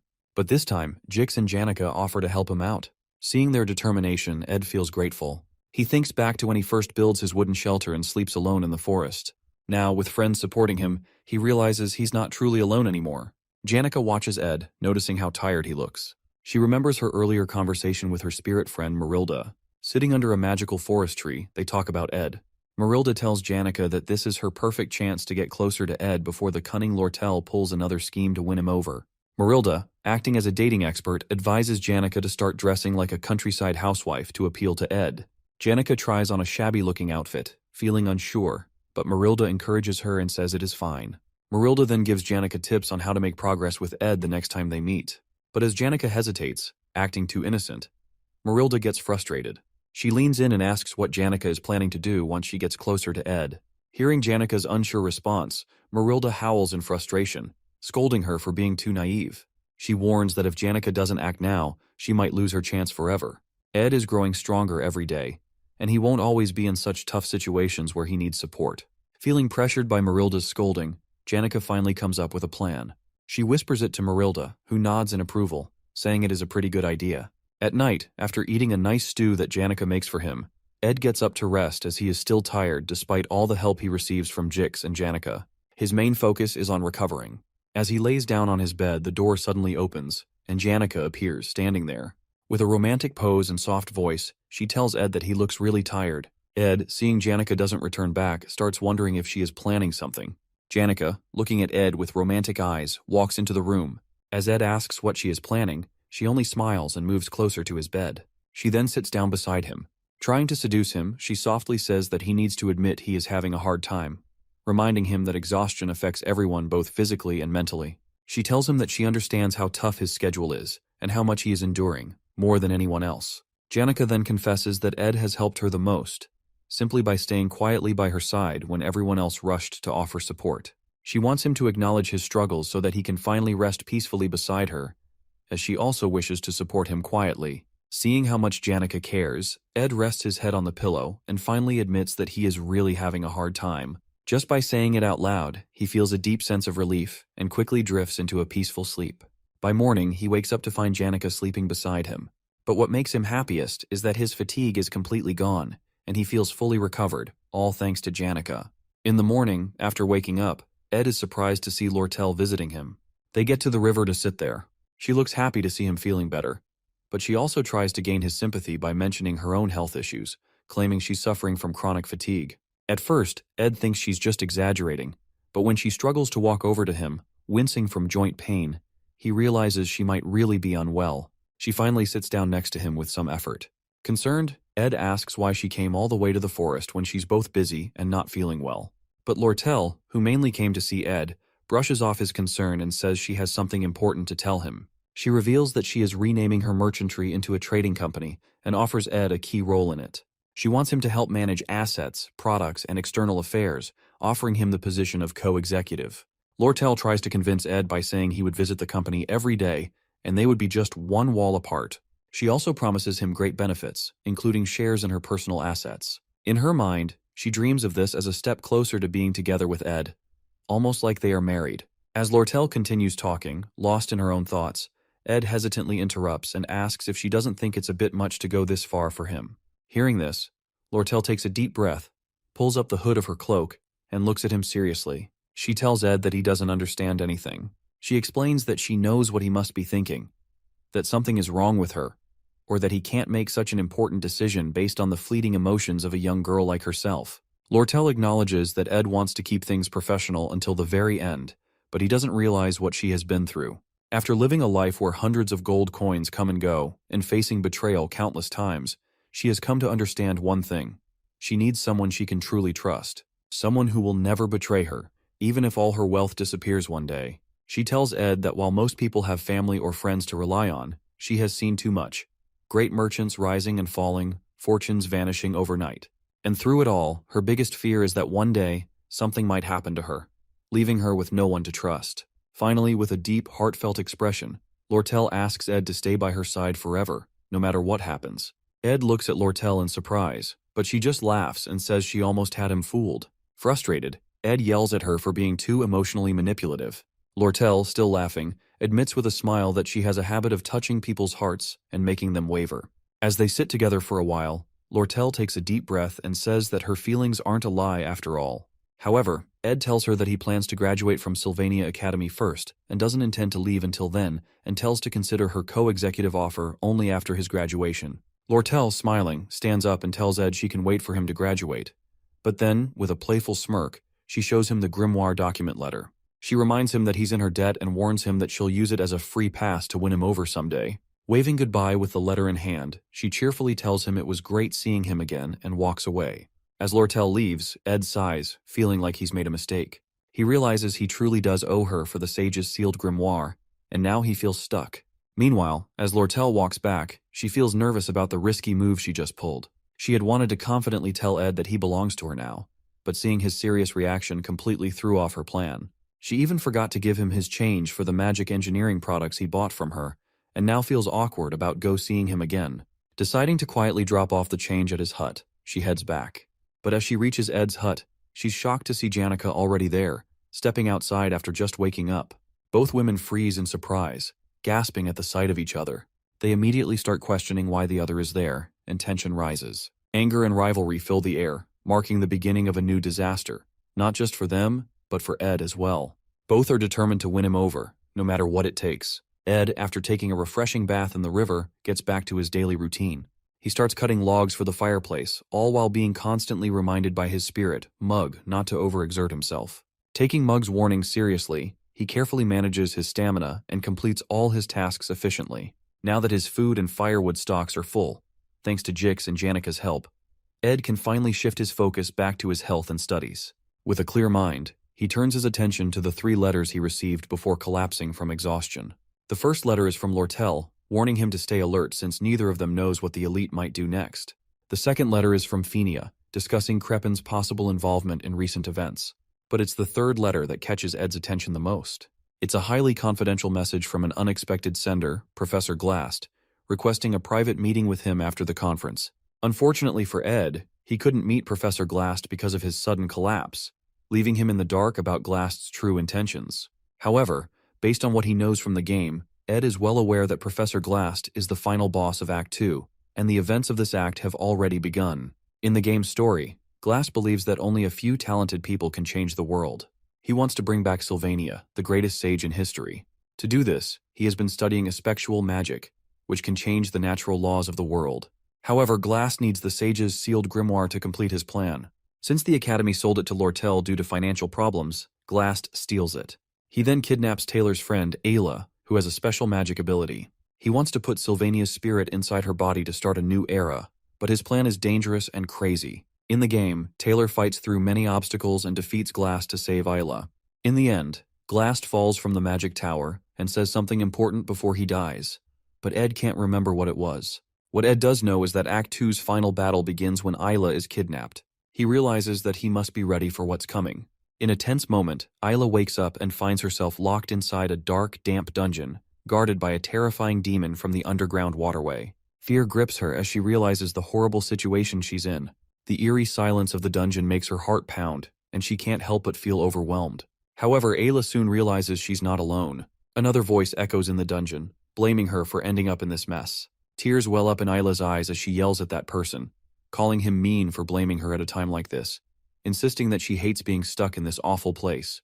To her surprise, the person with her in the dungeon is none other than Ed Roth Taylor himself. In Act 2's final scene, Ed doesn't plan on being kidnapped. To explain this, he reflects on the past 3 days. While working on his magic engineering gadgets, Ed realizes that despite his hard work, it's still not enough for the final battle.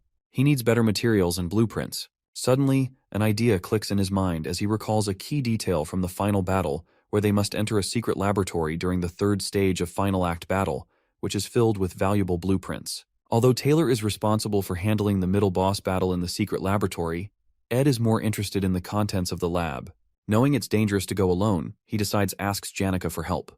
At the Academy, Professor Glast announces that 2 new students, Adele from Class B and Ayla from Class C, will be joining Class A. This decision comes as the Academy needs to accommodate more talented students. Jix realizes that with the addition of these 2 students, Class A will now have 5 members, marking a significant change after many years under Professor Glast's supervision. Even though Ayla might not be the strongest student, her unique espectual magic stats make her stand out.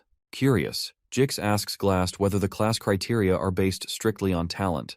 Glast responds firmly, warning Jix not to underestimate the student's efforts. He advises that the quickest way to ruin someone's life is to give them false confidence in vague talent and offer inadequate support, ensuring that everyone, including Jix, understands the lesson. Professor Glast is a man who strongly believes in talent and is almost stubborn about it. This is mostly because of his daughter, Muiri. He had a lot of faith in her as a parent, even though she was just an average mage. Muir wanted to prove herself, so she joined a monster hunting mission too soon. Sadly, she was killed, which broke Professor Glast's heart. After losing his daughter, Professor Glast changed a lot. He became even more focused on proven talent and spent most of his life at Sylvania Academy studying espectual magic. But what makes his research interesting is that he is not doing it to improve magic. Instead, he wants to bring back Sylvania, the greatest mage of all time and the creator of magic. At the end of the class, Professor Glast calls Lortel as if he is about to say something but then stops and changes his mind. Instead, he tells her that he will speak to her separately tomorrow about the lesson. However, Lortel knows exactly what he wants to ask. He is concerned about Sage's sealed grimoire, which she has already purchased. She also knows that he wants to scold her, considering it a disgrace, since the grimoire is crucial for a spectral magic research. But Lortel is not worried, as the passing ceremony and the official transfer of the grimoire to her are just around the corner, and his talk will not be any use. At the academy, as Claire's class comes to an end, Ed gets ready, knowing that the sage's sealed grimoire connection ceremony is about to begin, marking the start of the final battle in Act 2. Ed's original plan is to closely follow Taylor as he fights his way through the stages from Phase 1 to Phase 5 to rescue Ayla, picking up any leftover items along the way, just as he planned. Looking at his must-have items list, Ed focuses on the crucial items he needs to collect, especially from Phase 3. These include Glock's Eye and Delheim's Hourglass. He needs these two items because their materials are difficult to obtain, and they can usually only be crafted in the final stages of the scenario. Collecting them will give him a major advantage in the upcoming story progress. At the same time, he plans to admire Taylor's progress up to Phase 5 before returning to camp once his mission is complete.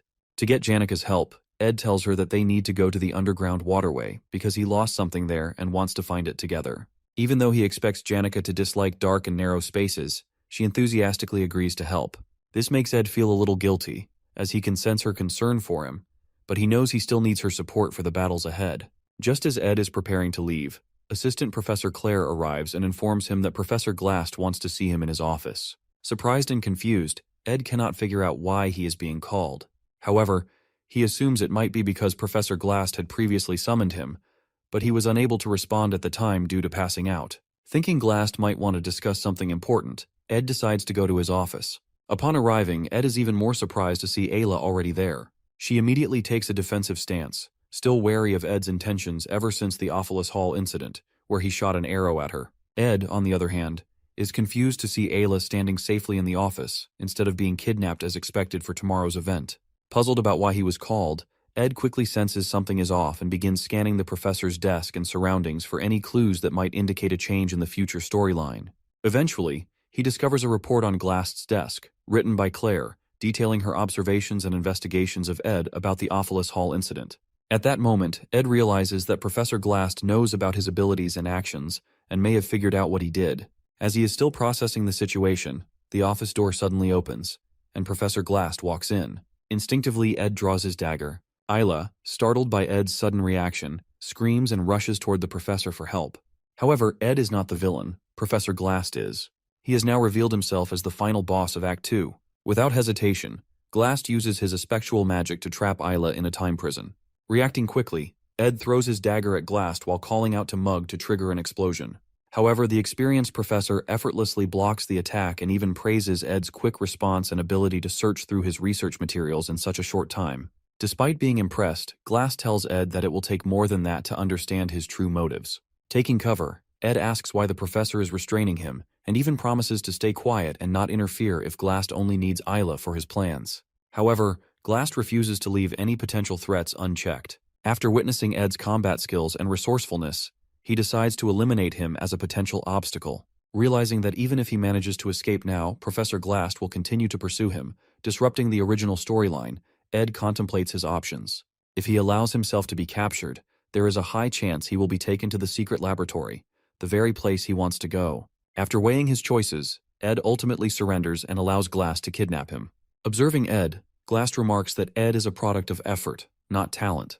Despite his impressive combat abilities and survival skills, Glast considers his approach weak. Seeing Ed, he is reminded of his daughter and her struggles in the past. As Ed is trapped in the time prison, Mug stealthily sneaks out of his pocket and escapes from the professor's office. The small creature rushes towards Ed's hut, where Janica is preparing lunch, unaware of the events unfolding. An old man writes his life story, chronicling his travels across the southern continents where he uncovers many magical truths. He dedicates much of his writing to his late master Sylvania, one of the greatest mages who tragically passed away at a young age. In his heart, she remains eternally beautiful, and throughout his life, he longs to break the natural laws of the world just to see her face once more. However, he understands that what is lost cannot be regained. Instead, he chooses to pass on his knowledge by training a young apprentice, preparing her to carry on his teachings. On his deathbed, he places Sylvania's hat on his apprentice and hands over his life's work. In the final words of his book, he dedicates his legacy to his young apprentice, Lucy Marcel. In the game's story, that old man, Glocked, accepts his approaching death with serenity, waiting for it more sincerely than anyone else. Lucy, his apprentice, has no choice but to let him go. Yet the sorrow of losing her beloved master, whom she calls grandfather, cuts deeply. Ed reflects on whether Lucy's pain will ever fully heal or if the scar will remain forever. The only small comfort Lucy finds is in the pouch of beef jerky she keeps from Ed's hut. As Lucy shakes her beef jerky pouch and finds it empty, she climbs down from the hut's roof to refill it. However, she spots Janica standing below, activating a deep, sinister purple aura filled with anger, while the spirit mug speaks to her. Meanwhile, at Trix Hall, the Academy's main conference room, the Sage's sealed grimoire passing ceremony begins. Elite members of the Merchantry and Academy faculty gather as Lortel stands ready to receive the grimoire from Principal Obel Forsyth in front of the audience. As she looks at Principal Obel, she recalls Kreppenroth Taylor, who is the same age but appears strikingly different. Back at after the bidding for the grimoire concluded, Kreppen personally met with Lortel, urging her to hand it over to him. In response, she countered with a bid of 12,000 gold coins, which Kreppen accepted without hesitation. Before leaving, he revealed crucial information to Lortel that her father, Elite Ketcheln, had hired a group of mercenaries who were now heading to Sylvania. Despite Kreppen's unpleasant personality, his information proves valuable to Lortel, strengthening their alliance. Holding the grimoire in her hands, Lortel contemplates her options to whether to sell it to Kreppen for a significant profit or use it as an opportunity to get closer to Ed. A subtle smile crosses her face as she gently touches the grimoire, weighing her choices. Suddenly, Professor Glast uses aspectual magic to create a powerful barrier, preventing anyone from approaching the grimoire. At the same time, he summons two enormous spirits, forcing Principal Obel and Lortel to retreat under their overwhelming pressure. Without hesitation, Glast seizes the grimoire and swiftly leaves the hall. With no obstacles left in the way, the story moves forward without any changes, signaling the official beginning of the final scene of Act 2. In Professor Glast's secret laboratory, Ed finds himself trapped in a prison cell alongside Isla.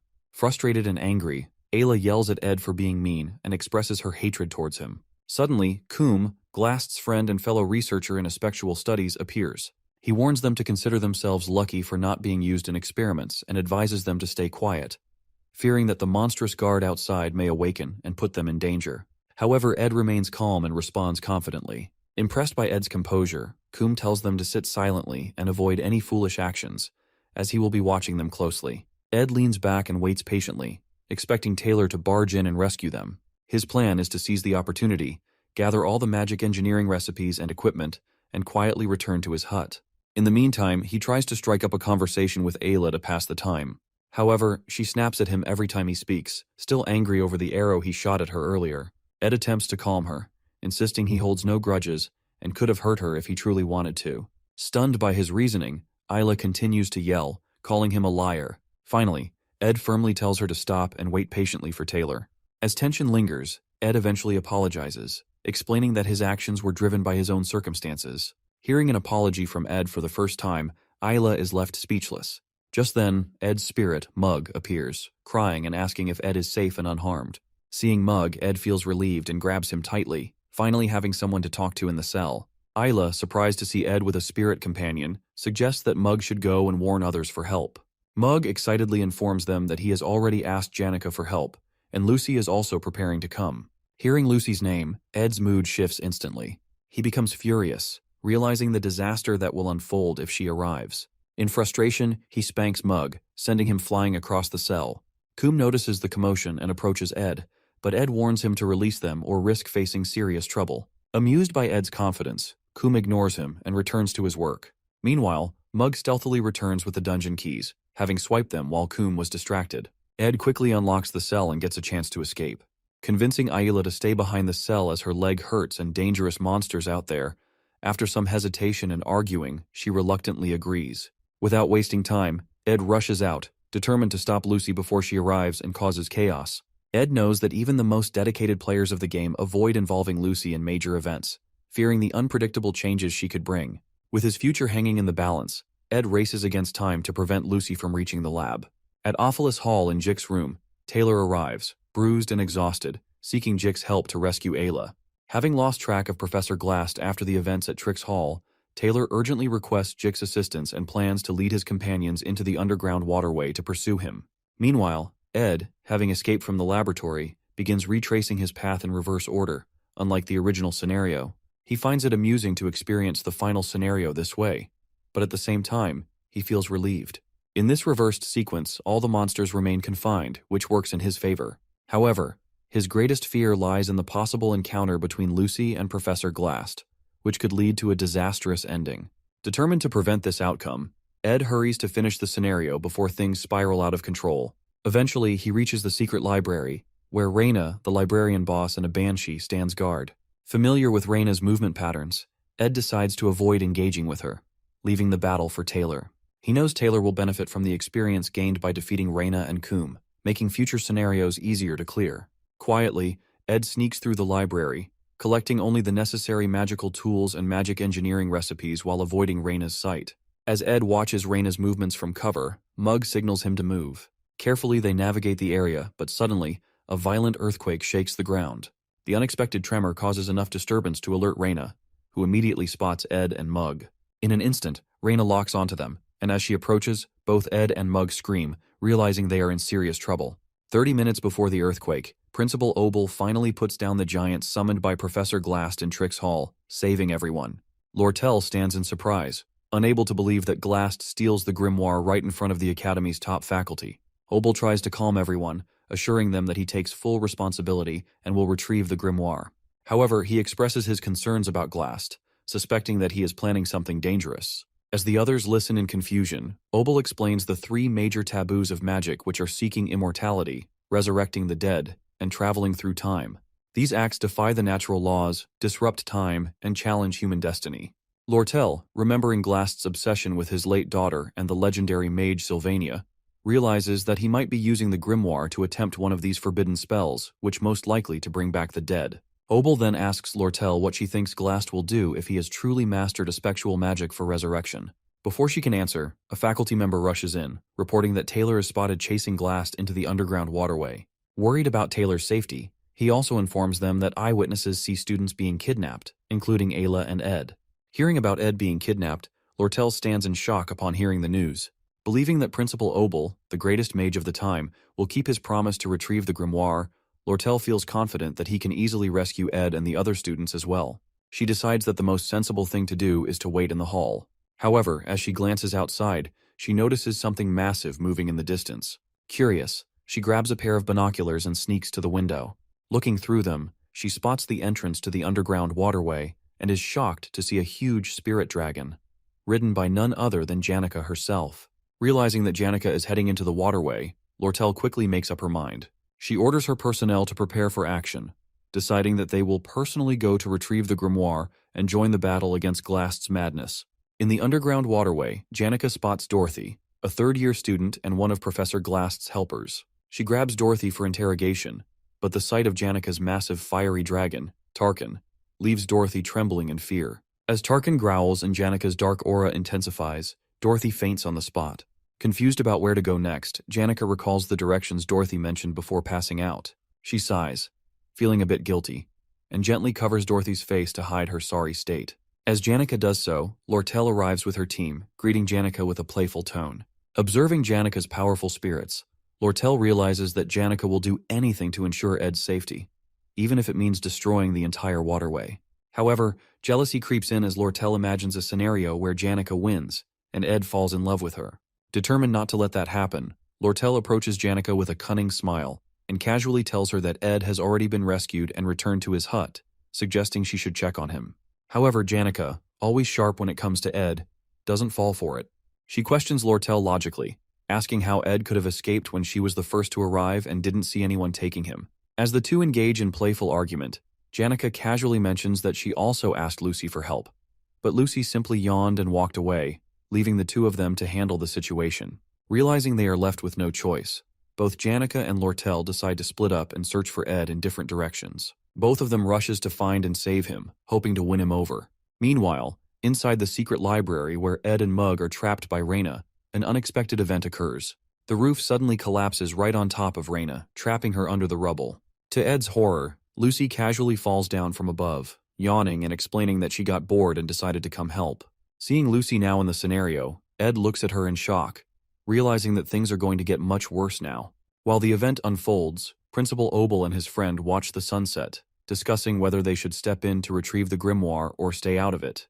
Obel considers letting the students handle the situation, believing it's a valuable opportunity for them to grow, as they are the future mages and warriors of Sylvania Academy. However, his friend questions if the students really need to push themselves so hard. He acknowledges that this is the greatest golden era in the Academy's history, but wonders if they should interfere to ease the burden. He mentions talented students like Taylor and Jix, rare finds among their peers. Over time, many students have risen to the challenges faced by the Academy, showing great potential and shining like stars. He and Obel have high expectations for them.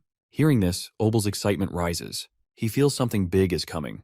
Upcoming challenges that will be even more intense and difficult, pushing the students beyond their limits. During the event, Lucy crashes straight onto the secret library underground, landing right on top of Reina and trapping her under the rubble. Sitting on the pile and yawning, Lucy's casual attitude leaves Ed completely stunned. As Ed regrets her unexpected arrival, Lucy innocently asks if he has any beef jerky left for her. Still upset by the situation, Ed tells her he doesn't have any, making Lucy sad as she starts looking for a place to take a nap. But before she can, Ed quickly grabs her shoulder, coming up with a new plan. Ed knows that Lucy's arrival has messed things up, but he also realizes that by now, Janica and Lortel should have entered the hall to help him rescue. To allow Taylor to defeat the remaining enemies and gain experience, he needs to stop Janica and Lortel from interfering. Most importantly, he must keep Lucy from rushing into the final stage and defeating Glast, which would lead to the bad ending. Thinking fast, Ed convinces Lucy to stay with him and not wander off. He recalls something Janica once said, sticking quietly with someone ensures safety. Using the same logic, he tells Lucy to stay close, promising her beef jerky once they escape. Now with Lucy on his side, Ed plans to gather all the magical equipment from the library, find Janica and Lortel, and get out of there, leaving the scenario for Taylor to handle. As they start their escape, Lucy unleashes her ignition spell, burning all the attacking bats in their path. Ed watches in awe, realizing just how powerful she truly is. He tries to stop her from taking down too many enemies, wanting to leave enough for Taylor to fight and grow stronger. As Janica and Lortel search for Ed, they take different approaches. Unlike Janica, who relies on her spirit connection ability, Lortel is skilled at quickly finding the right paths. As she navigates through the underground waterway, she feels a growing sense of genuine concern for Ed, something beyond her usual motives of wealth and power. For the first time, she realizes she truly wants to help someone without expecting anything in return. Eventually, she reaches a concealed wall with a spell cast on it. Just as she pauses to listen, a loud blast shatters the wall, and out comes Ed, carrying Lucy on his back while holding advanced magic equipment. The sight of him immediately brings relief to Lortel, who is worried about his safety. Without hesitation, Ed hands her some of the expensive magic tools to carry. Lortel, however, is stunned. Seeing Ed carrying Lucy so casually ignites a fire within her. She had taken every opportunity to grow closer to Ed, making the first moves and being proactive, unlike Janica, who hesitated and played it safe.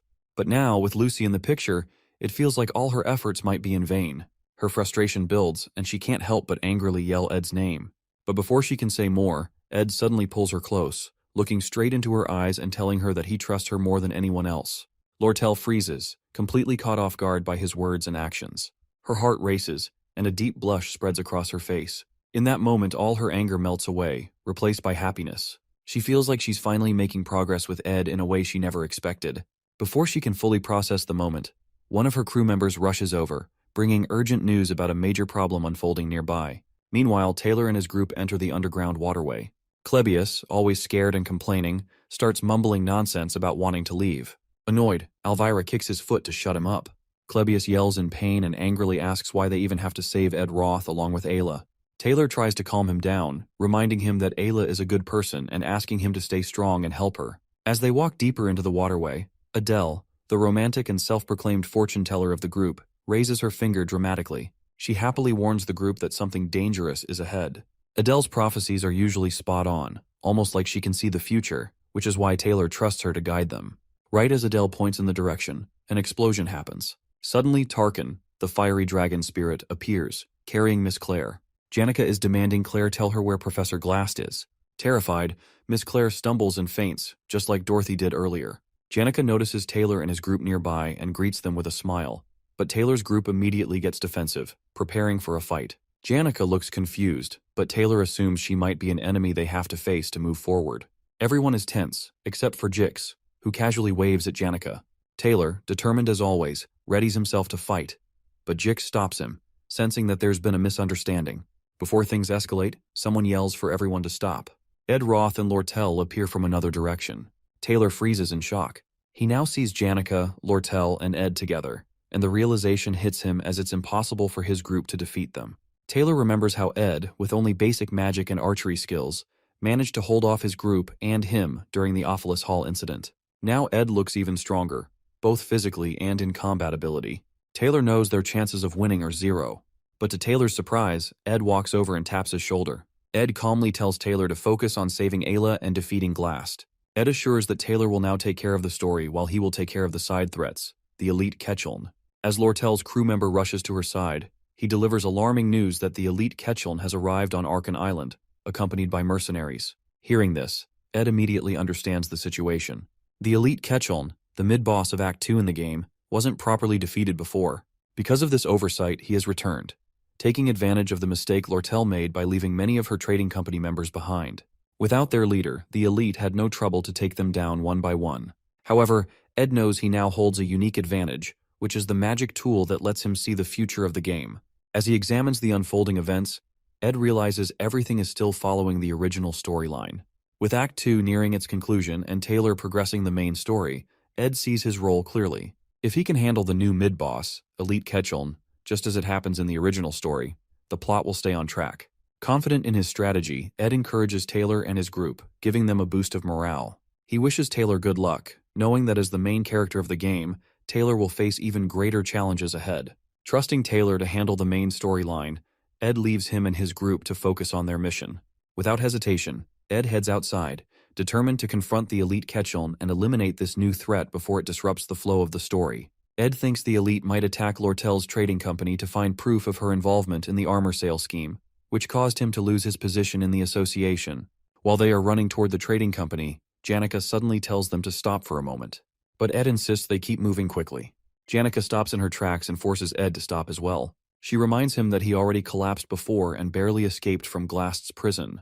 With tears in her eyes, she begs him not to get hurt again and says the elite's problem has nothing to do with him. Ed knows that this isn't really his fight, but he also understands that the elite is a big threat. If he doesn't deal with this, it could ruin the safe ending he is trying to protect.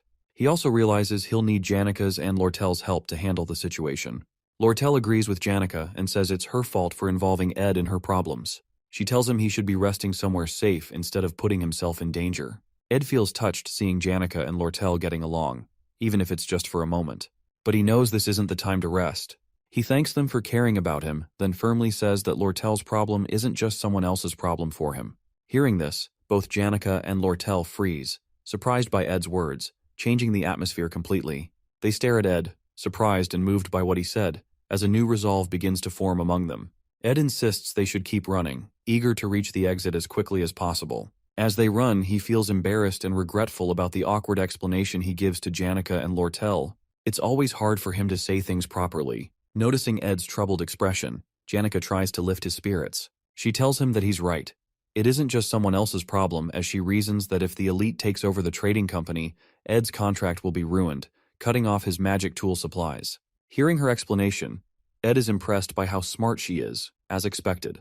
Meanwhile, Lortel blushes silently, lost in her own thoughts about Ed's words. As they near the exit, Ed notices the scene ahead is in complete chaos. Destruction is everywhere. For a moment, he wonders if Taylor could have been responsible, but he's surprised when Janica admits that she's the one who caused the destruction. She confesses that it was an accident, and explains nervously that Dorothy passed out in the chaos. Janica worries that Ed might think she's heartless, but she tries to convince him that it wasn't intentional. Lortel's crew member informs them that they are almost at the exit, and that there's a carriage waiting for them outside. The plan is to use the carriage to quickly reach the association building, where Lortel's staff is waiting. However, when they step outside, they're met with a horrifying sight. The carriage has been destroyed, and Lortel's crew members have been killed. Standing amidst the wreckage is none other than the elite himself, waiting for them. Lortel tries to play it cool, mocking the elite for showing up sooner than she expected. The elite chuckles darkly and replies that he once taught her how to handle company records, ensuring that no evidence would remain if anyone searched her files. But this time, he exploited a gap in her personnel management. By bribing one of her crew members, he was able to lead them all into this trap. Elite mocks Lortel, seeing her struggling with the betrayal of her crew. He cruelly taunts her, saying she has finally mastered the expression of smiling through betrayal, but that it's a shame he'll ruin her with torture to make her confess. With a snap of his fingers, he transforms Lortel's beaten crew members into zombies, who immediately attack Ed and Lortel. As the fight begins, Lortel mocks Elite, accusing him of never fighting alone and always relying on mercenaries to do his dirty work. With a dark smile, Elite responds that this time he has brought the best mercenaries on the continent. He orders them to kill everyone except Lortel, who they are to capture alive. The mercenaries unleash a volley of arrows at the group, but Janica quickly activates a wind spell, blocking the arrows just before they strike. Observing the mercenaries' precise and calculated moves, Janica warns everyone to stay alert. Elite, knowing how difficult spirit successors like Janica can be to deal with, reveals his trump card, the legendary item Belarus's Prejudice, which suppresses the surrounding mana. Ed recognizes the item as a powerful, high-ranking tool, but he also knows it has a major drawback. It takes time to activate, and the preparation is obvious. However, even with this knowledge, Ed realizes they are at a severe disadvantage. The mercenaries are veterans, and their group consists mostly of mages, making it nearly impossible to cast spells under pressure. Lortel informs Ed that Elite is well prepared and already knows all of their strengths and weaknesses. If Belarus's Prejudice is activated, their fight will end in defeat.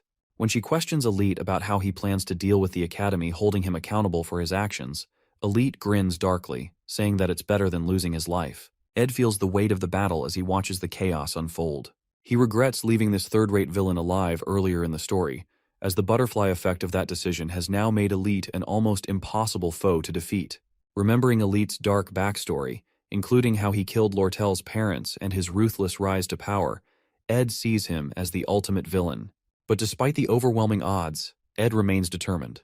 He knows that in the original story, Elite was defeated, and he plans to make that outcome a reality. As Elite's mercenaries continue to block their path, Ed gets an idea. He crouches down, gently unloading Lucy from his back. Nudging her, he tells her it's time to wake up. Lucy yawns lazily, complaining about how noisy everyone is. Then, without hesitation, she activates her magic aura. The overwhelming power of her spell clears the way, sending mercenaries flying left and right. With Lucy, the slothful but immensely powerful mage, finally awake and joining the fight, the tide of the battle begins to turn. At Glock's small cabin, his travel journal, written in the final days of his life, was barely known to anyone. In it, Glock wrote about Lucy. He recognized her natural talent and her blessing from the stars, but warned her not to stop learning or become lazy because of her gifts. He also advised her never to be alone, as her great power would bring loneliness. Before finishing the journal, he made Lucy promise 3 things: never to kill anyone with her magic, avoid actions that might stain her hands with blood, even by accident, and to live a peaceful life as a student at Sylvania Academy. In the present, when Lucy activates her magic, the veteran mercenaries, who had faced danger and death countless times, become terrified. They had never seen such a powerful force before. Even Elite, who had been so confident, shouts at Lucy to stop and orders his men to fight her. One brave mercenary charges at her with a sword, but with just a snap of her fingers, Lucy uses her magic to throw him away with overwhelming force. Seeing this, the rest of the mercenaries panic and run, leaving Elite behind to face Lucy alone. Elite, now sweating and scared, tries to threaten Lucy by saying he'll use his magic tool if she comes closer. But when Lucy asks if he's the leader, her powerful presence terrifies him so much that he falls to the ground. Just as she's about to finish him off, Ed steps in and signals her to stop. Elite has already been defeated, and there's no need to do more. Suddenly, the ground shakes violently as a huge earthquake begins. In the sky, the 7 brightest stars align in a straight line. Ed realizes that Glast has advanced his magic to a point where he's breaking the laws of nature, causing the magical realm to descend. This signals the start of the final battle of Act 2. Ed thinks about Taylor, who has defeated the monsters in the underground waterway and is now stronger and ready to face Glast with his group. Feeling relieved that the story is progressing as it should, Ed starts to relax. But then, to his shock, he sees Lucy flying toward the magical realm. Lucy watches as the realm's towers begin absorbing magic from the air, hinting that reviving the dead might actually be possible. Surprised and worried, Ed realizes Lucy might now be caught up in something far more dangerous than anyone expected.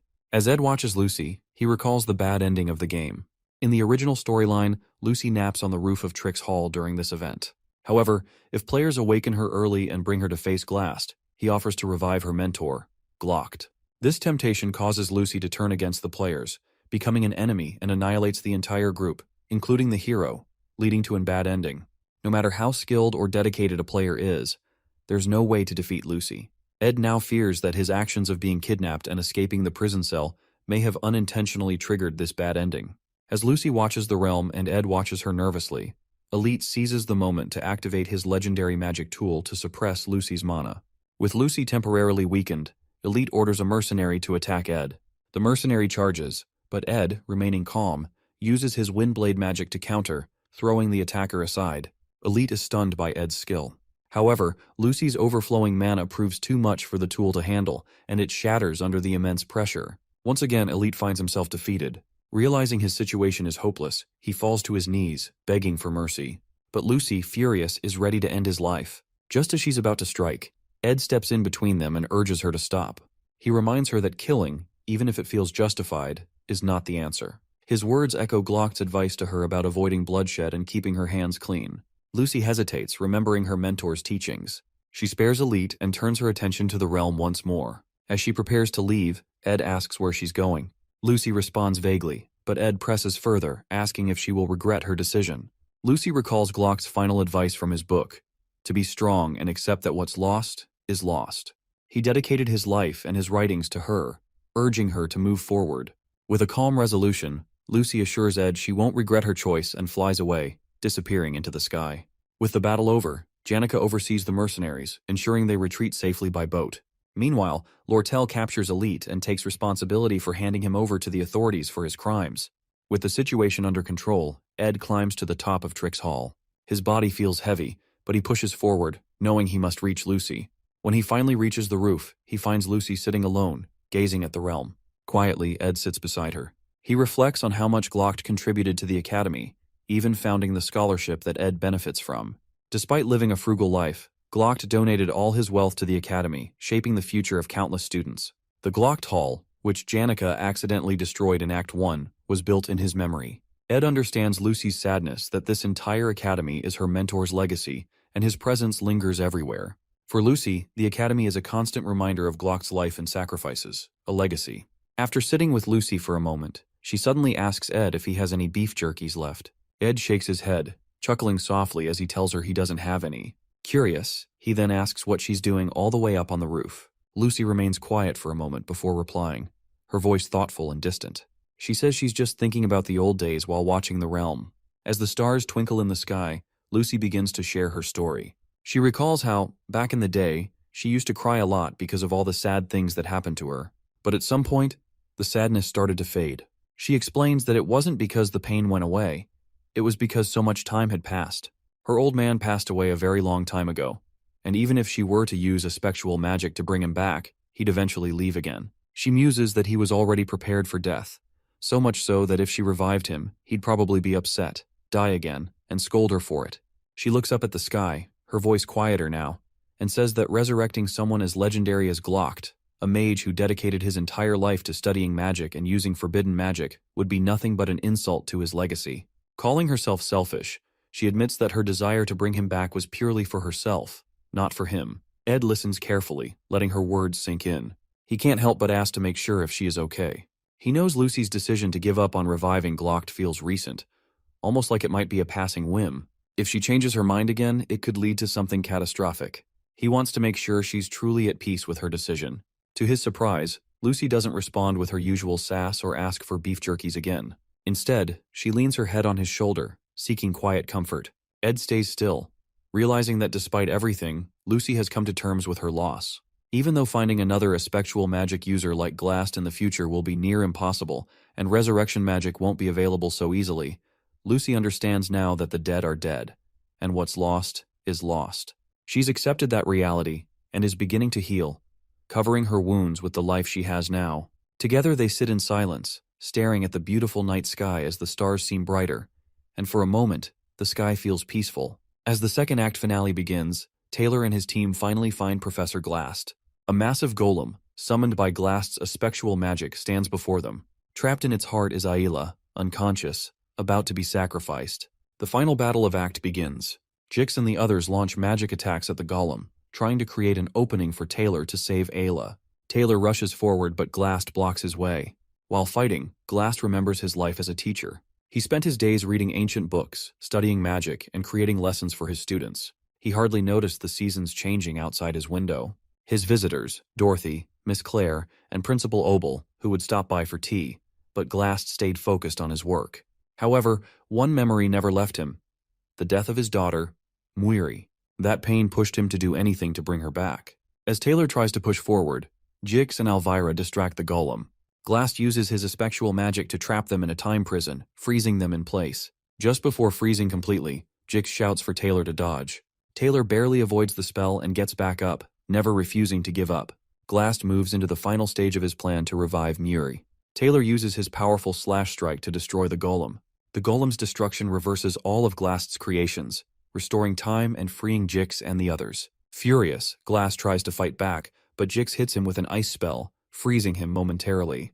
Taylor sees his chance and delivers the final blow, saving Ayla and destroying the golem completely. Seeing his plan fail, Glast falls from the building in despair, missing his daughter Muir. He teleports to a quiet forest, ready to face his death alone. In the forest, Glast leans against a tree, weak and bleeding. He knows his end is near. As he closes his eyes, he notices someone standing before him. Opening his eyes slightly, he sees Ed. He has come to ask Glast something to confirm. After the events settle, Lortel arrives outside the island after securing her adoptive father, Elite. With all threats now resolved, she heads to meet Ed near the underground waterway. Ed arrives, with Lucy holding onto his coat sleeve. As Lortel sees Lucy clinging to Ed, she becomes slightly wary. Before anything can be said, Dorothy and Assistant Professor Claire emerge from the underground waterway. However, upon seeing Janica together with Tarkin, both Dorothy and Claire scream in terror. Janica calmly approaches the gathering to check on Ed's condition and ensure he is unharmed. Janica then shares what her spirit friends have told her about the reports of effectual magic being used in the forest. Tarkin detected an unusual type of magic coming from the magic tower. Upon realizing that this suspicious magic is effectual, the group concludes that it must be Glast's doing. Ed, though hesitant to interfere, decides to investigate. His recent encounter with Elite teaches him how dangerous leaving unresolved threats can be. Knowing how much damage Glast's influence could cause if he resurfaces, Ed determines it's best to face him now. In the forest, they find Glast in a terrible state. His wounds are open, and blood flows freely as he leans weakly against a tree. Seeing him in this pitiful condition, both Janica and Lortel are stunned. They ask him what he's doing there. With a faint smile, Glast jokes that he's just admiring the moon. His humor seems misplaced, but Ed keeps his tone serious, telling Glast that he must have known he would fail with forbidden magic. Glast weakly chuckles and admits he was aware of his fate. What surprises him most, however, is being defeated by students. He then compliments Ed, telling him that he's a far better student than he thought, but unfortunately for him, he discovers Ed's potential too late. Ed, seeing the opportunity to ask Glast the question he wants to, finally asks why did he kidnap him in the first place. Weak from his injuries, Glast finally explains. He confesses that he was impressed by Ed's exceptional talents. Initially, Glast had planned to use Ed as part of his schemes. However, when Glast fainted from overwork, his plans failed. He captured Ed as a precaution, intending to make him an offer, but by the time he returned to the dungeon, Ed had already escaped. Glast accepts that he is paying for his sins with his life and says it's not a bad deal. However, he admits he still misses his daughter, Muir. He reflects on the 17 years he spent with her, realizing they weren't lonely after all. Seeing Glast lost in grief and consumed by memories of his daughter, Ed decides to speak up. He reminds Glast about his assistant, Professor Claire, who deeply admires him despite his harsh and mean demeanor. To her, Glast wasn't just a professor. He was the most scholarly and brilliant mind she had ever known. Ed also mentions Dorothy, who saw Glast as a precious mentor, someone she respected immensely. Ed tries to make Glast realize that, while he may have recklessly endangered the lives of students and lost his way, his existence still left a lasting impact. Even though he sits here alone, reflecting on his life, saying he will die alone, is like mocking his own legacy. For many, Professor Glast will always remain a part of their hearts, whether as a mentor, a scholar, or a colleague. Hearing Ed's words, Glast smiles weakly and slowly removes his glasses. Summoning his remaining strength, he hands Ed the key to his personal library, entrusting him with its secrets. Inside are legendary rank crafting formulas and years of knowledge. A surprised Ed hesitates, asking why Glast would give him something so valuable. With a faint smile, Glast replies that Ed should be happy to receive such a gift. He then jokes, urging Ed to clean up all the mess he made before the Academy's investigation team arrives. Finally, Glast turns his gaze to Lucy and offers her a piece of advice to look around herself every once in a while. With those final words, Glast closes his eyes forever. His body rests peacefully beneath the moonlit Zelkova tree, as if he is merely in a deep sleep. Ed, Lucy, Janica, and Lortel stand in silence, watching him, each carrying their own thoughts about the man who had once been their enemy and, in some way, their teacher. The next morning, Ed is summoned to the dean's office for an investigation into the recent events. The dean questions him about Professor Glast's motives for kidnapping him, how Ed managed to escape without bringing Ayla along, and his unexpected involvement with Taylor's group.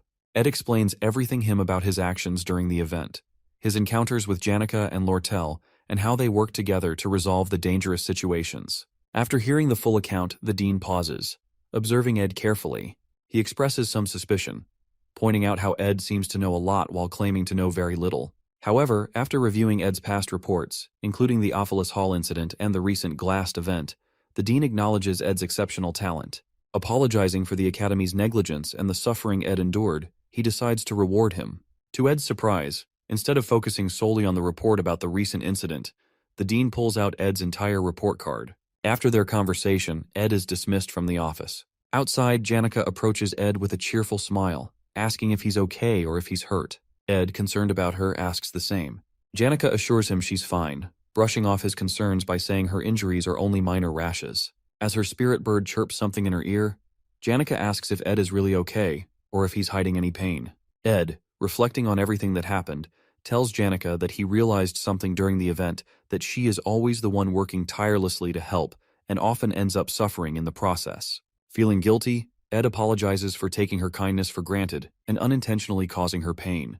Janica, initially trying to cheer him up, suddenly grows worried. She stops him and admits she lies and isn't hurt at all, as she only pretending to be injured to get his attention. Ed is surprised but quickly reassures her, revealing something unexpected, that starting next semester, he will be living in Dex's hall, same where Janica lives. The dean rewarded him with proper student housing, allowing him to finally leave the wilderness behind. Hearing this, Janica's face lights up with excitement as she congratulates him with genuine happiness. Later, Ed returns to his hut, feeling a mix of relief and nostalgia. Although he has grown fond of his small hut and the peaceful woods, the idea of living a normal student life feels like a significant change. As he approaches the door, ready to rest, something unexpected happens. Lucy suddenly crashes in front of his door, landing behind him. Surprised, Ed turns to face her, wondering what brings her here this time. Meanwhile, in a dream, Lucy walks through the woods and realizes she's no longer on Arkan Island, but in the northern Ramelin mountain range, where she grew up. She wonders why she's dreaming of her childhood now, but decides to go to her old house to see her father's face regardless. When she steps in, she finds him on a rocking chair in a house filled with cobwebs. However, when he turns to face her, his face is deformed, and he demands to know why she didn't save him when she had the chance. She soon realizes she's having a nightmare and wakes up. After getting up, her maid arrives to prepare her for school. Oddly, Lucy doesn't respond, but instead uses high-level spatial magic because, for some reason, she feels an urgent need to go to the northern forest immediately. She lands on the roof of Ed Roth Taylor's cabin and watches as he walks toward the house after speaking with the principal. Finally, a smile crosses her face as she feels an unexplainable sense of relief. Suddenly, she overhears Ed talking about how his camping life is about to end, causing her to slip off the roof and land in front of him. Meanwhile, a professor named Flurben teaches his students how unpredictable cats are. They let you think you've gotten close to them, but once you try to pet them, they act aloof and distant. However, when you lose interest and get busy, they become clingy. Professor Flurben explains to the students who want a cat-type familiar that the best way to attract one is to act indifferent, which will make them approach first. The ladies in the class laugh about how this is even harder than dating, while the ecology class on cat creatures continues. These lectures are very popular, and most students have good grades, but Ed's were initially among the lower ranks. However, he soon got ahead in his preparation and ensured his notes were better than everyone else's. After class ends, Professor Flurben calls Ed to his office to inform him about the Academy's scholarship program. It's a system where students contribute to academic tasks in exchange for tuition discounts. The professor recommends that Ed consider it while he pets his snake. When Ed asks what kind of tasks he'd be doing, Flurben smirks and vaguely says he'll handle various academic duties, including assisting Assistant Professor Claire. Claire already has a capable assistant named Annis, but the workload is too much, so there's work to do, including semester-end evaluations, academic society agendas, and freshman class assignment tests. Flurben reminds him not to be too strict when dealing with the freshmen. Ed then realizes that someone he knows will be among them when the professor continues talking about the new students. Meanwhile, Lortel appraises the sage's sealed grimoire, now in her possession, and senses its immense magical resonance. She wonders if it's wise to sell the grimoire to Crepin Roth-Taylor, the head of the Roth-Taylor family, recalling that Ed desperately begged her not to let Crepin have it. She finds herself in a dilemma, considering that she originally bought the grimoire to resell it, Yet she also recognizes that she needs to be more ruthless in her business dealings. She gazes once more at the message she received from Ed about how he'd do anything for her if he could obtain the sage's grimoire purchase certificate, which ultimately changes her mind. Additionally, she considers signing up for a special winter break class at the end of the semester to keep herself occupied since Janica, Ed, and Lucy will also be busy. However, as she prepares to sign the documents, she hesitates, feeling uneasy. Back at the cabin, Lucy notifies Ed that they're running out of firewood and asks why he hasn't been hunting lately. He's surprised that she's saying something productive, which is unlike her usual lazy self. Although it's true that he has been neglecting camp activities, and that's because he's thinking of moving to Dex Hall. If that happens, he won't see Lucy as often, though he hopes it turns out well. While they're walking around the compound, Janica arrives after one of her classes gets canceled and decides to rest in the cabin. She takes a seat and pushes Lucy away, stating that they won't be able to stay at the camp once winter break starts, so she has to come as often as possible. She explains that she really enjoys spending time there, and it's a bit sad that it's coming to an end. She also adds that she hopes Ed calls her if he eventually decides to move to Dex Hall since she can help him with anything he needs. She keeps talking about how they'll see each other more, how they should eat together in the cafeteria, and how she can show him around the hall. While she's talking, Ed takes out the key that Professor Glast gave him before he passed away, and considers that it's time to unlock the secret vault in the library that the late professor mentioned. While he's lost in thought, Janica hands him an application form for Dex Hall, warning him that he might miss his chance if he applies late. Surprised, Ed thanks her for her thoughtfulness, and she urges him to fill it out with her. While she's speaking, Lucy stands between them, looking tense. She signals for Janica to stop and then turns to Ed, insisting that he not move to Dex Hall. That moment marks the beginning of an intense rivalry between the two ladies. Shortly after, while Janica helps Ed increase his spirit and mana resonance, she can't help but notice Lucy glaring at her, making her wonder if she did something wrong. However, Ed's magic power keeps increasing until he decides it's time to try intermediate magic. During that time, Lucy keeps clinging to him everywhere he goes and continues to be particularly hostile toward Janica, but her hostility seems more like fear than resentment. Eventually, Ed realizes that intermediate magic is much harder than he expected when he fails to grasp the basics, despite practicing all day. Suddenly, Lucy approaches him and asks what he plans to do once she leaves. He explains that he needs to run an errand and check the fireplace, something he wouldn't have to worry about if he moved into Dex Hall. Without warning, she kneels in front of him and proposes that they go together. Shortly after, they both create a secret entrance through the top of the school library, and Ed uses a rope to get down. While entering, he asks Lucy why she followed him to a place like this. She doesn't reply but insists that she could have helped him with magic. However, he refuses because he needs to know how to get down himself since he won't be able to take everything there all at once. Eventually, they find the secret safe and Ed tries the key. After opening it, a bright light bursts out and he sees something spectacular inside. Not long after, Ed climbs back up and recalls that it's almost time for Lortel to send the magic engineering item he requested. The object they found is a legendary rank magic tool known as Glast's Golden Phoenix Ring, which can distort the timeline to bring the magic one possesses in the future into the present. Being able to use his future magical abilities means Ed can access high-level magic right now. However, depending on how much magic he borrows, he'll be unable to fight for a while. He realizes it's wise not to use it impulsively, but only when he's driven into a corner. Another way he could use it is for a spirit contract, just like Janica, who can command countless spirits because of her vast magic reserves. Beginners like him only have 1 or 2 slots and must practice to communicate with low-ranked spirits due to their limited magic capacity. Temporarily increasing his maximum magic ability means he'll be able to form a contract with a high-ranking spirit, but there may be risks. Lucy wonders why Glass didn't act differently since he had the time to create something like that. But Ed reminds her that it's all in the past. He believes this is the most precious thing the professor could have left them, because he didn't have a habit of wasting time. This ring can break the barrier of talent known as maximum magic capacity, and must have been the reason the professor was researching magic engineering items. The reason he hid it until the very end was that it was supposed to be a gift for his daughter. When they get out, Lucy talks about how she usually only realizes the importance of something after it's gone, and she tells Ed she followed him because she had something to ask. Finally, with a solemn expression, she asks if he's going to Dex Hall and whether he can avoid going. Her words shock Ed because it must have been difficult for Lucy to say that. Eventually, he confesses that entering Dex Hall would make life more comfortable. After all, it's not normal to live outdoors in the cold winter. Lucy glumly agrees. Lucy sees the clouds in the sky and senses that it's going to rain, but it turns out to be little specks of snow, which is unusual for the weather. However, Ed mentions that he hasn't gathered enough firewood for the winter and asks Lucy for help. With a smirk, he watches as she jumps on him, realizing what he's saying. Excitedly, she asks if he means it, and he nods. He's completely adjusted to camp life. This is how the second act of the failed Swordsman of Sylvania game ended. It's now officially the third act, where the scale of the trials will grow. There's much to deal with, including Princess Phenia, who is aiming for the Student Council President position, and her clash with Lortel. Additionally, new enemies and main characters will enter as new students, and the final boss of the third act will be none other than Lucy Merrill herself. It won't be easy, but Ed decides to put aside his worries for a moment, hopeful that they will both be living well and staying healthy. He had never seen Lucy display such emotions in any scene or route while playing the game, so he's hopeful. Soon after, winter arrives in full force, and Ed spends half the day shoveling snow. He then begins cutting wood, determined to finish his chores quickly because he's been called for a student scholarship task. Eventually, Ed goes to meet Principal Obel to turn down the dorm privileges, but ends up receiving tuition privileges, which grant him more free time. However, he still can't just come home to rest because of Lucy.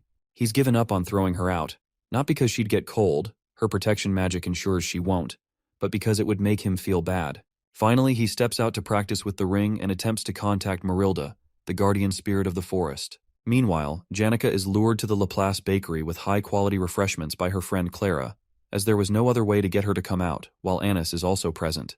Clara immediately informs Janica that she thinks she is slowly approaching a dangerous line and has completely fallen under Ed's spell. Janica is shocked that Clara knows this, but Clara clarifies that she's not trying to stop her because her assessment of Ed has changed. She probes Janica by asking how fast her heart pounds and how nervous she gets when she's with him. After continuous probing, Janica confesses that she feels comfortable and snug around him. This further frustrates Clara, and she explains to Janica that she's heading for the worst possible ending in a dating relationship, becoming a comfortable girlfriend.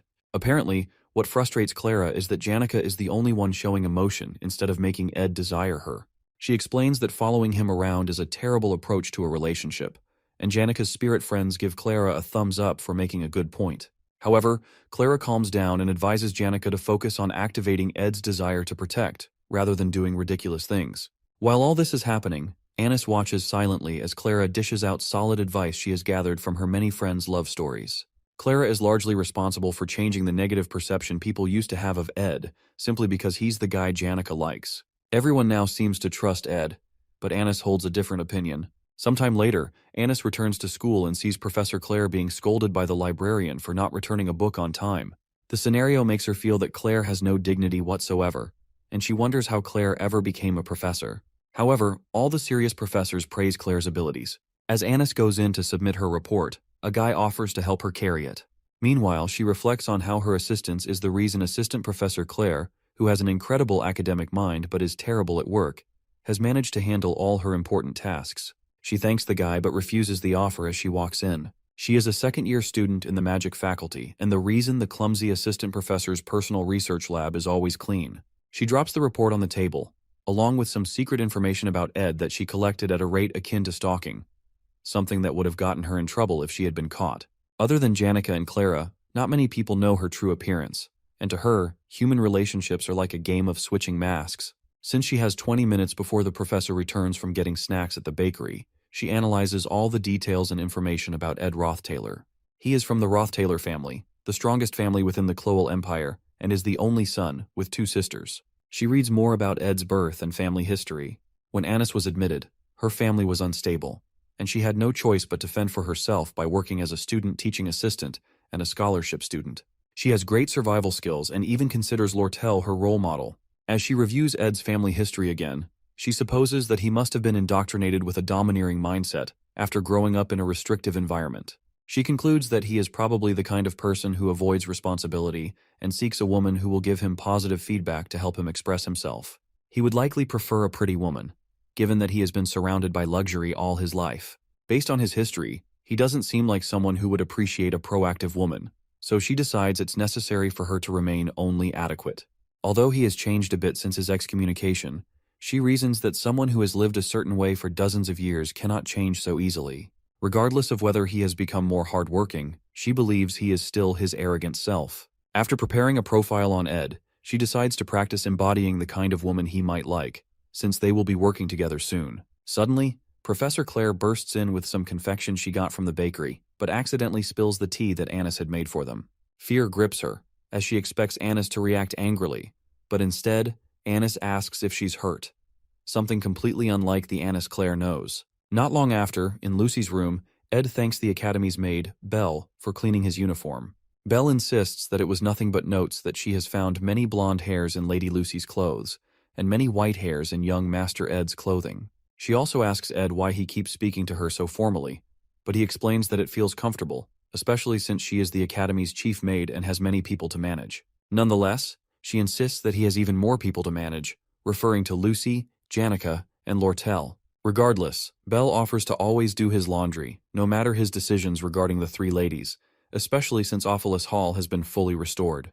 When she mentions that 7 new students will be joining after the break, and one has already requested to move in, Ed realizes she is talking about Tanya Roth-Taylor, his younger sister, and instantly dreads the upcoming break. Sometime later, Jix visits the cabin and informs Ed that he will be going to his hometown for the break to spend time with his best friend, Elka. Jix asks if Ed will be staying in camp for the entire break, and Ed replies that he will stay to learn how to use medium magic since he will be a 3rd year soon. However, Ed reminds him not to push himself too hard. When Ed notices that he can't sense any magic from Jix, he checks his temperature and asks if he trained past his limit. Ed, who had secretly used a ring, gives a vague answer. Jix then informs Ed that Aya has been asking about him and mentioned dragging Taylor over to apologize properly.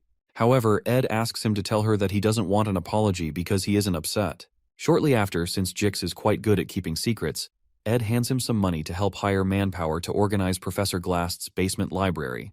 Jix responds that he doesn't need the money, as it's like training for him, and learns that Ed wants to use the library as a workshop. The next day, Annis welcomes the Academy's scholarship students on Assistant Professor Claire's behalf, as Claire has been awake for 2 days doing paperwork. Annis informs them that scholarship students mainly help prepare the class assignment exam for new students and supervise on the day of the exam. While she speaks, Ed recalls that Professor Glast used to handle this exam every year, but now Assistant Professor Claire will be responsible. Annis quickly assigns Klebius the equipment he requested from Trix Hall and hands another student, Onyx, some of Assistant Professor Claire's work. Finally, because she suspects that Ed looks like a player, especially since he is surrounded by so many girls, she decides to test him for Janica and Clara's sake. After conducting her research, she has created the perfect persona he might be attracted to in order to see if he can resist her seduction. She then informs him that he will accompany her to conduct the field survey. Ed and Annis head northwest to Oran Mountain to survey the field for the exam. While working, Annis mentions that she's tired and asks Ed if he is too. He proposes they take a break. In a cute, pretentious manner, she thanks him and commends his stamina and manners, which apparently dispel the misconceptions she had about him. When he asks what she's talking about, she explains that she's close to Janica and was worried Janica was spending time with a bad person, which was why she acted cold toward him. However, Ed replies that it's fine and that he doesn't care about that stuff. He comments that she must be tired from being a student TA and working so hard, but she seductively grabs his arm and replies that it's okay since he's here now. She starts talking about how she feels supported by his presence and shares that she was also excommunicated from her family, but had to support herself through school. Ed respects her strong ability to survive and solve problems that come her way, so he tells her not to be too distressed since she's endured it very well. Excited, she thanks him and remarks that they have a lot in common. However, Ed notes that something seems to have changed about her usual cool-headed and realistic image. Suddenly, she trips over nothing and falls into Ed's embrace. He catches her and asks her to be careful, but is surprised to notice she tripped over nothing. When she becomes more dramatic, he grows confused, so she asks him to wait while she goes to handle something. While alone, Annis notes that he's reliable and trustworthy and wonders if he's putting up an act. She had played her cards right by forming a relatable point of affinity, sharing that she also endured a difficult academy life, displaying her weakness so he'd want to protect her. She also tried creating contact a few times, but that didn't seem to change much. Oddly, she finds herself admiring how muscular his body feels, even though he acts like a nerd, and how he's much better at work than she expected, considering she thought he was a noble family's young master who couldn't do any work. Apart from that, she thinks he looks gorgeous, and it's no wonder Janica fell for him. Suddenly, it occurs to her that this is how Ed makes women fall for him. So she decides to stand her ground because she's different. Meanwhile, Ed waits for her while enjoying the beautiful view from the top of the mountain, which briefly makes him forget all his worries. One of his major concerns is Tanya Roth-Taylor, a villainous young lady. Tanya is a genius when it comes to politics and trickery, and she is trying to become the first student council president in Sylvanian history. She will soon begin gathering the influential figures in the academy. The reason Tanya is arriving at the dorm earlier than others is to cement her position before the semester starts. She's a villainess, and Ed had thought he'd have time to prepare before her appearance. But the problem is that he doesn't know how Tanya Roth-Taylor will treat him. In the game, Ed Roth-Taylor is a villain who briefly appeared at the beginning before disappearing, and there was nothing much about him in the epilogue, meaning he was really just an extra. This is why he has no idea how to handle this problem. To Tanya Roth-Taylor, Ed Roth-Taylor is garbage. Meanwhile, Tanya arrives at the academy in a coach. To her, Sylvania consists of elites, including Princess Phenia of the Clowell Empire, Lortel, an elite trading company's executive Janica, a spirit sorcery prodigy, Alvira, a great alchemist, Clebius, Nortondale's sword demon, and the coolest one, Lucy, a rare genius mage. This gathering of nobility makes Tanya's heart pound, and she can't help but long to be part of it. She soon arrives, and Belle comes to direct her to her room and help her complete the entrance procedures. Before they do that, Tanya states that she has somewhere to be first. The first thing she plans to do at Sylvania is get rid of Ed Roth-Taylor, the trash who disgraced the family name. Not long after reaching the academy, Tanya receives a letter from her father, Creepin, who encourages her ambition, instructing her to show her face around to represent him and strengthen her position. She eagerly promises herself to satisfy her father's expectations. He told her that Sylvania is a land of learning, and as such, she must treat her professors with respect as masters, so as not to commit discourtesies just because she's a noble. He also reminded her to regard everyone a grade higher than her as a senior. Just as her father counseled, she thanks a specific senior for taking the time to speak with her. Tanya talks about Ed, referring to him as a disgrace and blemish on their family. The senior finds her words interesting, so she continues, saying that Ed is full of bluff, a crude person, and was only the heir of their family because of his age. She comments that his pride is so high he never acknowledges his incompetence, and that he barely managed to get into Sylvania. The senior responds with intrigue again, but Tanya becomes uncomfortable because the conversation seems to be one-sided.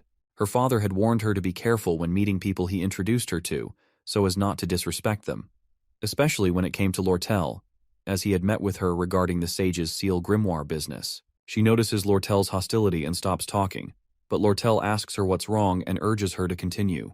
However, she stammeringly asks if Lortel is upset, but Lortel only smirks and asks what she's talking about.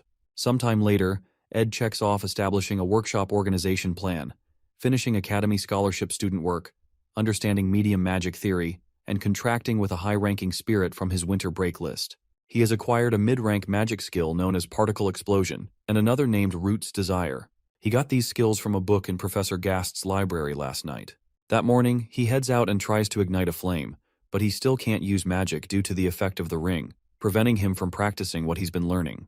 To light the fire, he wakes up Lucy, who is curled up under his blanket, and carries her outside to help. He points at the fire, and she lazily blasts it with flames before requesting that he leave her outside so she can enjoy the warmth.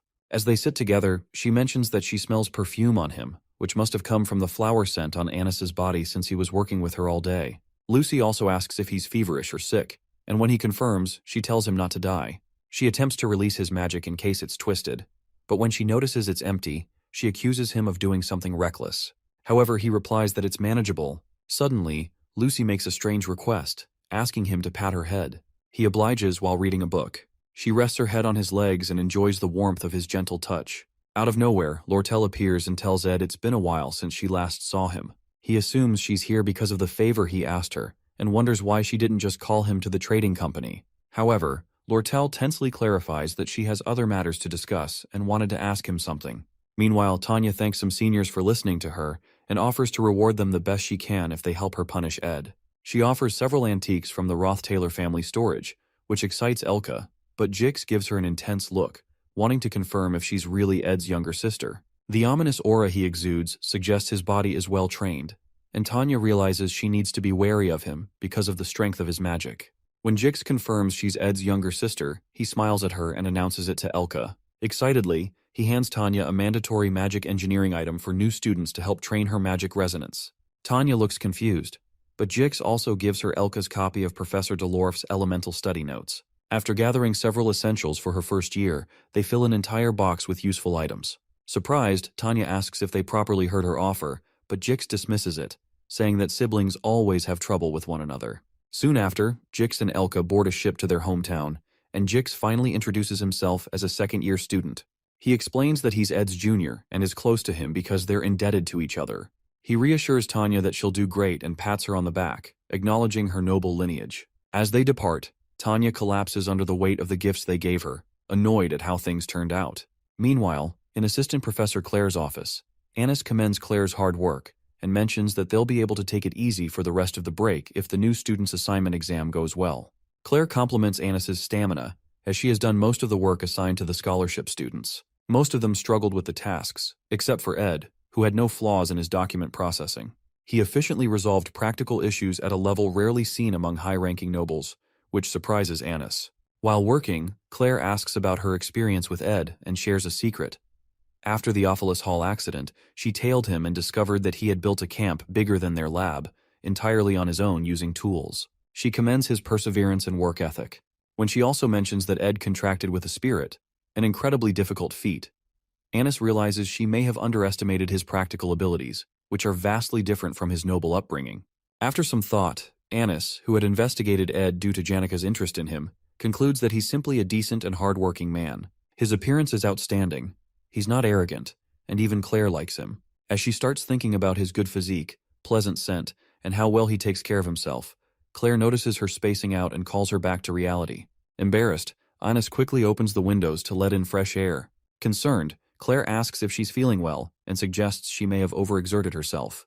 However, Annis realizes she's in big trouble. She recalls Claire mentioning that Ed made a contract with a spirit and suspects that he must have required Janika's help. If that's the case, the spirit he contracted with must be trustworthy and could report everything to Janika, including her attempts to seduce him. Trembling, she rushes out of the office, ignoring Claire's offer to grab a bite. By the way, the Failover family's motto is harmony and coexistence, and Janika Failover's love for everyone always made her shine. She gained many genuine friends, but what currently troubles her is learning about Annis and Ed. Meanwhile, Tanya approaches Janika to introduce herself and talk about Ed, just as she has been doing with others. Tanya came here on Lortel's advice, believing it would help her achieve her goal of ruining Ed. However, as she approaches Janika, the normally peaceful sorcerer rises with a fearsome spirit looming behind her.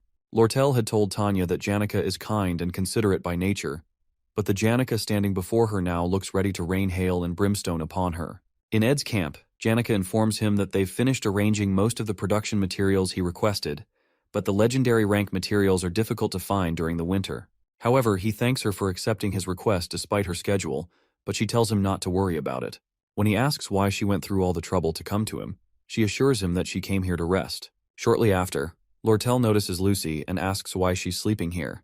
Caught off guard, Ed replies that it's winter, but Lortel doesn't know how that's an appropriate answer. Eventually, she calms down and informs him that she came to talk to him about something other than engineering items. When he asks what it is, she shows him the sage's sealed grimoire she won, and the letter where he had promised to do anything for her, as long as she bid on the grimoire for him. With a smirk on her face, she informs him she's willing to get her money's worth from him. Tense, he asks her how much she's willing to get from him, so she clarifies that she won't ask him for something that's too much of a burden. Her request is for him to pick her side. It's about time for the third act, and the opposition between Princess Phenia and Lortel will begin. Lortel is getting started on her politics and strategizing. The benevolent Princess Phenia Elias Cloel is Lortel's fated enemy, and according to the storyline, will rise to the position of student council president, control the academy, and gain power. With that power, she is the main character who begins to dig up the darkness of the Roth-Taylor family in the fourth act. In the time when people in the academy have to choose sides, Lortel asks Ed to choose her side. However, the winner of this election depends on Taylor, the main character, and not on Ed, so he informs Lortel that his support won't change much. Lortel agrees since he's just a student, but explains that his reputation is improving in the academy. However, she clarifies that she wants him on her side, not for political reasons, but for reasons that are private to her. Upon hearing that, Ed agrees to join her. Oddly, Lortel is always the person who devises plans and is known for having 1,000 faces. But for the first time, he sees her genuinely happy just because he promised to join her. The next morning, Ed wakes up early as usual and asks Lucy to light the fire as usual. During his long conversation with Lortel last night, she had told him about how his little sister had been preparing something. Lortel isn't sure if Tanya really sees him as an enemy of the family or just holds a light grudge against him like all siblings do, but she explains that she introduced her to a few people. That morning, Tanya arrives with some of her workers to meet Ed. She mentions that it's been a while and shows him a present she brought for him. She seems nervous or scared of him, but she's not carrying any ill intentions as he had expected. He wonders why she's scared and recalls that he must have lived a very terrible life in her eyes while at the estate. He realizes he has misjudged Tanya. When he gets up, she shrieks in fear. And he remembers a time when he stepped on a maid who offered him food in Tanya's presence years ago. He recalls how she begged him to stop, but he condescended to her for feeling attachment to maids who were mere tools. In the present day, he thanks her for the present and promises to wear it at the start of the next semester. He also explains that he's been excommunicated and is no longer technically her brother, but he appreciates her gesture. When he turns to go in, he signals her to sit by the fire and tells Lucy, who groggily sits by the fire, trying to figure out what universe she woke up in, to give the guests a seat. He soon comes out with a few drinks and asks Tanya about those she's been speaking with. She confesses that she's been talking to them about him, and when he mentions Janika's name, an expression of fear develops on their faces. Ed comments that Janika is the kindest person he knows, and Tanya forcefully replies that she was truly kind. She mentions that Janika was very strong and summoned a high-level spirit fire lizard that threw all their workers around. To avoid him relaying the information to Janika, she eventually lies, saying that Janika was very kind and wished her luck in her school life. Ed asks her if Janika really summoned a high-level spirit, but Tanya lies that it didn't happen and that she didn't know what she was saying. At that point, Ed realizes why Tanya is being this awkward, so he decides to clear the air. He explains that he's living to the best of his abilities now and paying the price as someone who's been excommunicated. He accepts that he must have lived a terrible life at the estate and apologizes for the things he can't take back. Our boy mentions that he heard she plans to run for student council president and promises to cheer her on. Even though he's saying this, he knows Tanya will not become president since she is a villain who is here to help Fenia, but he's attached to her since she's a relative. Shocked, she stares at him as if she had seen a ghost, and Ed doesn't know how their relationship will go judging from her expression. When she returns to her dorm in Opilus Hall, she convinces herself that Ed is still trash who is just hiding his true nature. However, since she was almost burned to death for talking badly about him, she realizes that Janika truly believes in Ed and is following him. But it's strange to her that a land full of elites can tolerate Ed's acting, so she hopes that his true nature is eventually exposed. As she trudges to her door, she spots an inelegant and unsophisticated human who is her next-door neighbor, someone she had seen at Ed's camp. The girl immediately asks her if she's Ed's younger sister and offers to let Tanya know if she needs anything. When the lady walks into her room, Tanya notices the golden nameplate on her door, which only the top students have, and is shocked that the person who just spoke to her is the legendary genius mage, Lucy Merrill. At this point, nothing makes sense to Tanya. Sometime later, Annis meets with Chief Maid Belle in the Rose Garden and asks her to introduce her to a handsome and distinguished boy since she must know many students. However, Belle knows she's not someone who casually meets boys, especially because she's always so busy and has no interest in dating. Unsure of what to say, Belle mentions the young master Ed, who she thinks shares similar attributes with Annis. Annis, already feeling guilty, then confesses her sins. She admits that she met Ed to confirm the negative rumors about him, but eventually discovered they're more similar than she thought. She also found him to be quite thoughtful and considerate. When Belle probes further, Annis admits she feels a bit attracted to Ed and accepts that it's good news because it means Janika has truly found the one. Her plan is to rid herself of these feelings like a malignant tumor by finding another boy to replace him and making it known that they're dating. Upon hearing this, Belle asks if Janika has caught on to her feelings, but then corrects her, pointing out that finding another person just to replace Ed is incredibly disrespectful to the new person. Annis recounts how she ran into Janika yesterday, how awkward it was, and the dark expression Janika had. Apparently, she will have to supervise Ed in the next exam, and she feels sorry for hurting Janika. However, Belle reassures her that it may not be as bad as she thinks. After all, it's true that Annis and Clara were simply trying to watch Janika's back, so her goody-two-shoes attitude wouldn't lead her into trouble. Belle expresses how grateful she is that Annis opened up to her, and eventually Annis starts to feel better about her guilt. That evening, Ed walks around the camp and finds Janika waiting for him. He plans to collect materials to build storage for himself and expand his living room space, but when he notices Janika's aloof expression, he pours her a cup of tea and asks her to talk to him. However, she refuses because she can't bring herself to say it, so he tells her she doesn't have to. She is surprised to hear that and watches as he covers her with a cloth to protect her from the snow. Concerned that she may be struggling academically and looking like an animal backed into a corner, he can't bring himself to brush her off. Eventually, she rests her head on his shoulder, and they both warm each other in the cold. Meanwhile, Tanya recalls how the Roth-Taylor residence was always peaceful. However, after the heir and eldest daughter Arwen Roth-Taylor died, a new heir took over, and everything changed. Ed changed once he gained power. becoming a pathetic piece of trash who acted as if the whole world belonged to him. She remembers a time when he spitefully reminded her that she could do nothing to him and forcefully handed her a sword, telling her to kill him and become the next heir. When she collapsed to her knees, he laughed at her, continuing the daily torment that sometimes made it hard for her to breathe. She always lived under his oppressive gaze, but he never hit her because they shared the same blood. Still, she couldn't save her family or the estate from him, making her life miserable, as if she were already dead.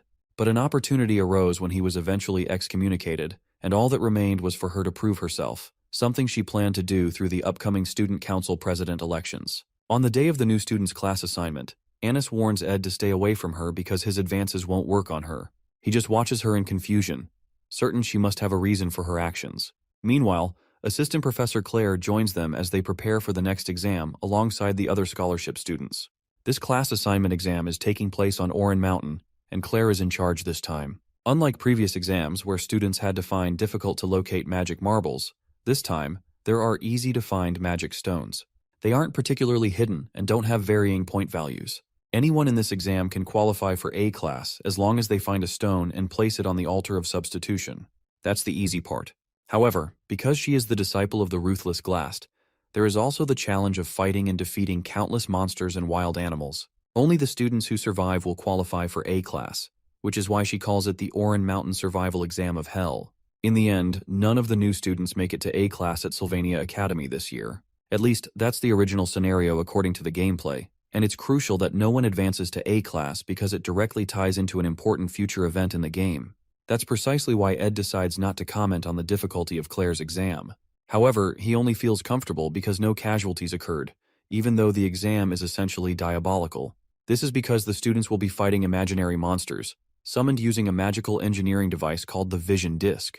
There are standard Vision Discs, which summon apparitions of low-level monsters and beasts. However, there are also Purple Vision Discs, which summon high-level monsters, beasts, and even humans.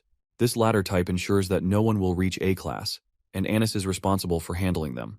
Because she struggles to carry them, Onyx offers to help, but she refuses. However, Lynn swoops in and signals for her to give him the purple disc. She instinctively jerks backward upon seeing him and mistakenly trips over a rock. To stop her from falling, Ed wraps a hand around her waist, and they end up in an unexpectedly intimate position. Unfortunately, the purple disc slips from Anis's hands and tumbles away, but they are lucky that Clebius catches it in time. Ed is relieved it didn't break but fails to notice Anis, who is nearly exploding due to the way he is holding her. However, Clebius doesn't notice the small crack on the disc, and moments later, it completely shatters in his hands. When Ed sees this, he immediately releases Anis, realizing that they've messed things up. Last year was the year that the failing student, Taylor, picked up a sword for the first time, and that was when he was supposed to beat Lucy and receive attention. But the scenario went wrong when Lucy beat him instead, leading to Janica going off the rails. The joint combat training for this year is equally important. The elite first years get to request combat training against the previous generations, and when the match begins, the first years go on a rampage against their seniors to win by any means possible. However, according to the storyline, they're all supposed to lose to Taylor alone. At that point, Taylor, who had gotten stronger during the year, becomes known to everyone. St. Clarice, who has also been hiding her identity, fixes her gaze on Taylor, and this act ends. The relationship between the Saintess and Taylor is important because her power plays a crucial role in the third act, Lucy's showdown, and what happens after. She has to help Taylor, so this class assignment exam has to follow the initial storyline to ensure that the elite first-year students can go crazy as planned during the joint combat training. However, the only reason they'll go into a frenzy is that none of the students get placed in the A class, and that is because Assistant Professor Claire used 2 purple discs to make the class assignment exam harder.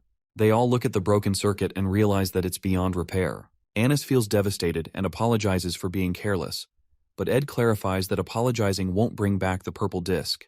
At this rate, there'll be too many A-class students, so he proposes a solution and chooses Clebius, who doesn't know what he's talking about, as the one they're going to use. At the Oran Mountain entrance, Tanya is happy to meet other noble students as her classmates. Even the princess and the chancellor are part of her class, and everyone is dressed without showing their status or birth. However, there is one peculiar person among them from the Telos order, Saintess Clarice.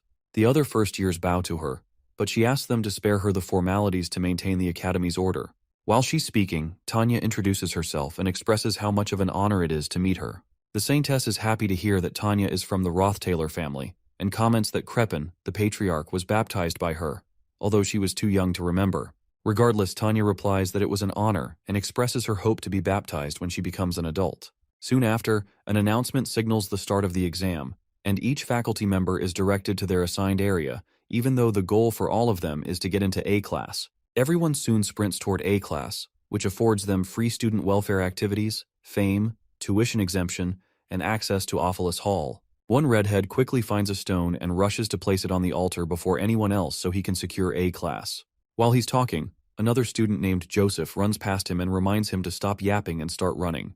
Meanwhile, Tanya notices that there are too many magic stones on the mountain and figures there must be something else making the exam harder. She decides to conserve her energy, stay on guard, and move slowly. Suddenly, she notices a student taking off her shoes. Initially, she suspects the student slipped, but she is surprised when the girl leaps up cheerfully, explaining that she just wanted to feel the snow on her feet. Tanya is confused as to why she'd do that now of all times, but the girl doesn't see the issue. Tanya then becomes certain that the girl must have hit her head during the exam. Soon after, Tanya introduces herself, and the girl mentions that she heard members of the Roth-Taylor family hold high status. Tanya clarifies that not all of them do, as some are scoundrels, referring to Ed. Although Ed seemed reformed when she met him at camp, she believes he's hiding his true nature, which has ingrained deep fear in her over the years. Regardless, the girl thinks highly of Tanya and expresses deep respect. Finally, she introduces herself as Kylie Ekney, a country girl from a small city-state called Terranay Principality. She apologizes for her strange behavior, explaining that she doesn't know much about the modern world. However, Tanya cuts her short and signals that they need to hurry since they're in an exam. Kylie agrees but explains that she's not too concerned about getting into A class because it would draw too much attention to her, which irritates Tanya. However, knowing that Tanya is interested, she excitedly grabs her hand, thrilled to have a friend her own age for the first time, despite Tanya's protests. 30 minutes after the exam begins, the redhead keeps going and is fairly certain he'll secure first place, especially since his stamina is better than Joseph's, whom he calls a bastard.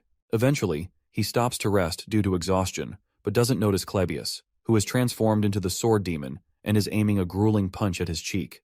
The punch knocks him to the ground, and the redhead protests, asking Clebius why he suddenly popped up, saying it's unbecoming of a senior. Meanwhile, Clebius recalls how Ed had earlier explained that he and Annis would block new students from reaching the altar from halfway up, since only the strongest should be worthy of A class. In the present, Annis beats herself up for putting them in this situation and vows to do her best. Meanwhile, Onyx, a master of flight magic, is put in charge of safety, while Claire has to draft documents to report the changes in the exam. Since everyone has their assigned roles, Ed decides to stay back and guard the altar. However, Claire is concerned because Ed still can't properly sense magic, but he assures her that he has something in mind. As Clebius pounds the students, Onyx arrives to retrieve those who have been knocked down. Meanwhile, Ed checks out the purple vision disc and realizes that completely fixing it will be difficult, especially since his magic hasn't returned yet. However, since they have a large stash of high-quality magic stones containing immense magical energy, he decides to offer them on the altar to continuously recharge his magic. When he offers the first one, Mug, the spirit he contracted with, appears and tries to communicate with him, even though he still can't hear what it's saying. While Annis and Clebius stall for time, Ed offers a large number of magic stones to ensure that no one gets past him. After several students are knocked down mercilessly, some try to warn the others to run. Meanwhile, Tanya and Kylie find the unconscious students and spot the sword demon, who menacingly approaches them. While that happens, Clebius notices an explosion behind him at the northern entrance, where Annis is stationed, but he's certain the explosion isn't from Annis's magic. Because he's distracted, the girls use the opportunity to run past him, so he chases after them. Although Annis, the top teacher assistant, is talented enough to be considered a specialist in academic and practical fields, she's just a little above average in combat. She's not an easy opponent for first years, but Joseph Whitefeltz is on a completely different level, unlike his sister, who had to work her ass off to become a top alchemy student. Joseph was the youngest to reach the status of Magic Society researcher and can freely use mid-rank magic, making him a genius. After she tells him to pass, Joseph tells her there's no need to be upset because he's certain she's talented in something other than fighting. However, Annis clarifies that she is upset, but not because she lost to him. She then asks him to go up. He moves forward, and Annis recalls that everything was going perfectly without a flaw, but she made it difficult by breaking the purple vision disc. The worst part is that she was unable to think of an alternative and left it to Ed, who had to lead the situation. She blames herself for losing to a new student and failing to block the northern entrance, But what frustrates her most is that she keeps thinking about Ed, who had calmly taken charge of the situation. Meanwhile, Joseph reaches the altar and runs into Ed, who welcomes him and reminds him that he only needs to place the stone on the altar, even though he won't let him do that. Surprised, Joseph comments that the exam method is kind of strange, since there'd be no one left for the other students to fight if he successfully defeats Ed. When he doesn't get an answer, he assumes there's an alternative. But in truth, he's making small talk to buy time and assess his surroundings. When he spots the purple disc, he notices it's a different color, meaning it could be stronger. He also notes that Ed isn't emitting much mana and senses that he has used magic stones, indicating a low mana reserve since he was the first visitor. Joseph prepares to blast him with fire, disappointed that Sylvania hadn't met his expectations. He releases a mid-rank particle explosion, which can hit hard if the target isn't ready. If Ed doesn't see the direction of his hand and dodge in advance, he'll get hit. But Ed quickly evades it, proving he has some combat experience. Joseph immediately assumes Ed will use fire magic, either the spell ignition or scorch. Based on Ed's hand placement, he predicts ignition, but the scale of the flame is much stronger than expected, meaning Ed has trained his basic magic to a level close to mid-rank. However, Joseph easily blocks the attack with a shield and remarks that it's a waste since it can't penetrate his defense. Battles between mages are usually determined by who has the higher mana reserve. Joseph, still unimpressed, believes that Ed lacks real combat experience and won't be able to block his offensive magic once his mana runs out. Oddly, Ed transforms into a fire monster and informs him that while he can block spells with defensive magic, he can't block physical force. Our boy grabs him by the head, kicks him in the stomach, and smashes his jaw right after. He asks Joseph why he assumed he'd only face mages just because he himself is a mage. Joseph quickly retreats and demands to know how Ed walked through the fire. Joseph prepares a mid-rank ice attack but plans to be more cautious this time. However, Ed responds with a basic level ignition spell, making Joseph wonder if he's trying to mix his fire magic with ice to create steam and obscure his vision. Annoyed, Joseph quickly switches to fire, using the basic spell, Scorch. However, Ed walks through the flames again, using the Blessing of Recovery, a spell that temporarily increases his immunity to fire. Our boy charges through the fire and attempts to stab Joseph with a knife, but Joseph quickly casts a spell that blocks physical attacks.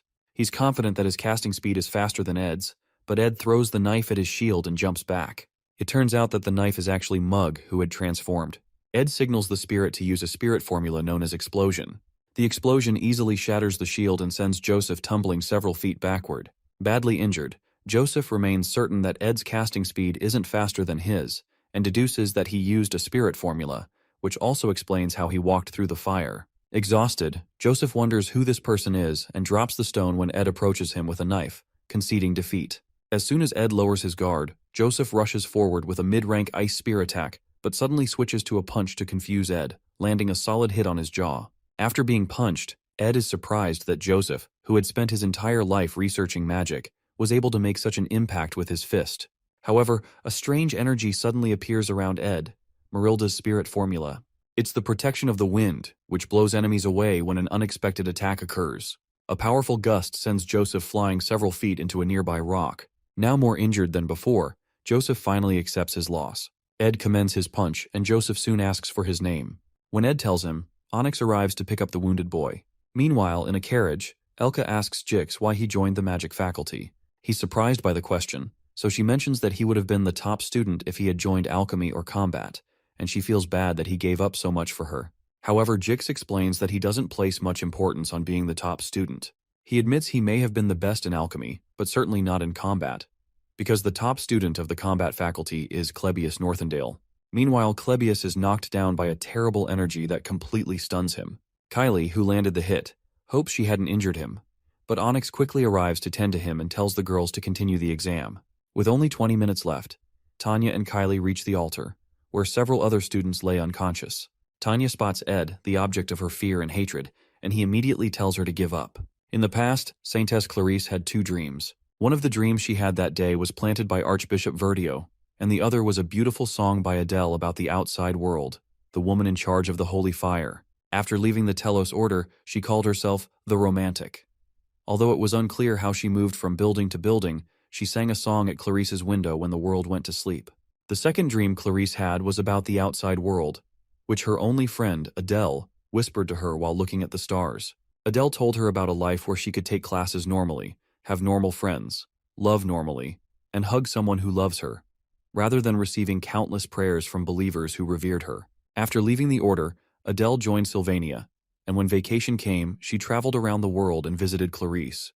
However, after Adele left, Clarice went to the places she spoke of in her dreams every night, and at the end of each dream, she would share a deep hug with someone. She and that person would explore the world together and enjoy a colorful journey, which contrasted with her pure white life up to that point.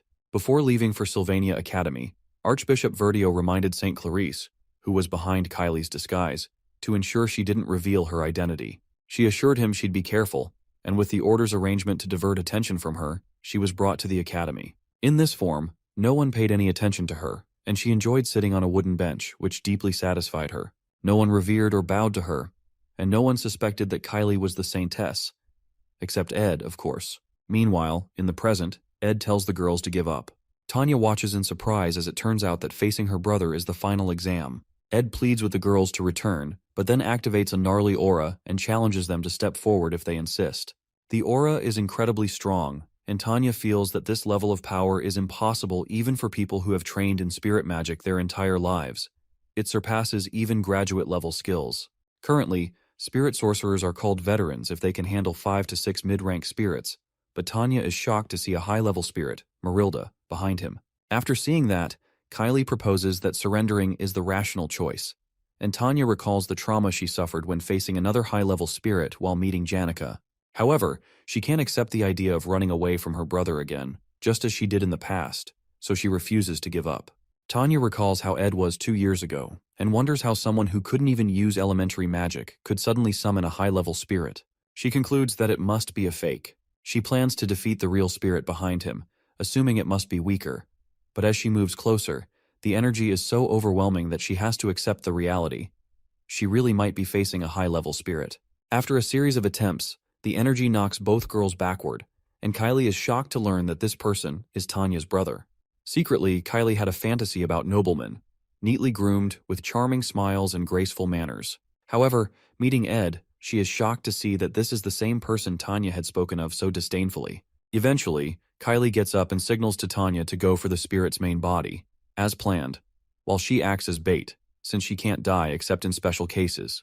Tanya worries she'll get injured, but Clarice assures her that she'll do it. After all, Tanya had said Ed was truly a bad person, and Clarice is willing to protect her first friend at Sylvania. Normally, Tanya would have dismissed such absurd words, but she had witnessed Kylie's abilities during their fight with Clebius, and how effortlessly she deflected his attack. She wonders if Kylie possesses a special power as she watches her charge into the storm with tears in her eyes. The sudden action confuses Marilda, who immediately tries to smash Kylie into the ground, but Kylie's holy magic blessing is suddenly activated. The blessing manifests a mid-rank or above power that automatically defends against any hostile force attempting to harm her. The clash between the two forces knocks Kylie backward, though her shield still protects her. Ed asks if she thought she could make him give up, but he soon notices Tanya leaping at him from the side with a basic magic attack known as Emit. The attack knocks him away from the altar and onto the ground, where Tanya spots the purple vision disc lying nearby. As she scans the area for Ed's body, she notices several arrows flying around her, and hears Ed's voice telling her to stay still. She is stunned to see that the same person who once couldn't wield a sword properly now skillfully wields a bow. He reminds her that the first shot was a warning, and as Tanya observes the arrows made of magic, she wonders if the person standing before her is truly Ed Rothtaylor. Realizing that nothing has changed since childhood, when he used to oppress her, tears fill her eyes because no matter how hard she tries, she still feels powerless. However, Ed acknowledges her efforts, commends her for working so hard, and apologizes for putting up such a fight. He explains that there is a reason behind his actions, and adds that she wouldn't have enjoyed the challenge if he hadn't resisted. As she listens, he praises her incredible performance, admitting that he would have given up if he were in her position. When she notices him wearing the gift she gave him, she realizes that something truly has changed about him. Ed reminds her that she should be proud that she fought till the end, even though it was an illusion caused by the purple disc vision. As she cries, he tells her she's impressive, but that doesn't seem to help as she keeps crying because she didn't get into Class A. Suddenly, Kyle hugs Tanya and cautions Ed to step back so she doesn't attack him. Suddenly, Claire calls out to Ed for help because Clebius is completely knocked out and the exam is over. However, Kylia notices that her voice is beginning to revert to its original tone, meaning her transformation magic is being undone. This must have happened when she pushed back and dropped the magic engineering item Verdio told her to carry. She begins to panic that her identity will be revealed and her school life will end, but Mug suddenly shows up with the magic item. Ed hands it to her and almost calls her by her title but quickly corrects himself. She looks at him in shock as he walks away to meet Claire. The class assignment exam ended, and Ed was able to return everything to the original storyline, except for one thing. One change that was created, even though it was quite meaningless, is that the Saintess's eyes, which were supposed to focus on Taylor, are now focused on Ed, because she noticed he almost referred to her by her title. While Ed lies on the ground, Matilda speaks to him about beauty that transcends generations and values, such as what is seen in the setting's nonsense. Ed, however, interjects that she's talking nonsense, so she protests that humans are unable to appreciate the moment, even though they live short lives. It turns out that Matilda wasn't just a vision, she was really there. But Ed didn't want to tell his sister. Matilda reminds him that he needs to learn how to appreciate small things, and Ed realizes she's a chatterbox, just like Janica told him. However, Matilda chastises him for always being thorough about everything and not paying attention to his well-being. Eventually, she spells it out for him. He needs to date someone who can help his well-being. To gain some credibility, she asks Mug if she's right. Mug agrees and even tells Ed to listen to Matilda, and at least pretend to agree. When Matilda asks what he means by pretend, the little guy apologizes for misspeaking and attempts to repent by offering up his death. Ed, tired of their yapping, throws Mug away and asks Matilda why Janica looked unhappy the last time he saw her. She asks him if he's worried but states that she can't tell him since Janica didn't want to tell him herself. However, she reminds him not to worry too much because even Janica needs to go through difficult seasons and grow from them, especially since the world isn't a fairy tale. Soon after, Matilda hurries them along so she doesn't consume all of his mana. She explains that she's an expensive spirit, and the only reason he was able to handle summoning her, apart from the mana stones he consumed recently, is because someone else was handling part of the mana load. She clarifies that a spirit like herself wouldn't contract with just one person, and Ed realizes he truly can't summon a high-level spirit for long. As he wonders whose mana it was, the answer becomes clear. Climbing to the top of a nearby structure, he finds Lucy and teases her about coming up here to take a nap. However, she clarifies that she didn't come here to sleep. She just didn't want to stay in the hut alone, so she took a walk that led her to the altar of substitution. The thing is, Ed knows that her coming here marks the final stage of the third act. Soon, the distrustful Saintess will begin to suspect the Order after she realizes the darkness of the Holy City. Then, Telos's apostles will come to Arkan Island to condemn Clarice, and the characters in the Academy will decide to follow the Archbishop's orders since they don't know the whole story. In the end, everyone's swords will be pointed at the one girl trying to protect Arkan Island, Lucy, who is following her master's final will. Regardless of their insults, Lucy will not complain and will remain firm until she finally awakens. When that time comes, she will defeat all the main characters at Arkan Island and take down more than half of the raid party by herself. But in the end, her stamina will run out, and she will be defeated by Taylor, who has learned the final swordsman form. After the truth is revealed, everyone will learn why Lucy was trying to kill the god's apostles and realize she wasn't a villain after all. However, at that point, it will be too late to change anything. Perhaps it's her innate nature or because she felt they wouldn't have listened, but Lucy will keep everything to herself until the very end. Back in the present, Ed still plans to stop her. He can't handle sacrificing her just to keep the storyline intact. In a flashback to the past, the old man Glock explains to a younger Lucy that Sylvania will be able to overcome most trials on its own, but a time will come when a trial arrives that they cannot overcome. He pleads with her to lend them her strength, even if only for his sake. He told her of the events to come before they happened, and it felt terrible for her to lose her master and only family. Suddenly she leans over and places her head on Ed's legs. She tells him that she recently realized she gets lonely, so Ed decides to always inform her in advance whenever he plans to leave the hut. The next day, Clara returns from her trip home and reunites with her family. She gives Belle a gift she got for her. Clara, who is from a very wealthy, noble family, ached to return and quickly heads out to see her friends, Annis and Janica, for a tea party since she hasn't seen them in a long time. Eventually, when she finds Annis and Janica, the table is awfully silent, and Clara wonders if the two had a fight. In all the years of their friendship, she's never seen this kind of tense atmosphere and wonders what she should say to lighten the mood. Before she can say anything, Janica finally asks Annis about the hug she received from Ed. Meanwhile, Ed Roth Taylor builds a wooden wind-blocking wall and realizes that working on such low-rated items no longer raises his stats or production proficiency, so he considers looking for something new. He's doing this to prepare for strong winds, but he's soon approached by Belle, who has come to forcefully take Lucy. Belle explains that the Academy has implemented a new policy. Students in the dorms can only leave when absolutely necessary during snowstorms.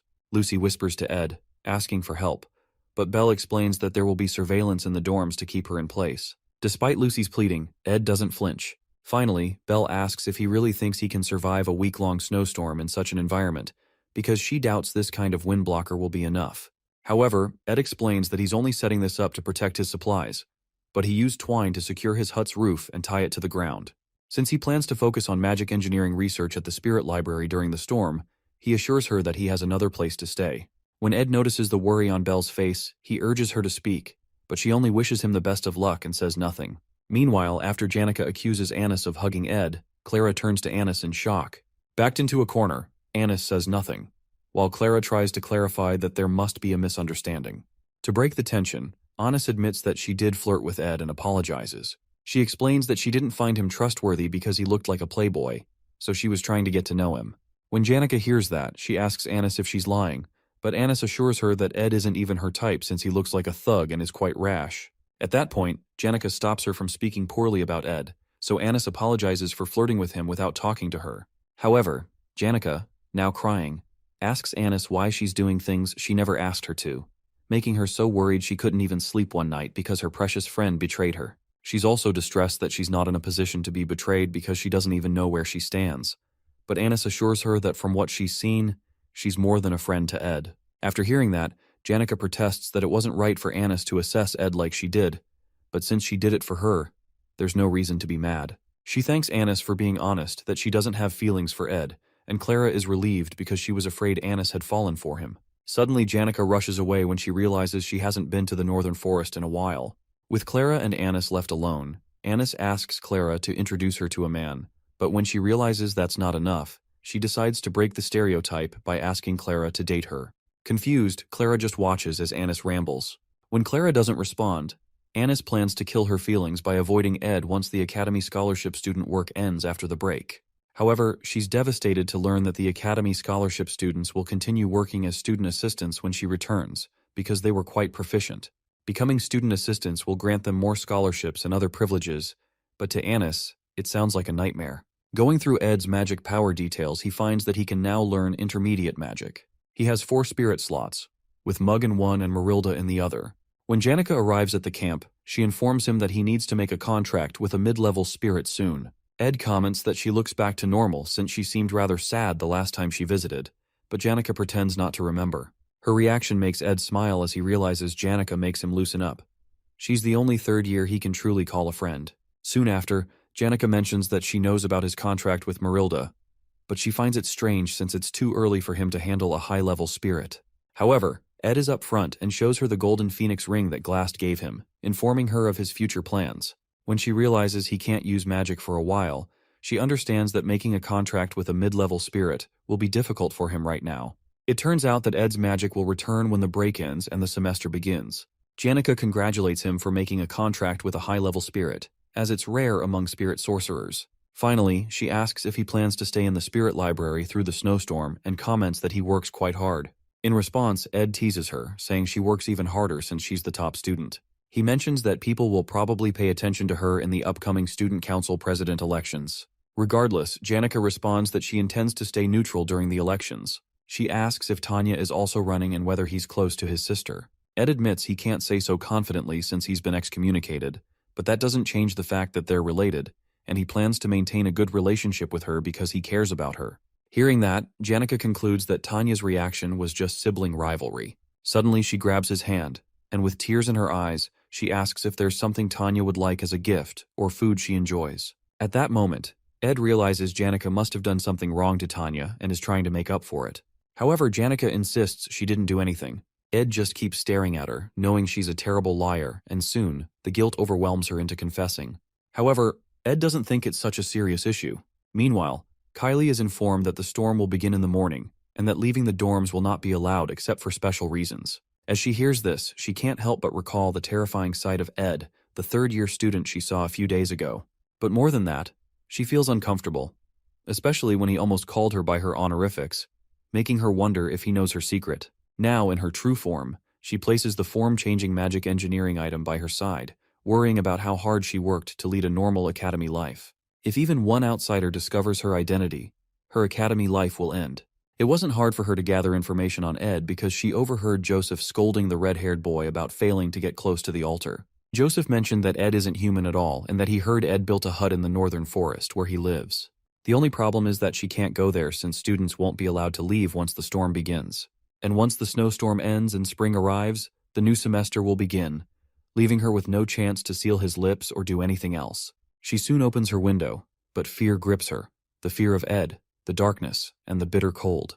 Living surrounded by pure white walls and ceilings has deteriorated her ability to appreciate the world's beauty, but she decides she must experience it for herself. So, she jumps out the window with the form-changing item in her hands. Landing on the ground, determined not to lose the freedom she fought for, she heads to meet Ed to ensure he isn't planning anything. Meanwhile, in the academic building, Klebius recalls how his eyes have long adapted to the dark because darkness is all he's ever known. The most vivid memory he has is of his brother, who stayed by his side even when everyone in the household avoided him, especially the memory of when he stabbed him through the heart. After the break ends, Claire asks him if he doesn't want to be a student assistant. He explains that he felt like a burden to them last time, even though he liked the good treatment. From the way he's talking, Claire suspects that another lab is trying to scout him, but she soon gets him to agree to take the job as a student assistant. Meanwhile, Ed feels like he is trained to the limits of what he can handle. During the break, he was able to concentrate on training and increase his stats in the advanced crafting skill slot for spirit formula infusion and magic engineering. He has improved both advanced skills enough to be considered his specialties, and he plans to spend the remaining week working on them in the library to use them more effectively. As he climbs out, he recalls that he gave Jix some money to clean up the mess in the library with a bit of magic, but Jix had even helped organize the books by theme and title. For that to happen, it seems he got some help from Elka, even though he had told him it was a secret. He'll have to find a way to repay them later. He picks a book from the shelf and decides to focus on a few formulas instead of trying to learn hundreds, aiming to create at least one legendary magic engineering item. After that, he plans to craft a few more to raise his magic engineering skills, and then make other rare items once he masters the basics.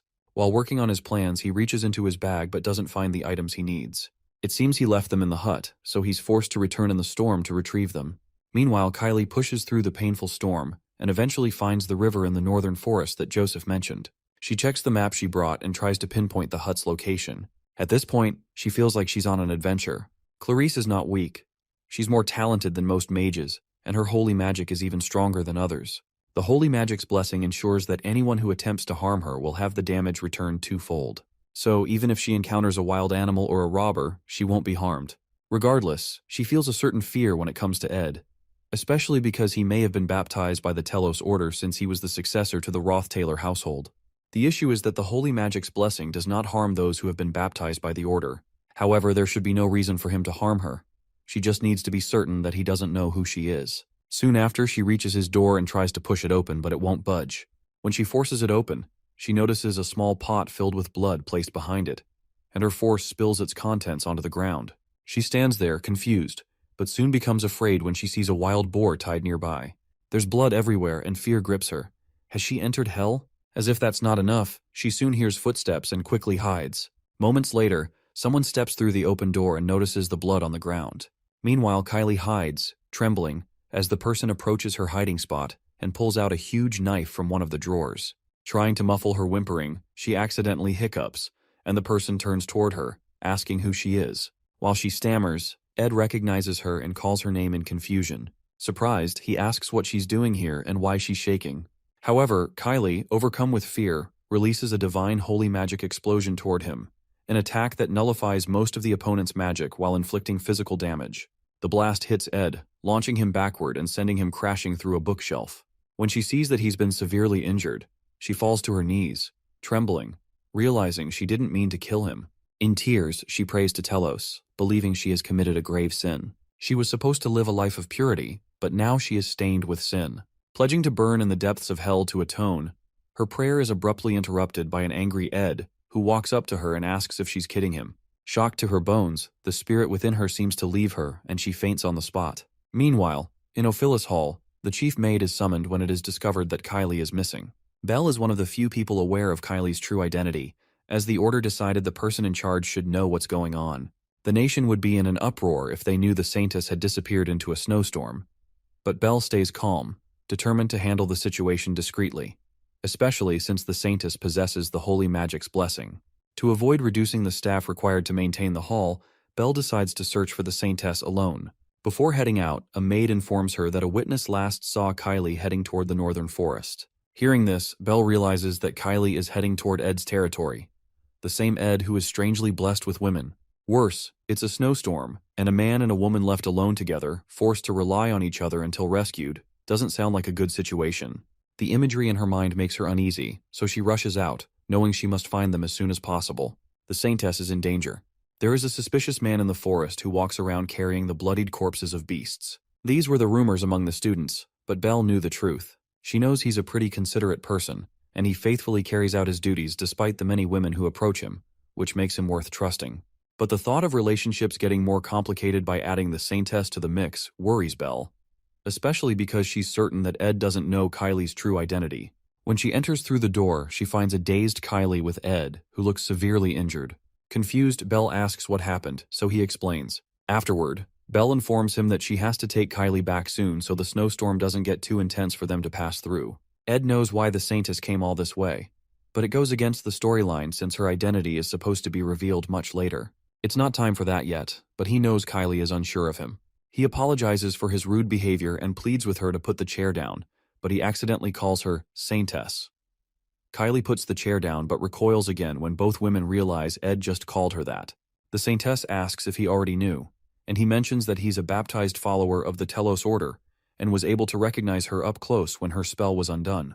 Within himself, he plans not to change his decision to avoid getting involved with the main characters. However, at this point, Saintess Clarice might do something unexpected, so it's better to let her know he's aware of her identity so she's no longer anxious. To help her, he explains that he understands she must have hidden her identity because she's tired of living without restraint.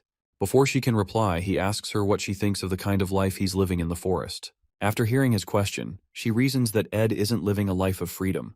It looks more like survival. It seems there is a light and dark side to everything, and Ed's life is the dark part of freedom. However, Ed apologizes for being so rash, explaining that he spoke that way because he felt no one else would say it to her. Shortly after, he asks them to leave, so Belle takes the Saintess back to the hall.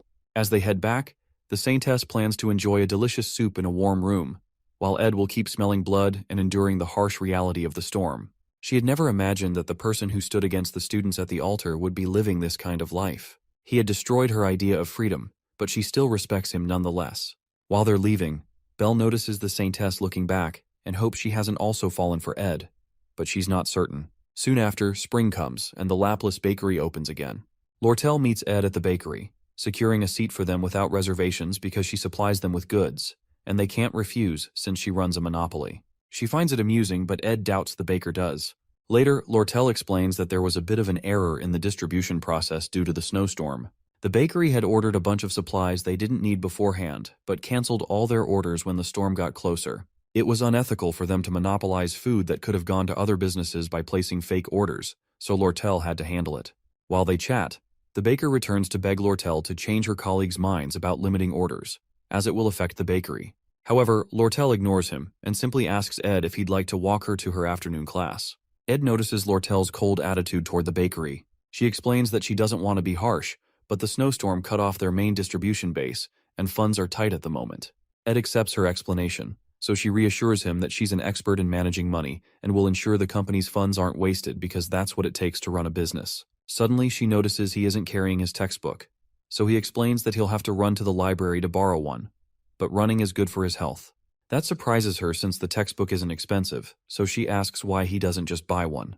When she thinks about it more, she realizes that textbooks aren't actually cheap for most students, so she asks him how much it costs. Seeing her pull out her purse, Ed replies that he appreciates the offer, but it's not necessary. Soon after, she mentions that the student council election is approaching, but she won't run for a position because the trading company is her priority. However, she wants someone who likes her to become student council president, so she suggests Ed run for the position, promising to support him. Ed refuses, so Lortel asks if his sister is running, especially since she doesn't want to suck up to Princess Phenia if she becomes president. However, it will be hard for Tanya to win, even if all the top students support her, because the gap between her and the princess is too large. Hearing that, Ed realizes Lortel is right. It makes more sense for the princess to become president. Tanya, on the other hand, does almost anything to get votes, no matter how desperate, but she can't close the gap and will eventually lose by an overwhelming margin. Suddenly, Lortel asks if Ed supports the princess. He confesses that he leans more toward Tanya. That answer makes Lortel happy, because most people admire Princess Phinia, and she was worried he might be the same. Lowering her head, she asks if he knows she likes him, admitting that she almost got jealous. In a vulnerable moment, she places her hand on his chest, but isn't sure if her attempt works, since Ed doesn't say anything. Regardless, she rests her head against his chest and suggests checking his heartbeat. Immediately, Ed pushes her away. Lortel protests, asking if she did something wrong. Ed responds that she didn't, but he doesn't plan to date anyone until he graduates. Hearing that, Lortel asks if he plans to date after graduation, but he doesn't reply. Happy that she's gained some insight, she rejoices. Graduation isn't too far off, and she's eager to see if he can keep rejecting her. While she talks, Ed remains silent, thinking about how graduating safely isn't an easy goal. The main character must defeat the final boss at the end of the story to restore peace, allowing him to graduate. Clarice, the symbol of the Order, and Phinia, the symbol of the royal family, need to support the protagonist in order for him to defeat the final boss, the Sacred Lance Dragon. In other words, Taylor must grow as the storyline intends and make allies. The class placements went as planned, and Clarice seems to be hiding her identity well. Even though he feels bad for Tanya, Phinia will become the council president, allowing the storyline to return to normal so he can rest easy. However, despite Ed's expectations, the scenario is already breaking down, because Princess Phinia suddenly wakes up one day and decides she doesn't want to run for council president after all. Meanwhile, Clebius freaks out because a first-year student had sent him a duel request form and wonders why they didn't pick someone else. He's the first person the student sent the form to, and he begins to curse about his damned life and why it has to be him that this person wants to duel. While that is going on, this first-year student also goes to inform Jix that he'd like to duel with him. When Jix asks why, the guy says he'd like to learn from him, but Jix tells him not to give some shallow reason like that. When the guy hears that, he comes out plain that he'd like to prove his worth. Jix asks him why he needs the duel since he's already claimed the position of top student in his year. But the boy protests that being top student doesn't mean much since he's just a first year. However, since Janica is the top student of all the third years, Drake is the top student of the Faculty of Combat, and Ed is popular among the first-year Faculty of Magic, he plans to duel against them all. But, to follow the proper order of things, he sent a request to Clebius, the top student of the second-year Faculty of Combat, but it seems like he's avoiding it. The guy plans to win against him and then duel with Elvira, the top of the Faculty of Alchemy, before dueling with Jix. Jix wonders why he's next when he's not a top student, so the guy explains that the top student of the second-year Faculty of Magic, Lucy, is out of the question, so that's why he chose Jix. Intrigued, Jix tells the boy he's self-centered, and it seems that the first lesson he needs to be taught in Sylvania is that he's not always right. The guy informs Jix that he doesn't think it'll be easy to defeat him, but Jix responds that what he means is that he won't even get to fight him, Janica, or Ed, because he won't even be able to defeat Clebius. That statement annoys the first-year student, but Jix tells him to learn to perceive reality properly if he wants to defeat him. Shortly after, Jix steps out and runs into Ed, who thanks him for his help in the library. Jix soon informs him about Wade, the first-year student who's sending out duel requests to all the top students. Interestingly, Ed already knows that Wade Callermore's challenges will go on from Act 3, Episode 3, to Episode 5. In the third episode, Wade, who is a skilled swordsman and the son of the commander of the Northern Border Territories, was able to easily become the top student in his year. Unsatisfied, he goes on to challenge his seniors, and in the end, he defeats them all with ease, even Jix. Jix had already been exhausted going into the fight, so it was kind of unfair, but it still ended in a loss. Wade's rampage, which seemed like it wouldn't end, was eventually stopped by Taylor, who had improved over the year. Jix asks Ed if he'd like to check Wade out at the welcome party for the first years that night, but Ed turns down the offer because he already knows what Wade looks like. As he walks away, he notices that the refreshing atmosphere of the school is giving him more energy. Meanwhile, Jix wonders if he should have told him about something else he's noticed. Since he's in the same grade as Phinia and sees her often, he's noticed she's been looking rather down recently. But whenever he's talking to someone and Ed is brought up, she always listens. Sometime later, Jix intentionally calls the name Edward, but focuses on the Ed part, and he notices how the princess jolts back to look at him. However, Jix decides he can always tell Ed later, especially after he's looked into the matter more. Because it's spring, the scenery of the northern forest soon becomes warm. Lucy, who's chilling on the hut's roof, chases away butterflies that are disturbing her while Janica teaches Ed and compliments his improvement. She explains that he should be able to enter a contract with a mid-rank spirit now, and adds that it would be unbelievable that he did this in 1 year. Janica seems to be in her teacher mode, so to play along, Ed comments that he was able to because he has a great teacher. Surprised by the comment, she replies that usually he'd have to climb mountains and valleys to find a spirit whose mana flow matches him well. When Ed protests that he didn't think about mana flow when he made a contract with Marilda, Janica explains that that is because he matches well with fire and wind elements. She suggests that he look into a spirit that's not also wind or fire, and he considers that she's right because finding another element would make it easier for him to respond to various situations. When Ed realizes it will be pretty difficult to find this spirit, Janica responds that most people consider finding their mid-rank spirit a work of fate. However, she helps him first connect and then concentrate his mana into his eyes, allowing him to see the myriad of mid-rank spirits that Janica had chosen for him. When he sees them, he wonders if she doesn't get distracted with all these spirits around. But Janica responds that they like her and she always talks to them all. However, his job is to pick out one of them, so the spirits come forward to introduce themselves one by one. While Ed checks them out, he notices Mug rating them too and wonders what he's judging for when he's just a low-rank spirit. However, our boy feels a bit weird, so Janica asks him what's wrong. He responds that it's nothing, but inside, he hopes to meet his spirit by fate too and wonders if they're using the right method. That night, a welcoming festival is organized for all the first-year students. It's pretty meaningful for the new students. But the organizers soon find out that Janica and Lucy, the top students for the third and second years, were unable to attend due to personal reasons. The faculty became worried that the festival would be unenjoyable because of their absence, but it didn't eventually have any impact because the dignified Princess Phinia attended. The first years were quite afraid to speak to someone of royal blood, including the nobles. There was only one person who was able to talk to her during the event, and that was the top student of the first year, Wade Callermore, who's from one of the 3 greatest swordsman households.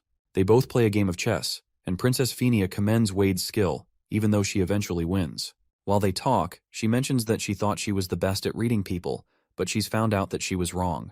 Kicking Ed Rothtaylor was only a small concern to her initially. However, he saved Janica, made a home in the forest, and as more time passed, his presence grew bigger until even the incoming students spoke highly of him. As his presence in the school grew, her mistake also grew bigger. She understands that she can be wrong sometimes, but for some reason, she keeps acting like a child by evading her problems, which means that nothing will be resolved. Suddenly, while enjoying the game, she finds new strength and decides that she cannot run from her problems forever. She decides to take 4 days to resolve everything and then go to Ed's hut in the northern forest and talk freely with him. After that realization, she felt refreshed until the morning of the 3rd day, when the news of Ed Rothtaylor's death reached her ears. Sometime later, Tanya writes a letter to her father, as she always does, talking about how there are many things she's not used to while living away from home. She mentions the busy schedule, how she's made a few school friends, how she's been working toward the goal she told him about before she left, and her plan to become the youngest student council president. She explains that she's worried because she heard Princess Phinia will be running for president too, but she'll try her best. She also adds that she's met with Lortel, and negotiations for the purchase of the sage's sealed grimoire will begin soon. Finally, she talks about how she met Ed, noting that he seems to have become hardworking and diligent, as if he's a completely different person. She recalls a dream from her childhood where her older sister Arwen held one of her hands, while the other person was either her father or Ed, back when he wasn't much of a scoundrel. She suggests that he's either turned over a new leaf or returned to the way he was before, and she ends the letter. After reading through the letter, Crepin holds a deadly poisoned sword, capable of killing with even a slight graze. Soon after, he hands it to a butler and informs him that he's sent a response to Tanya to assist her with the student council president elections and the negotiation for the grimoire's purchase. He has decided to send her a trustworthy subordinate, to whom he also hands the poisonous sword. Normally, sending a subordinate into Sylvania isn't allowed, but since this is for business purposes, the Academy has to permit it. After dismissing the men so they can set off for Sylvania, Crepin removes his gloves, exposing a very red-colored hand with eyes on it. The eye is of the highest-ranked magic called Cause and Effect, which allows him to see the results of any action he sets in motion. He places his hands on a round ball, which drains a significant amount of his mana. He can't use it often for that reason, but the method is tremendously powerful. Suddenly, a vision appears before him, one of his subordinates driving the poisoned sword through Ed's stomach, then dropping him off a cliff as Janica rushes to save him. Crepin doesn't consider this the best plan, but he views it as a necessary sacrifice. 3 days before Ed's death, Tanya considers how popular Princess Phinia is and realizes her chances of winning against her are nearly zero. As she thinks about giving up, Jix walks past and asks if she's heard of elemental studies training. Noticing her expression, he asks what's bothering her and suggests they have tea with Elka later. Meanwhile, the other girls in their class fawn over Jix, whom they consider the strongest person in the academy, impressed that he's talking to Tanya. Later, Lortel shows up in Tanya's classroom to set a time for their negotiation meeting. Her classmates are also impressed that she just spoke with an executive from the elite trading company. Shortly after, Lucy Merrill, known as the academy's greatest genius, greets Tanya while passing by. The other students are amazed by Tanya's high-profile connections, noting how she never boasts about them. Tanya overhears her classmates' chatter and uses it to motivate them, encouraging everyone to work hard to become exceptional students. As she steps out, she realizes her status within the academy has risen drastically in the past few days, even though she hasn't done anything. The only reason she's receiving this treatment is that she's Ed's younger sister. She had always thought of him as trash, but now she feels like the trashy one. The overwhelming realization unsettles her, but she's soon distracted when two of her father's subordinates, Kadek and Knox, arrive to greet her after a long time. She's glad to see them and appreciates her father's thoughtfulness. Kadek informs her that he'll be gathering information on the grimoire's market price and the trading company's funding to facilitate negotiations. Meanwhile, Knox explains that he's here to assist with the student council president election. When he suggests gathering intel on Fenia, Tanya stops him, revealing that they've received news that Princess Fenia will no longer be running for president. Meanwhile, elsewhere, Janica and Ed have a drink together when she mentions hearing an announcement that the princess is withdrawing from the election. The news surprises him, so he asks if the announcement is final or still subject to change. The final boss of Act 4 is Crepin Rothtaylor, known to the world as the benevolent patriarch of the Rothtaylor family. However, only Princess Fenia recognizes his true darkness. With her influence in the imperial family and the academy, she is the only ally who can lead the fight against Crepin. Her withdrawal from the election is a major problem. Suddenly, Janica walks up to Ed and tells him she has a feeling he's about to do something reckless again. She protests that she can't bear the thought of him getting hurt and bleeding on his own while she remains unaware. To avoid making things harder for himself, she offers to help him. In response, he admits that he believes it would be better if Princess Fenia became student council president. Janica finds this odd, considering that the princess has always been mean to him and that Tanya is his sister. As they talk, Jix approaches and jokingly remarks that they're being scandalous in broad daylight because of how Janica is holding Ed. Apologizing for interrupting their quality time, he mentions that he thinks he knows why Princess Fenia withdrew from the election. Embarrassed, Janica quickly lets go of Ed, but Jix pays her no mind and explains that Fenia is like an alpha wolf that has lost her pack. Because she made the wrong decision, her pack died, and now she has lost her confidence and is incapable of acting. Before leaving, he casually mentions that it's going to rain tomorrow, so they should prepare accordingly. After Jix leaves, Ed reflects on how Jix's animal-like instincts often surpass human senses. The worst possibility he considers is that Princess Fenia has lost all hostility toward the Rothtaylor family. He wonders what he should do. While he's deep in thought, Janica remarks that the rain will be perfect for training the water spirits, and suggests they head to the northern cliff tomorrow to train a mid-rank spirit. Her words make Ed smile, and he decides to focus on what they can handle for now. Meanwhile, Lucy, lounging on a rooftop as usual, wonders if it's really going to rain. Suddenly, something occurs to her, so she jumps down to light a fire. Later, Ed returns home, reasoning that the rain will make it harder to go out, so he hopes it passes quickly. Shortly after, the rain begins, extinguishing Lucy's fire. The next day, the rain continues as Ed and Janica head to the northern cliff to train a water spirit. Mug, snuggled in Ed's coat, is excited to visit the coast, even though it's desolate and far out. Mug thinks it was an excellent choice to contract with the mid-ranking water spirit, Leisha. As they talk, two men approach them. Ed immediately aims his mana arrow at them, but Kadek greets the young master, claiming that it's an honor to see him again. These two are the mid-bosses of Act 4's final chapter, subordinates responsible for the darkness within the Rothtaylor family. They're veterans who have been part of the Rothtaylor family's history all their lives, and they're Crepin's right-hand men. Although Ed should be happy to see them, he doesn't feel quite excited for some reason. When Kadek calls him young master, Ed replies that he's thankful he still calls him that despite his excommunication. Furthermore, Kadek mentions that they've come under Master Crepin's order to assassinate him, but they've decided to repent.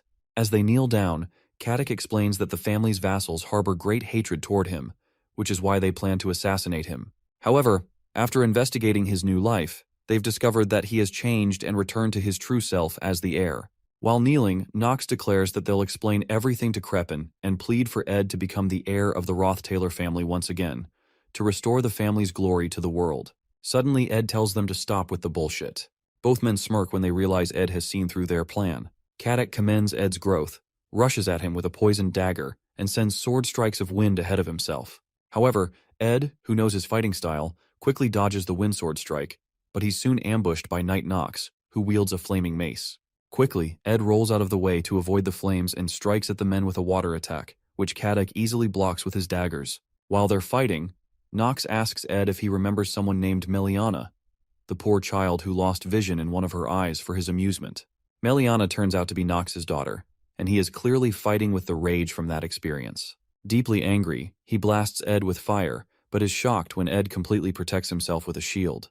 Our boy doesn't flinch and admits to what he did, but reminds Nox that revenge is useless. He explains that only emptiness lies at the end of vengeance, but Nox, enraged, smashes his shield, unwilling to hear it from someone like him. As Ed moves backward, Caddock retorts that even though Ed has grown, it'll be impossible to block Nox's magic-infused mace. He's dodging well, but he'll die the moment he gets hit, especially since the bow he's carrying is hindering him. The struggle continues as Ed desperately avoids Nox's attacks. Seeing that Ed's movements are becoming sloppy, Nox charges at him with his mace, sensing he has nowhere left to run. As Nox is about to land the final blow, Ed agrees that he's out of options, but Nox is suddenly stabbed in the back by a dagger. The attacker turns out to be Mug. Shocked, Caddock wonders if Ed has used telekinesis or spirit formula, but he soon realizes that Ed had only been using basic magic to force them into attacking while he prepared a counter. Suddenly, Ed tells Mug to trigger the divine explosion, and he does, spilling Nox's blood everywhere. While the explosion is still happening, Ed quickly fires 2 mana arrows at Caddock, who can't comprehend how the boy is still attacking inside an explosion. Soon after, our boy emerges through the blast, using his blessing of recovery that grants him immunity to flames. Surprised, Caddock asks how a scoundrel like Ed has grown so strong in such a short time, but reminds him to aim for vital points next time. Suddenly, Caddock unleashes a barrage of wind attacks that knock Ed backwards several feet toward Nox's body. It seems Nox had used his own body as a shield to protect his vital points from the explosion. Enraged, Caddock charges in to end the fight. While he's still in the air, the water spirit Lycia ambushes Caddock from behind, completely enveloping his head in water to make him choke. The attack forces Caddock to drop his dagger, and he struggles to breathe. Suddenly, Nox, who seemed to be dead, grabs the poisoned dagger and leaps toward Ed from behind. Normally, burns and stab wounds like his would easily render most unconscious.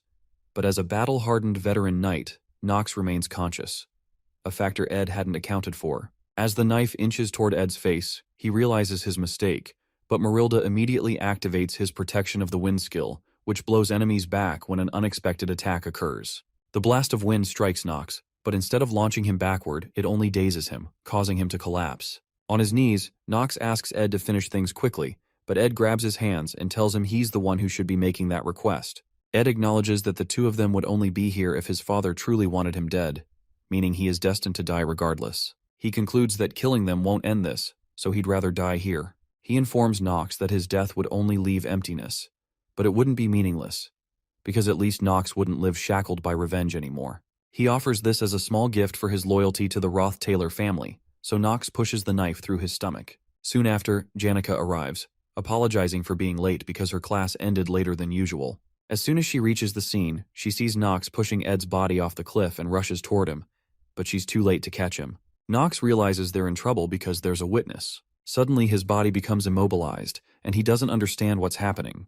A strange energy bursts from Janica's body, and the seasoned warrior, who thought he had seen everything on the battlefield, realizes there are things he has never encountered before. He soon beholds the summoning of the highest-level spirit, one even stronger than a high-level spirit, of which only one exists per element in the natural world, and only one girl who can execute it. She turns to him, bloodlust in her eyes, and asks if he understands what he just did. A giant white circle appears, which not many people can understand. This is the summoning of the highest-ranked darkness spirit, Glaskin's right hand, the sun that scorches the earth. It possesses a tail larger than the Imperial City, and is the one who burned down the Alphonse Mountains during the Age of Myth. This is the highest-ranked fire spirit, Teorphus. Even summoning just one of his hands would be enough to burn all the northern forest to ashes, and Nox doesn't even know whether to be in awe or afraid. It is clear that what comes next for him is absolute death. When Janica turns to him again to ask if he understands what he just did, he starts choking on his spit. Suddenly, an intense wave of heat covers him and begins burning his skin.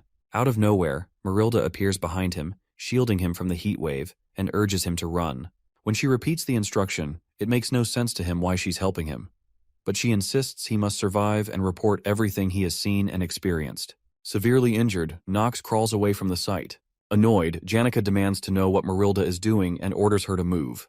Marilda refuses and explains that she wasn't the one who summoned Teorphis, urging Janica to think about it carefully. In a flashback, Lortel asks Ed how his magic engineering is going, since she had given him some magic engineering items and ingredients before.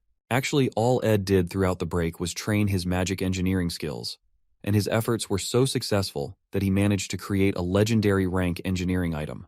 The item he created was Delheim's Hourglass, which reverts all physical states by a few seconds, removing all damage and wounds. However, it is a one-time use item. As Ed crawls out of the water onto shore, he recalls how he reversed the effects of falling off the cliff and the poisonous dagger. Since he only reversed time by a few seconds, the injuries he sustained earlier remain, but the salt water that seeped into his wounds is causing his temperature to drop rapidly. He had summoned Marilda because the situation at the top of the cliff seemed abnormal, but he doesn't know how things turned out because of how injured he is. This legendary item shouldn't exist in the third act, and he never expected to use it this early. His long-term efforts now seem wasted. However, at least he survived. To him, Crepin's cause and effect determination magic is extremely troublesome. Even if he were to defeat Katic and Nox and survive, Crepin could repeatedly use his enormous mana pool to find a future where Ed truly dies. That's why he needed to die once. So Crepin would lose interest in him for a while, believing him to be dead. He figures that the only reason the Academy would allow the subordinates inside would be to help Tanya with her election and purchase the grimoire. After that, they would have to leave. In the meantime, he'll have to live like a dead man. He can survive, but the issue is that his body isn't moving well. While lying on the ground, a fire spirit belonging to Janica finds Ed, which brings him relief. Before he can say anything, Janica jumps on him, hugging him tightly and pushing him to the ground. Happy, Ed apologizes to Janica for always making her worry and hugs her back. Later, he explains to her that it's better for him to stay hidden until the election ends. To help, Janica promises to bring him essential supplies and daily tools. When he mentions that his injuries hurt, she quickly removes her hands from around his neck and apologizes for hugging him so tightly. Meanwhile, Lucy hides under the hut's covering, watching the falling rain. Although it seems like she's doing nothing, she's practicing the art of waiting. Normally, Ed would walk through the forest grass, and once he confirmed the fire had gone out, he'd kick the wooden reinforcements to ensure they were sturdy. Then, he'd put away all the clothes drying on the line, place rust-prone tools under the tent, greet Lucy, and sit at his desk to read a magic engineering book. Meanwhile, Lucy would always sit near the fire and sleep while listening to the rain and the sound of Ed flipping through his books. Suddenly, she detects mana laced with the scent of blood but chooses to ignore it. Eventually, she heads out to investigate and runs into subordinates of the Roth-Taylor family. When Nox spots her, he asks for help, claiming he tripped in the forest and that his partner was mauled by a wild animal. However, much to Nox's confusion, Lucy's eyes light up, and she offers to let him live if he tells her the truth about what he was doing in the forest. Meanwhile, some guards discover the seal of the deadly poison dagger, an advanced seal so rare that one might only see it once in a lifetime. The lead guard laments that these kinds of incident reports always happen during his shift. However, from the traces on the dagger, he deduces that it was used to kill someone. Considering the fall from the cliff, finding the body will be difficult, especially after the rain stops. The man turns to Janica, who explains that she was on her way to meet Ed to practice spirit sorcery. But when she arrived, he had already been stabbed. He asks if she saw the culprit, and she confidently states that it was the subordinates sent from the Roth-Taylor house. The guard proposes that he will speak to the dean in the morning, but before he can finish his sentence, Lucy appears. Janica immediately tries to calm Lucy down, promising to explain everything back at the camp, but Lucy reveals that she has already captured the murderers. As she picks up Ed's bow, a bright energy pours out of her body, and she instantly vanishes. Janica urgently informs the guard that they need to catch Lucy before things escalate further. Meanwhile, back at the camp, Nox writhes in excruciating pain under Lucy's power. Lucy stands before him and demands answers about the Roth-Taylor family. Nox, however, tries to explain that they were only assisting Tanya and had permission from the Academy. Mentioning Tanya's name only makes things worse. Lucy immediately storms off toward the hostel, enraged, to confront Tanya. In deep rage, Lucy demands Tanya Roth-Taylor, and Belle quickly rushes out to ask Lucy what's going on. Belle activates one of her magic engineering items to try to subdue Lucy, who is levitating with the Katic and Nox by her side.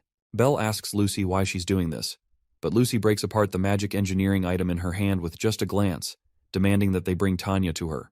Meanwhile, another huge explosion occurs somewhere else, and Wade commends Elvira for putting up a good fight, even though he beat her. She accuses him of arrogance for beating the second years, but Wade explains that he still has to beat Jix to complete his plan of defeating all the second years.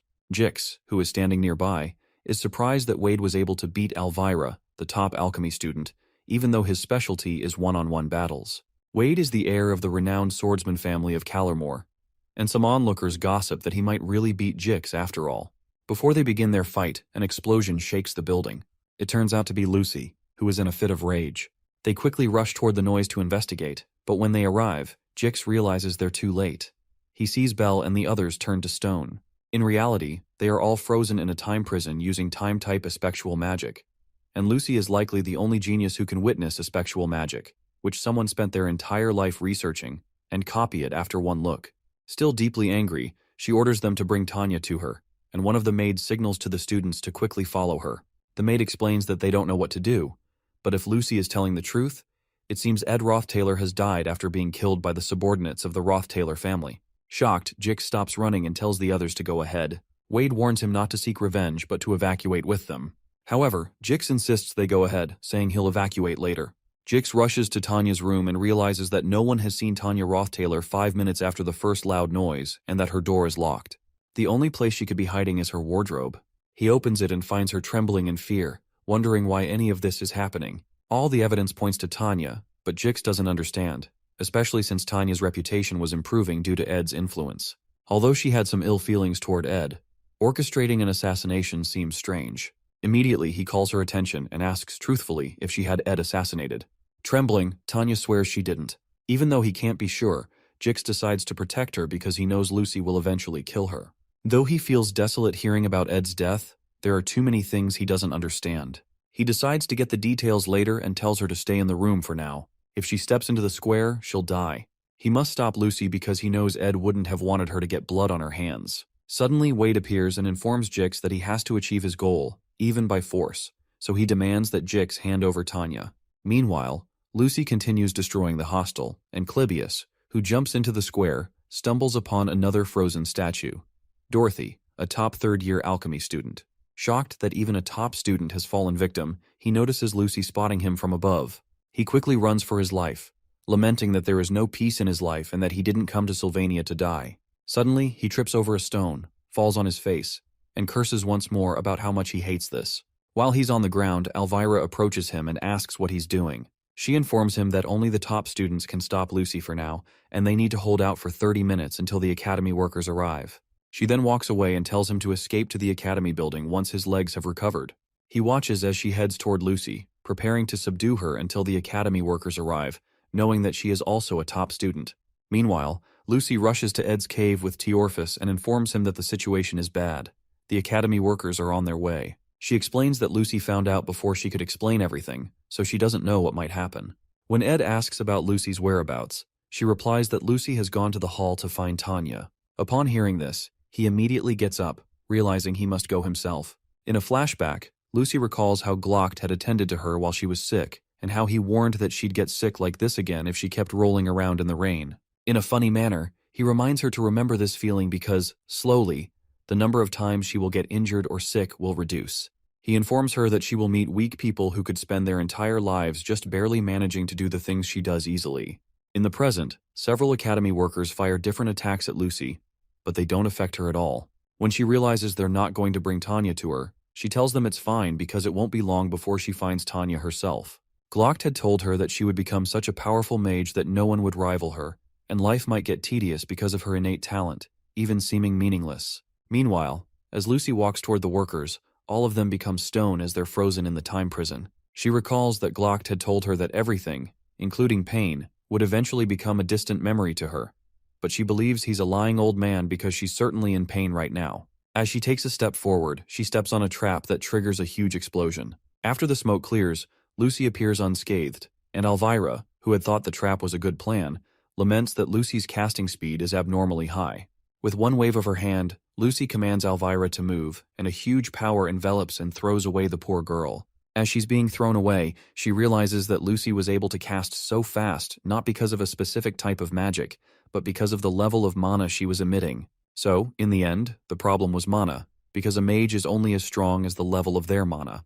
However, Elvira informs her that alchemists can understand mana and transform it into something that isn't magic, like magic engineering items or reagents. Lucy's eyes widen as Elvira pours something called a red quartz reagent onto the ground, onto all the magic engineering items she had positioned, to use the power of the reagent to channel Lucy's mana to activate the items. Elvira explains that if she activates all of these items with an increased output at the same time, all the mana in the area will evaporate. Even though all the magic engineering items she's spent her entire life making will get ruined, she plans to do it to help all the students and the maids evacuate. Suddenly, Elvira activates them all, but Lucy doesn't move an inch while she's doing that. Suddenly, Elvira receives an overload message that the amount of mana has surpassed the limit of the tool. Shocked, she watches as each of the engineering items explodes around Lucy. Calculating the amount of mana it takes to overload all magic engineering items is theoretically possible, but no one does it because it's not academically valuable, and no one has that amount of mana. If someone like that existed, it would be impossible to stop such a person in the first place. The time it took to apprehend the head maid, Bleal, the fourth-year top alchemy student, Dorothy, 14 high-class maids, and second-year top alchemy faculty student Elvira, is 3 minutes. Lucy walks past Elvira, who is severely injured, but Elvira grabs her leg and asks if she doesn't think she will regret it if she keeps going. She reminds Lucy that she could have easily sent the entire hall flying at once with all this mana, but the fact that she hasn't done that probably means she feels that Ed wouldn't have wanted her to do this. Regardless, Lucy continues and says she'll decide that after meeting Tanya. While she's talking, a strange being approaches her in the dark with a sword. However, Lucy had detected him and cushioned the hit of his sword by protecting herself with a shield. It turns out to be Clebius, who tells Lucy he's not going to let her get past him, even referring to her as a mother fair. In response, Lucy creates a small explosion in her hands and releases it into Clebius's torso. The time it took to apprehend the second-year top combat faculty student Clebius is 1 second. Meanwhile, Wade tells Jix that he has to achieve his goal, even if he has to do it by force, and demands Tanya. He swoops in to strike Jix with his sword, but Jix quickly averts the attack and retaliates with his own sword. Wade is surprised that Jix is able to use the island family swordsmanship, the swordsmanship of a beast that once roamed the northern grasslands and became civilized after staying at the island estate. As the men continue to battle, Wade reasons that this is real swordsmanship experience. However, it's incomplete, and he can find a weak spot in Jix's center of gravity. He goes in for his next attack with a maniacal smile, certain that he's won. As he's about to strike Jix by his side, a bright green light appears called the Wind Blade, which knocks back Wade's blade and allows Jix to knock him to the ground. When Wade is on the ground, Jix asks him if he wants to keep going, and Wade gets up, prepared to continue. The swordsman confesses that he enjoys fighting strong people, so there's no need to give up this opportunity. As he leaps in for another strike, he begs Jix to entertain him more, but Jix comments that it's shameful that Wade only enjoys victory and not fights. He accuses him of only showing drive when it comes to fights in which he sees the potential for victory, because if he truly wanted to fight someone strong, he wouldn't have chosen Jix, especially because Lucy Merrill is the magic faculty's top student. Stung by his comment, Jix calls Wade a cowardly bastard who keeps looking for an excuse. With one move, Jix pushes his sword down and goes in for the last strike, but eventually stops when he gets close to Wade's throat. Wade asks him what he should have done against an impossible opponent like Lucy, since it would be foolish to challenge her. Jix tells him that that's his limit. Meanwhile, Lucy makes her way into the hall. In a flashback, someone considers how pride is the leading cause of warriors' downfall more than anything else. This person advises caution against men who charge pompously into battle, with no respect for those who have put their lives on the line. He believes Clebius would be wiser if he relied on fear rather than pride. Behind Lucy, Clebius still follows after her, despite the fact that he's literally oozing blood. In the flashback, the person tells Clebius that if he lives with fear in mind, there will come a day when he will not be able to move his feet off the floor, and he will be able to escape. But as his body trembles, his hand will be firm and steady on his sword, and he will know loss is inevitable. That will be his conviction. Suddenly, a crimson energy surrounds Clebius's body, and he transforms into the sword demon. Elvira, who is still watching nearby, is shocked by the beast Clebius has transformed into. However, Lucy isn't fazed and uses Ed's bow to fire a fire arrow using a mid-rank fire magic called Flame Pillar, then multiplies it by 100, causing a huge explosion. As she does that, she keeps in mind that she promised not to kill anyone. The reason she can do that despite making a promise is because she's confident that she cannot kill that monster with just this much. Her eyes widen when she realizes the arrows didn't touch him, and that he has gotten faster. She looks back and notices him charging toward her with his sword. Before he can hit her, her protection of the wind is activated, since she has a contract with Marilda, and the wind blows Clebius backward. However, he's not knocked down and manages to stabilize himself with his bare hands. More wounds form, and more blood spills over Clebius's blood-stained body. It wouldn't be strange for him to have fainted from all the blood loss. But the amount of mana surrounding his sword and body increases the more he is injured, and the more his blood flows. With ridiculous speed, he makes several strikes on Lucy's shield, and even though she's protected, it worries her that he's holding a cursed sword. This is the Nortondale family's taboo: blood swordsmanship. Several drops of sweat cover Lucy as Clebius attacks the top of her shield again with intense rage. Finally, she raises her hand and generates an explosive force in her palm, firing it at him. Oddly, instead of destroying him, the monster charges through the attack and breaks through the shield. Quickly, Lucy creates another shield around herself and blasts the monster with a stronger attack. This attack launches Clebius backward by several feet, with blood spilling out of every hole in his body. Blood swordsmanship uses the blood flowing from your body as a new mana source and is a taboo among taboos. In a flashback, some men find Clebius after he had transformed and call him a bastard for killing someone. Even the Nortondale family itself forbade Clebius from inheriting it.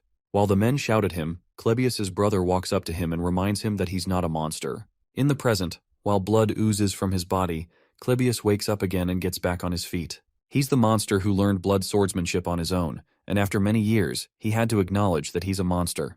However, when Lucy raises her hands into the air and activates a high-level lightning magic called Divine Punishment, he has to acknowledge that Lucy is the real monster. Meanwhile, Jix runs away with Tanya, but they abruptly stop when Lortel blocks their path. Lortel tells Jix that he can escape if he goes through the door at the end of the hallway, but Jix stops Tanya from moving forward because he senses that something is off. Regardless, Lortel comments that Tanya is lucky to have Jix helping her. Jix, still cautious, asks Lortel if she's heard about Ed, but she replies that she's not sure.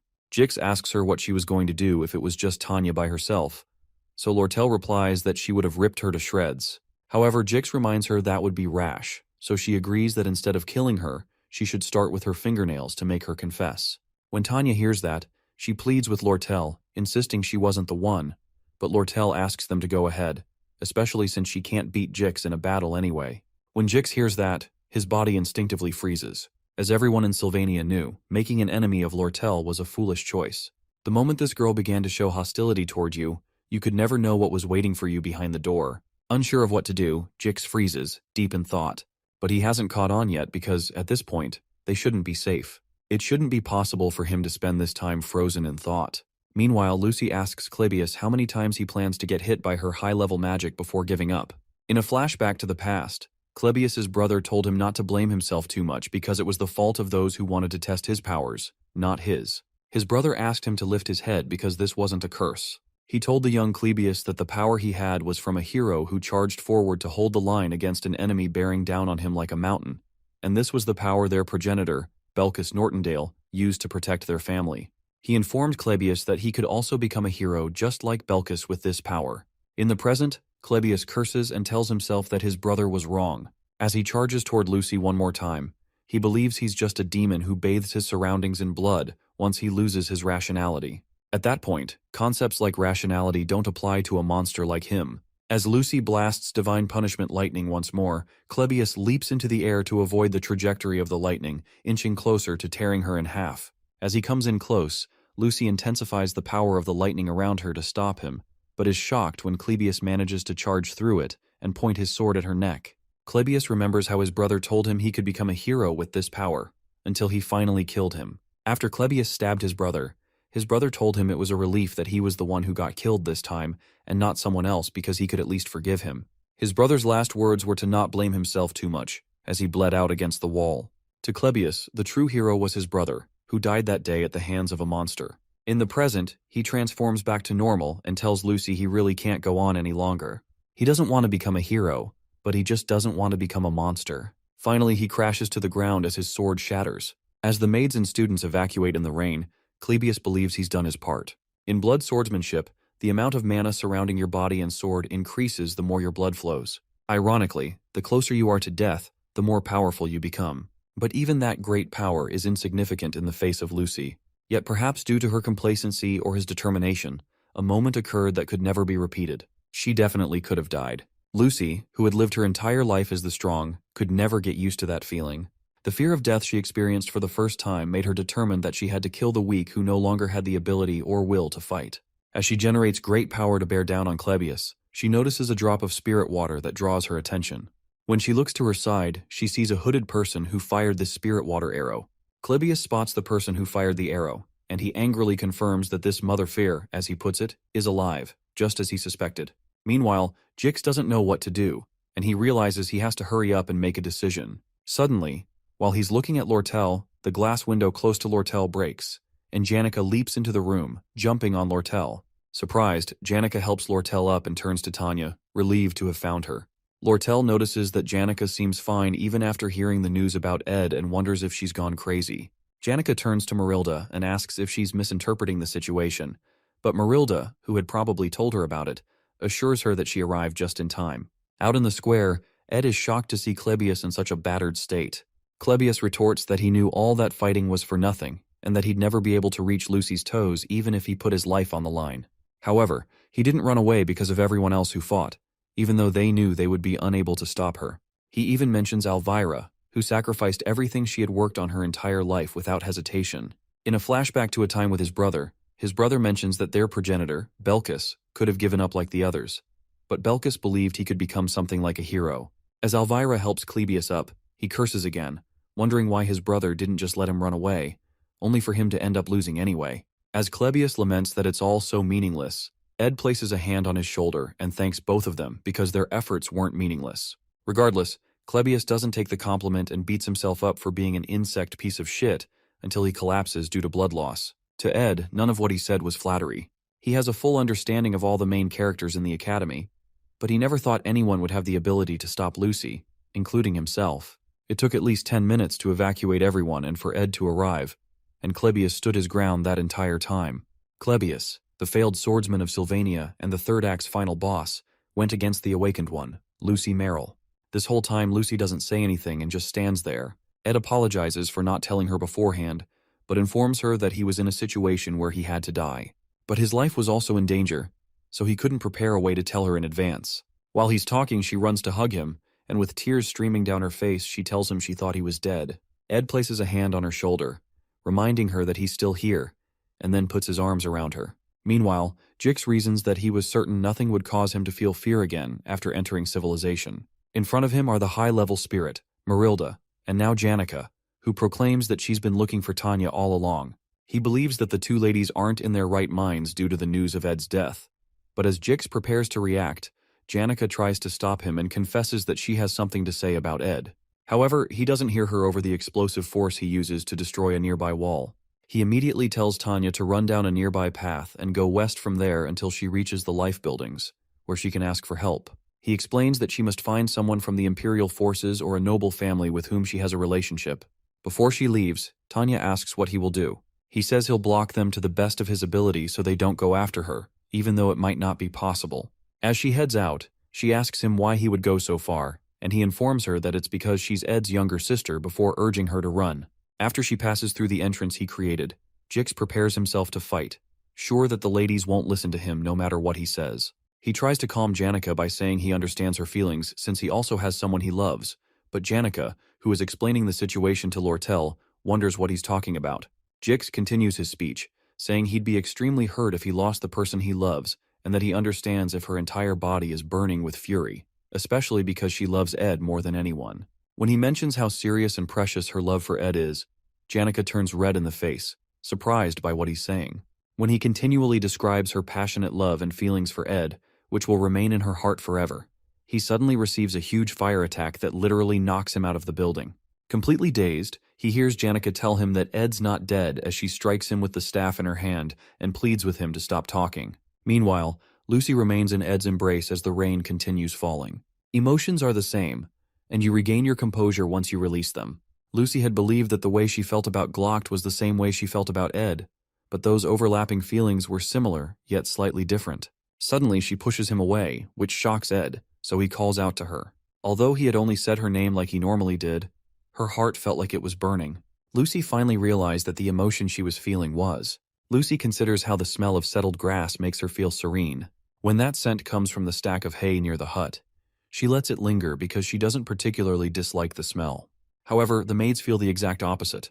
While Ed speaks, she detects that familiar scent of grass on him that makes her feel serene. Ed informs her that those from the academy will arrive soon, and he'd have to explain his circumstances. He proposes that they go see the others since the rain has stopped, but Lucy, whose face is as red as a tomato and has just been staring at his face all along, asks him what he said. Ed chides her for not listening and explains again that she'd probably have to face a disciplinary committee and apologize to Elvira and Clebius because they got really hurt, and Elvira lost all of her engineering items. Lucy is surprised by that because, according to her, Elvira came at her first, and Clebius cut himself to lose all that blood. Even though the magic she used may be cruel from their perspective, she feels like she worked really hard to ensure she didn't kill them. When Ed notices Lucy crying because he said she'd have to apologize, he sighs and informs her he'll take care of it since he's also responsible. She doesn't even hear any of that, but is stung by the fact that Ed sighed. She feels like she's been treated like a pathetic person, that she's been hated, and that Ed is disappointed in her. To avoid him becoming disappointed, she quickly proposes that she'll apologize, and Ed commends her wisdom. The scent of grass wafts past her again, and Ed proposes that they start moving since she's not hurt. Meanwhile, Lucy, who is love-struck, just keeps staring at Ed's face. When she smells that scent of grass, if she lets her guard down for even a second, she can't breathe and feels shivers run down her spine. She wonders why this has happened since she had just considered Ed as someone who took care of her perfect nap spot at camp, who fed her, sat with her, and allowed her to lay on his leg. She realizes they've spent most of the year together, and now she's awestruck by his scent. Meanwhile, Ed turns to go look for Janica, but Lucy suddenly grabs him from behind. With tears in her eyes, she asks him if he really has to leave now, but Ed doesn't seem to understand what the heck is going on. At the Ophilus Hall central entrance, Janica chides Jix for talking too much, and Ed soon arrives with Lucy. Suddenly he notices Lortel looking the other way and asks her what she's doing. She's obviously red in the face, so she clears her throat and calmly turns around to acknowledge the fact that Ed is safe after all. Our boy immediately apologizes for making her worry, but Lortel claims she didn't, because she had logically thought that he wasn't someone who would die easily, especially since he had the Delheim's hourglass that he requested from her. As she continues to narrate how merchants always remain calm and rational, Jix looks at her in confusion, and she turns to Jix to confirm how calm she was. Since he's scared of her, Jix affirms that she wasn't emotionally stirred at all. Furthermore, when Tanya glares at him, he also covers up her own emotional outburst. Soon after, Lortel fixes Ed's collar and claims that she didn't think he had died. She explains that seeing his face puts her at ease and confesses that she was a bit anxious, though. Suddenly, she grabs him by the collar and attempts to pull his face toward her because he has to pay for making her anxious. But Ed doesn't understand that logic. Before she can make her move, Lucy comes between them and pushes Lortel away, red in the face with jealousy. For a moment, everyone remains silent, and Jix just looks at them all in confusion. At this point, Lortel becomes extremely angry that Lucy just blocked her chance. Worried, Ed places a hand on Lucy's head and asks her what's wrong. He explains that Lortel was just saying she was worried and that there's no need to push her away. However, he doesn't notice that Lucy is about to burst because of the way he's touching her and is literally oozing out smoke from her head. Suddenly, Janica yanks Lucy out of Ed's reach and protests that they're both standing too close, but Lucy aggressively pushes her away too. At this point, all three women face each other defensively, and for some reason, Ed feels like there's an emergency. He stands there in shock as he watches the face-off, and Jix watches from behind with keen interest. All three women glare at one another in an intense staring competition, and Jix watches excitedly, hoping for some action. However, the emotions are doused when Elvira reminds them that they don't have enough time to be doing this. Ed quickly agrees with her because the Academy people will arrive soon, so he informs them that he plans to hide the fact that he's alive, and he explains why he's doing that. Eventually, Lucy apologizes to Clebius and Elvira and decides to help Tanya, who had run away. Jix suddenly regrets letting Tanya run away, and they eventually agree on a story about what happened before Lucy turns everyone back from their frozen state. Meanwhile, Nox and Caddick remain tied in the middle of the square, while Ed disappears from the Academy before anyone discovers that he's alive. Shortly after, Clebius is shocked that all his injuries have been healed, and he wonders what happened. When he looks up, he sees Elvira, and he starts to panic because he thinks he's dead since he was certain that he was bleeding profusely just a moment ago. Elvira soon stops his yapping and informs him that the Academy workers are coming soon, and he has to testify that he stopped Lucy. Moments before, Lucy bowed her head to apologize and healed Clebius's injuries. Lortel promised to provide secret maintenance funds for Ed, and Elvira still can't wrap her head around the unexpected things that Ed said to Clebius while he beat himself up. After Elvira drags him down to rest, Clebius concludes that it must have been Ed who blocked Lucy and beats himself up for not being able to beat Ed again. While he talks, Elvira considers how the most intriguing thing she's discovered from this experience is Clebius. When he laments that life is shitty and expects her to yell at him, she affirms that life is truly shitty, and they both look up to watch the night sky for a while. Meanwhile, Tanya, who had been frantically running through the woods, slips over some mud, and she quickly gets up, urging her legs to move. She urges herself to move because she's certain Lucy would be after her. Unfortunately, no one is chasing Tanya, but her plan is to get to a safe place and find out the truth about how Ed died to clear her name. With tears in her eyes, she runs through the woods so she doesn't get caught, but there's no one to stop her. Sometime later, the guard who was summoned to the site of Ed's murder reports that the investigation into Ed's death is nearly concluded. They use something called thoughtography magic to analyze the scene and attempt a reenactment, which matches Janika's testimony. It appears that subordinates of the Roth-Taylor family stabbed Ed, causing him to fall off the cliff. The subordinates, who seem to be the culprits, have been imprisoned in a facility in the academy basement, and their punishment will be transferred to the royal palace. The principal, Obel, listens to the guard's report and confirms that Ed's death has been essentially verified. He proposes organizing the facts properly for an official report to the royal palace, aiding in the conclusion of the investigation. The influence of a student's death seems greater than expected. Lucy had an extreme reaction upon hearing the news, leading to a situation where students had to be evacuated in the middle of the night. It's clear that Ed had a significant impact on many people, and reports indicate that Lucy was eventually stopped by Clebius. Obel is intrigued by Clebius's strength and suggests that the academy prepare a commendation for him. Regarding Lucy, they plan to hold a disciplinary committee hearing, which is overseen by the academy's vice principal, Rachel. During the hearing, Elvira and Clebius are called to testify. While the damage to Ophelis Hall is not insignificant, it is minimal compared to the previous Ophelis Hall occupation incident. Lucy might have received a lighter punishment if she had shown any sign of remorse. Other educational institutions, as well as the royal family, consider Sylvania the best academy because it produced the rare genius mage, Lucy, and the academy frequently uses this for promotion. At this point, expulsion is not an option, and it would be preferable not to leave any disciplinary records. However, Lucy's attitude toward the situation greatly frustrates Vice Principal Rachel, despite her intent to be lenient. Eventually, Rachel revokes Lucy's scholarship eligibility, suspends her for 10 days, restricts her access to student facilities for 70 days, lowers her practical exam score by 2 ranks, and revokes her eligibility to stay in Ophelis Hall. Although the punishment seems harsh, the scholarship means little to Lucy since the Glocked Scholarship Association has already covered her tuition. Even with a 2-rank grade reduction, the gap between her and Jix, who ranks second, remains vast. She also rarely uses the school's facilities, so the restrictions do not affect her significantly. Lucy is about to sign the punishment agreement when Belle interrupts the proceedings. As a witness, Belle suggests that forcing Lucy out of Ophelis Hall is not an effective punishment and won't make her truly reflect on her actions. When Belle starts speaking, Lucy frantically urges the vice principal to hand her the document so she can sign it quickly. But Belle argues that expelling Lucy from Ophelis Hall is a reward rather than a punishment. Instead, Belle suggests restricting her movements within the dormitory for a probationary period. Lucy pleads with the vice principal to just suspend her from school entirely, but Belle assures Rachel that the maids will stand guard 24/7 to ensure Lucy doesn't leave. In the end, Rachel grants a 30-day probation. Upon hearing this, Lucy bursts into tears, finally beginning to reflect on her actions. As she begs, Belle reassures her that she will personally make sure Lucy is unable to step outside. Sometime later, Janica visits a cave to inform Ed that Lucy is under probation. Ed considers the punishment lenient, though he knows Lucy must feel like she's dying inside. Meanwhile, Janica prepares her favorite beef stew, which piques Ed's interest. He is surprised that she insists on doing his laundry, helping him with spirit classes, school lessons, and cooking.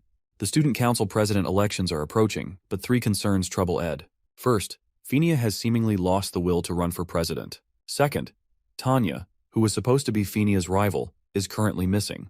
Third, the Roth-Taylor subordinates Caddick and Knox remain imprisoned at the academy.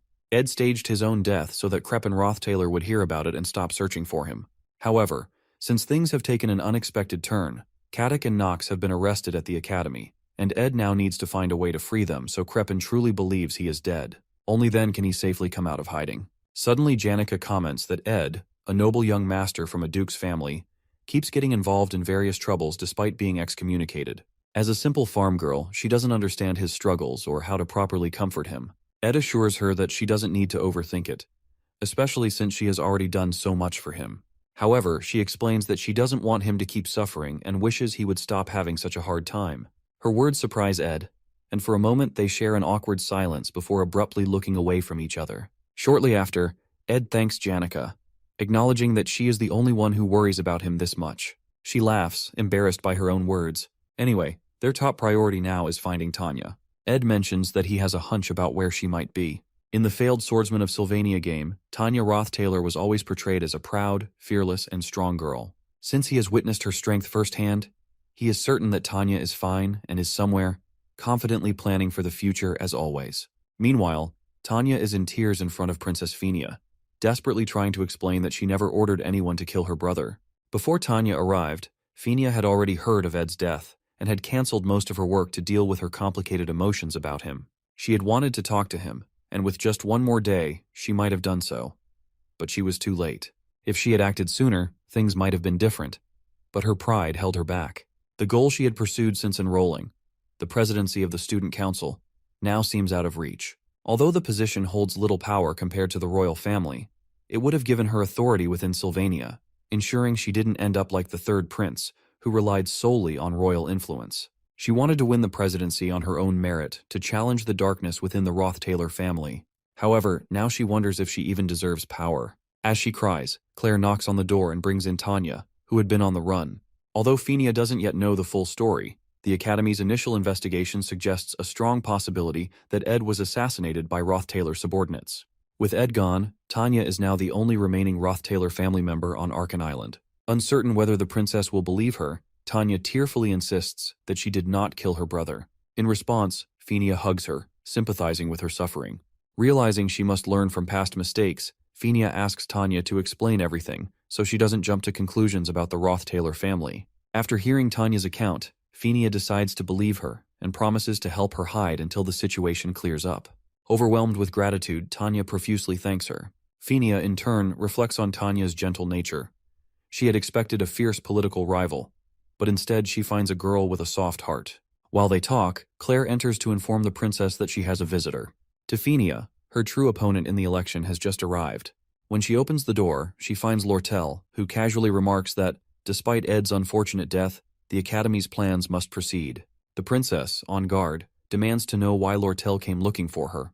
Lortel, smiling, replies that she wanted to ask why Fenia is hiding Tanya. In the Ophelis Hall, Lucy lies in her bed and prays for death, with 29 days left until the end of her probation. This is 3 hours before Lortel and Princess Fenia meet. Meanwhile, Leisha and Ed spar. Leisha comes in with a strong hit, but our boy sticks the knife in his mouth and breaks her form into a pool of water. Moments later, she regains her form and attacks him from different directions, but he still manages to defend himself. Shortly after, Mug commends Ed's incredible reaction time and ability, expressing how touched he is. Leisha, on the other hand, proposes they end things here for today because his close combat skills are outstanding for a mage. She comments that he must have been training for a while, and Ed replies that it's because she's an excellent duel partner. Ed mentions that Mug is too small and training with Marilda is a bit too much, but Lacia interjects, saying she thinks fighting with Marilda would be more helpful. However, Ed believes that fighting with a house-sized wolf would send him to an early grave. Leisha explains that high-rank spirits can freely change their forms, which is why Marilda can easily travel around the entirety of Arkan Island.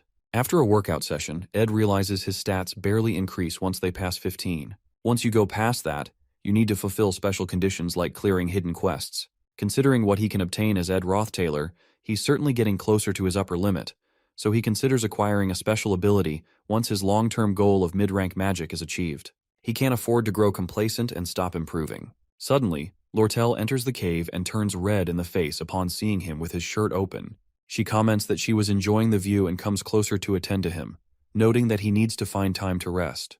When Ed mentions that he's at ease because his needs are mostly provided by others, especially Janica, Lortel realizes that he must have been training with spirits. When she notices the spirits are watching all of this, she wraps her hands around his arm, prompting Mug to start screaming about an emergency. Lortel enjoys a good laugh, and Ed asks what she's planning to do. She informs him that she's planning to see Princess Fenia soon, because she realized there are things she can profit from before the election begins. Based on his request, she explains that releasing the two knights, Caddock and Knox, would be easy, but it's not free, so she'd like to take the deposit for it now. Ed wonders what she's talking about, so he asks if he can hug her once. She's initially shocked, but then decides to play along. When he pulls her close, she immediately turns red. With her hands on his chest, she pushes him away and pleads for him to wait. Her reaction makes Ed ask what's wrong, and she responds that it feels different from how she imagined it before coming. She asks why he's not wearing clothes, protesting that he should know she's already walking a tightrope in her heart and should have some courtesy.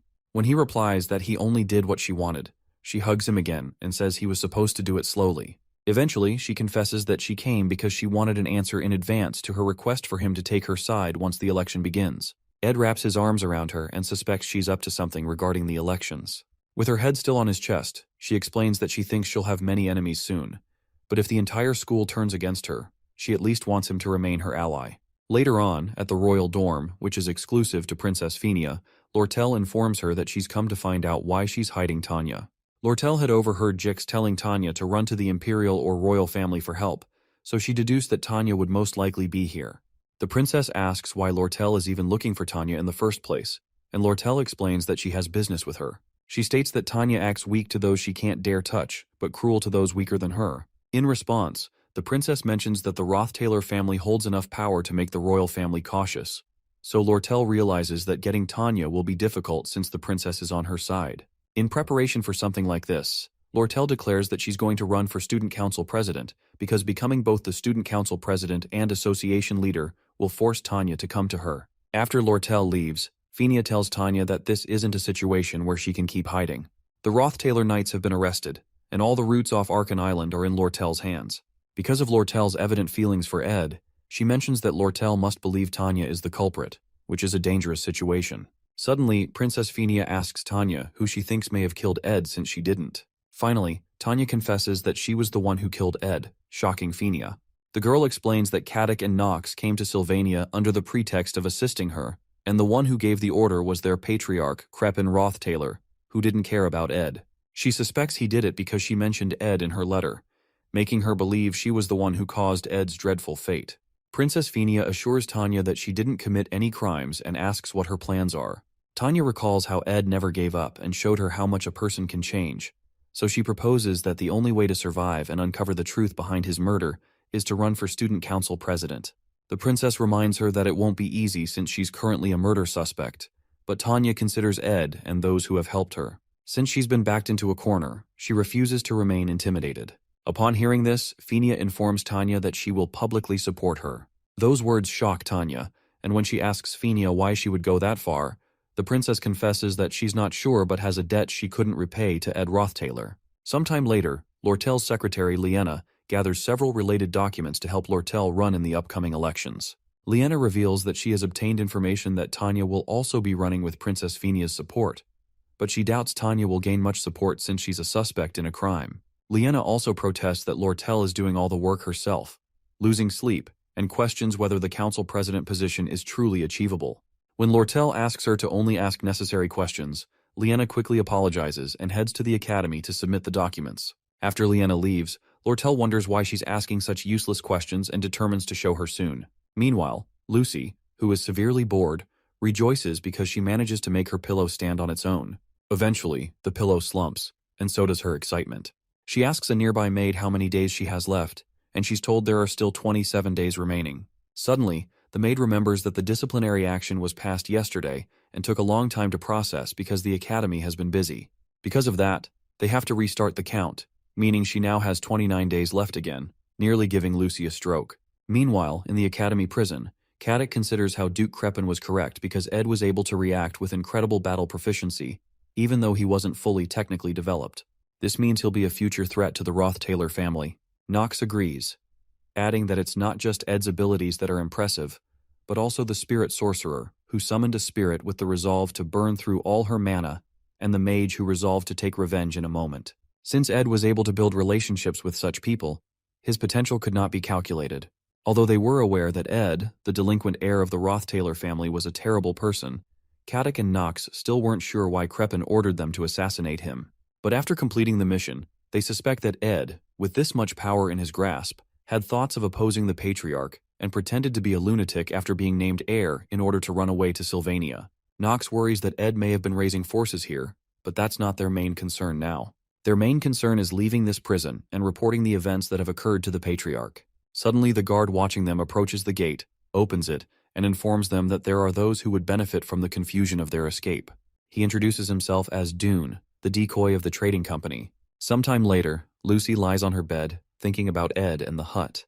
When Belle informs her that she has 24 days and 3 hours left, Lucy asks her to kill her. Meanwhile, a beautiful lady walks around the academy, receiving glances from everyone who passes her. She's quite pretty and has a fascinating aura, but she suddenly disappears, only to reappear in front of Kylie, who had been admiring her. Surprised, Kylie wonders who she is, and the woman pledges to learn all she can about this place and live her life to the fullest. Her excitement is soon doused when she opens the academy newsletter and sees Tanya, whom she had hoped to see after the incident, still in seclusion. She is surprised to hear that Tanya is running for student council president, but is quite glad that she's safe. The more shocking news is that the third-year student, Ed, is dead. She recognizes that the subordinates of the Roth-Taylor family are the likely culprits, and she still remembers what she saw at Ed's hut and the things he said. The painful part is that Tanya, her first friend, is said to have a hand in the murder. Although Kylie believes in Tanya, public opinion about her in the academy is worsening, especially after news of the Roth-Taylor Knight's escape. Also, the air around the academy after Ed's death is quite dark and gloomy. Meanwhile, Principal Obel realizes that the paperwork concerning Ed's death is massive, so he is pleased to assign it to a professor who has interacted with the people involved in the incident. When Obel asks if there's anyone like that, the work, as usual, gets assigned to Assistant Professor Claire. While doing the grueling paperwork, she comments on Ed's death, saying that one never knows what will happen in the future, and Klebius gives a short reply. Claire notices that Annis has also stopped talking. Annis, staring at the profile she made of Ed, feels tears fill her eyes and pain swell in her heart. She comforts herself, telling herself she'll be fine, and recalls that it was Janica who testified about the event in court. She considers that Janica must be having an even worse time than she is. She goes to check on Janica, who excitedly declares that she's going to try using curry to cook today. When she asks Annis for advice on cooking a new dish, Annis suddenly hugs her out of nowhere, surprising her. Annis, believing that Janica must be hiding her emotions, tells her to wake up and advises her to accept that Ed is dead, with tears in her eyes. Janica, who doesn't know what to say, simply remains in her embrace and silences Driss, who has returned from picking up groceries, so he doesn't ruin the moment. Sometime later, Ed receives a copy of the Academy's newsletter from Janica, who also informs him that Tanya has returned to the Academy on her own after leaving the royal dorms, where she had been hiding. Apparently, Tanya has been actively cooperating with the investigation to prove her innocence, and the princess has chosen to publicly support her, even though more people support Lortel. Suddenly, Janica asks what happened when Lortel came to the cave, surprising Ed. She pretends it's none of her business, as girls do, but Jix soon interrupts by saying that Lortel will become student council president. Jix believes it doesn't matter if Lortel becomes president, but is worried that the knight's escape has strengthened the rumors about Tanya's involvement in the murder. He mentions that he went to the royal dorms after Princess Fenia called him and noticed that Tanya is in really bad shape. Initially, Tanya received attention from the top students because she was Ed's younger sister, but now she is being framed for murder and suspected by all the students in the academy. After the candidate registration period ends, she'll have to stand in front of everyone, and it doesn't seem like she'll be able to handle it. Jix hints that Ed should do something about it. Right now it's Act 3, Scene 2, right before the election. According to Ed's memories, this act doesn't have a single fight scene. It is meant to clearly show all the relationships the protagonist, Taylor, has built so far. Normally, Taylor would actively support Princess Fenia since she was the one who chased Ed Roth-Taylor out at the beginning and saved him. Because the top students in each year have a large influence on the students, Taylor would go convince the top students he has a relationship with. However, Lucy, who doesn't vote because she's lazy, Janica, who wants to give everyone a vote, Wade, who is on the princess's side, and fourth-year Dorothy, who supports Tanya, cannot be convinced. The ones who can be convinced are Joseph, a first year in the magic faculty, Claude, a first year in the alchemy faculty, Klebius, a second year in the combat faculty, Alvira, a second year in alchemy, Drake, a third year in combat, Adelante, a third year in alchemy, Deke, a third year in alchemy, and Traciana, a fourth year in the magic faculty. These top students make a total of 8 people. In the elections, as long as you can get 5 of these 8 on your side, you can win. With this method, the princess would win the election, and Taylor would obtain the royal family's support, which is the biggest force backing him until the end. In the 4th act, he especially needs the royal family's power to go against Crepin and the final boss. Maintaining the flow of the scenario is a matter of life and death because it's the most assured way of guaranteeing survival in future trials. Although small aspects have changed, Ed considers that he needs to ensure the major parts of the storyline continue and that the princess becomes student council president. If he continues to hide, opinions about Tanya will worsen, and to prevent Lortel from becoming president, Princess Fenia might decide to run. It might be better for him to let the princess know he's alive so he can convince her to run and persuade the top students he knows to sway things in her favor. However, until the registration period is over, there are still many ways to turn Princess Fenia into a candidate. Another issue is Tanya, who was supposed to be a one-time villain that would disappear later, is now being accused of murder. She's experiencing a great ordeal that was never in the storyline, and Ed must choose between Tanya and the storyline. While he's thinking, Jix notices his concern and asks if he'd like to cancel their plans for today. But Ed assures him he's fine and proposes they begin. Our boy plans to confirm the results of all the training he's been doing and find something to distract him. Jix thanks him for the opportunity, as he hasn't had a proper opponent in a while and has been itching to sweat. With a maniacal look in both boys' eyes, they prepare for their light sparring. Meanwhile, Tanya thinks about old memories of her time with Arwen and Ed when she was much younger. She tries to recall every scene of how they walked hand in hand to the hill covered in blooming flowers. Perhaps that was her last happy memory, and her life has been filled with great responsibility and heavy pressures since then. Looking out the window, she hears the chants of several students protesting that she stepped down since she's a murderer, and she wonders how things ended up like this. Meanwhile, because Tanya, who has been driven into a corner, will have a heavy influence on the storyline, Ed hesitates a bit before taking action. They soon begin their sparring, and Ed considers how Jix, the strongest second year other than Lucy, who was a comrade to Taylor until the end and should have lost his fight to Wade due to exhaustion, charges towards him. Jix lands the first strike on the ground using a skill called the First Sword. Although it's a small detail that Jix didn't lose the fight to Wade, it still bothers Ed. As he blocks the attack, he wants to check how much Jix has improved, and how much he himself has improved, since he's the one who has changed the most from the original scenario. He uses basic defensive magic to create a shield around himself to block the attack that shatters the ground before him. The moment the dust clears, he's surprised to see Jix leap right at him, realizing he's fast. He wonders how Jix is moving so quickly, but he considers that it may also be difficult for him to dodge because of the speed.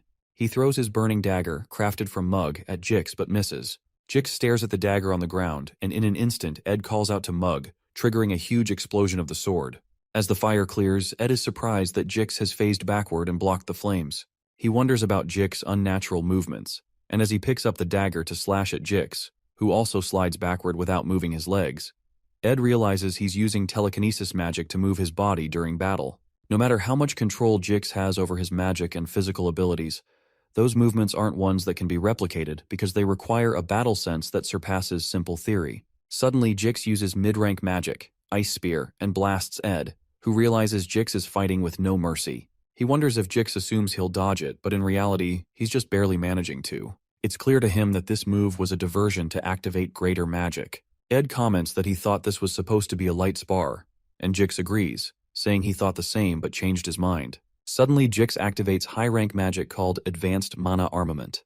With a smirk, Jix explains that practice should feel like the real thing, so he delivers an explosion so great that Janica, who is cooking far away, gets worried. She also wonders if Ed will be okay with the curry she put in the food and decides to hurry up.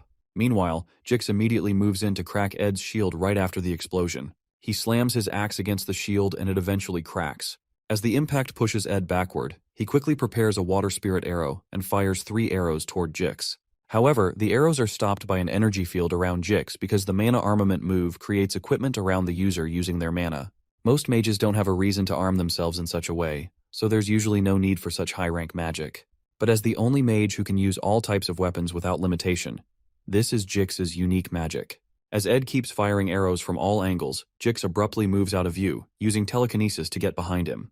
As he wields 2 of his weapons toward Ed, our boy turns around in shock, realizing that these telekinetic movements can't be predicted. As Jix comes in to strike, Ed's Blessing of Wind activates due to his contract with Marilda, knocking Jix backward and cutting him enough to draw blood. Eventually, Jix lands on his feet, but he's surprised to see he has landed on one of Ed's water arrows. He immediately wonders when Ed managed to fire the arrow, but our boy quickly activates a spirit formula known as Manifest Waterhead. The move causes the water droplet on the ground to transform into Leisha's form, and Leisha immediately jumps at Jix, who quickly slices the first form with his blade. The moment he turns the other way, he sees Ed inches away, preparing the mid-rank magic, Particle Explosion. Our boy releases the explosive energy toward his sparring partner. After the move, Ed realizes that Jix is strong, especially since he was able to learn mana armament. At this rate, Taylor's party would have no problem facing enemies. While he's thinking, something incredible happens. Jix immediately flies back into the air, declaring to Ed that he can't let his guard down and will be getting serious from now on. With a deadly look in his eyes and explosive energy around him, Jix smirks and activates an advanced mana armament known as Convergence. Ed immediately directs Leisha toward him to match the energy Jix is throwing at him. This is only the beginning of the third act, and the ability that Jix has shown so far is the maximum of what Ed expected at this point in the storyline. There's apparent shock on his face because he hadn't expected to see Jix use this form so soon. This is the same form from Act 4, Scene 7, during Jix's final battle at the Grigol Cathedral infiltration. Jix wields a huge lance known as Nature's Lance, with several bright swords hovering around him. Jix explains that instead of fighting Ed in a ridiculous mental battle, he'd rather crush him with the overwhelming difference in power. Jix points the lance and all the swords toward Ed, who immediately launches fire attacks at the incoming swords to stop them. At one point, he becomes worried because he had to use Particle Explosion and the sword, leaving him almost out of mana. As if that's not enough, the major problem is the next attack that follows. As another wave of bright swords is launched at Ed, he slams his fist on the ground to create a bright shield around himself. Breathing heavily, he brings out a magic engineering tool known as the Impact Amplifying Ball. Jix comments that Ed's use of a magic engineering tool means he's out of mana. Excited, Jix moves in for the final attack and tells Ed that this is the end. As he moves in to impale Ed with the lance, he's shocked when Ed suddenly triggers something resembling wind magic. He wonders how Ed is able to do that since he's out of mana, but Ed replies that he needs to go all out since Jix is prepared to do the same. The tool Ed is using is the legendary rank magic engineering item, Glast's Phoenix Gold Ring. Since he can't afford the ring rendering him unable to use mana for a while, he decides to use the least amount of mana possible while still manifesting its power. As he's about to blast Jix, he hears a spirit tell him that he's finally been able to summon her without the help of the Altar of Substitution, Lucy, or Janika's mana. The spirit commends him for being able to make a great strike, and it turns out to be Merilda's human form, which was previously impossible to summon due to the drastic mana pull. Days later, at the Academy, Lortel gives her candidacy speech, and the crowd goes wild with excitement. Dune, who is standing in the crowd with Liena, wonders why there are even 4 contestants when the election's result is clear. Suddenly, the crowd begins to chant Lortel's name because her sincerity and leadership ability in the trading company proves she'll do well as president. Liena asks Dune what he will do if Lortel becomes president, and he affirms that this means nobody within Sylvania Academy will be able to stop the company leader. As Lortel proudly walks off the stage, she runs into Tanya, who looks tense, and makes a snide remark to mock her. As she walks past Tanya, she asks what's wrong because she seems nervous, but Tanya musters up the courage to say she did not kill her elder brother. Tanya then bravely steps onto the podium and prepares to give her speech to a crowd that doesn't seem interested in listening. She clears her throat, introduces herself, and declares her intent to run for student council president. The air in the crowd grows cold, but Tanya continues to deliver her heartfelt speech. While that's happening, Lortel notices that Tanya is putting on a mask, pretending nothing is wrong. However, no one has reacted to her words since her speech began 10 minutes ago. The moment Tanya ends her speech, several people in the crowd call her a murderer and start throwing things at her.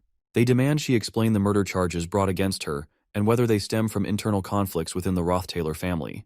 As they continue throwing stones, she struggles to turn her face away and still thanks them for listening to her speech. Suddenly, she slips on a plastic bottle and laughter erupts from the crowd. Immediately, Tanya falls to her knees and wonders if it was foolish to step onto the podium. She reasons that she should have run away, and as she beholds the menacing crowd seeking to devour her, she decides to flee. Suddenly, a bright light erupts in front of Tanya, pushing away the hateful students.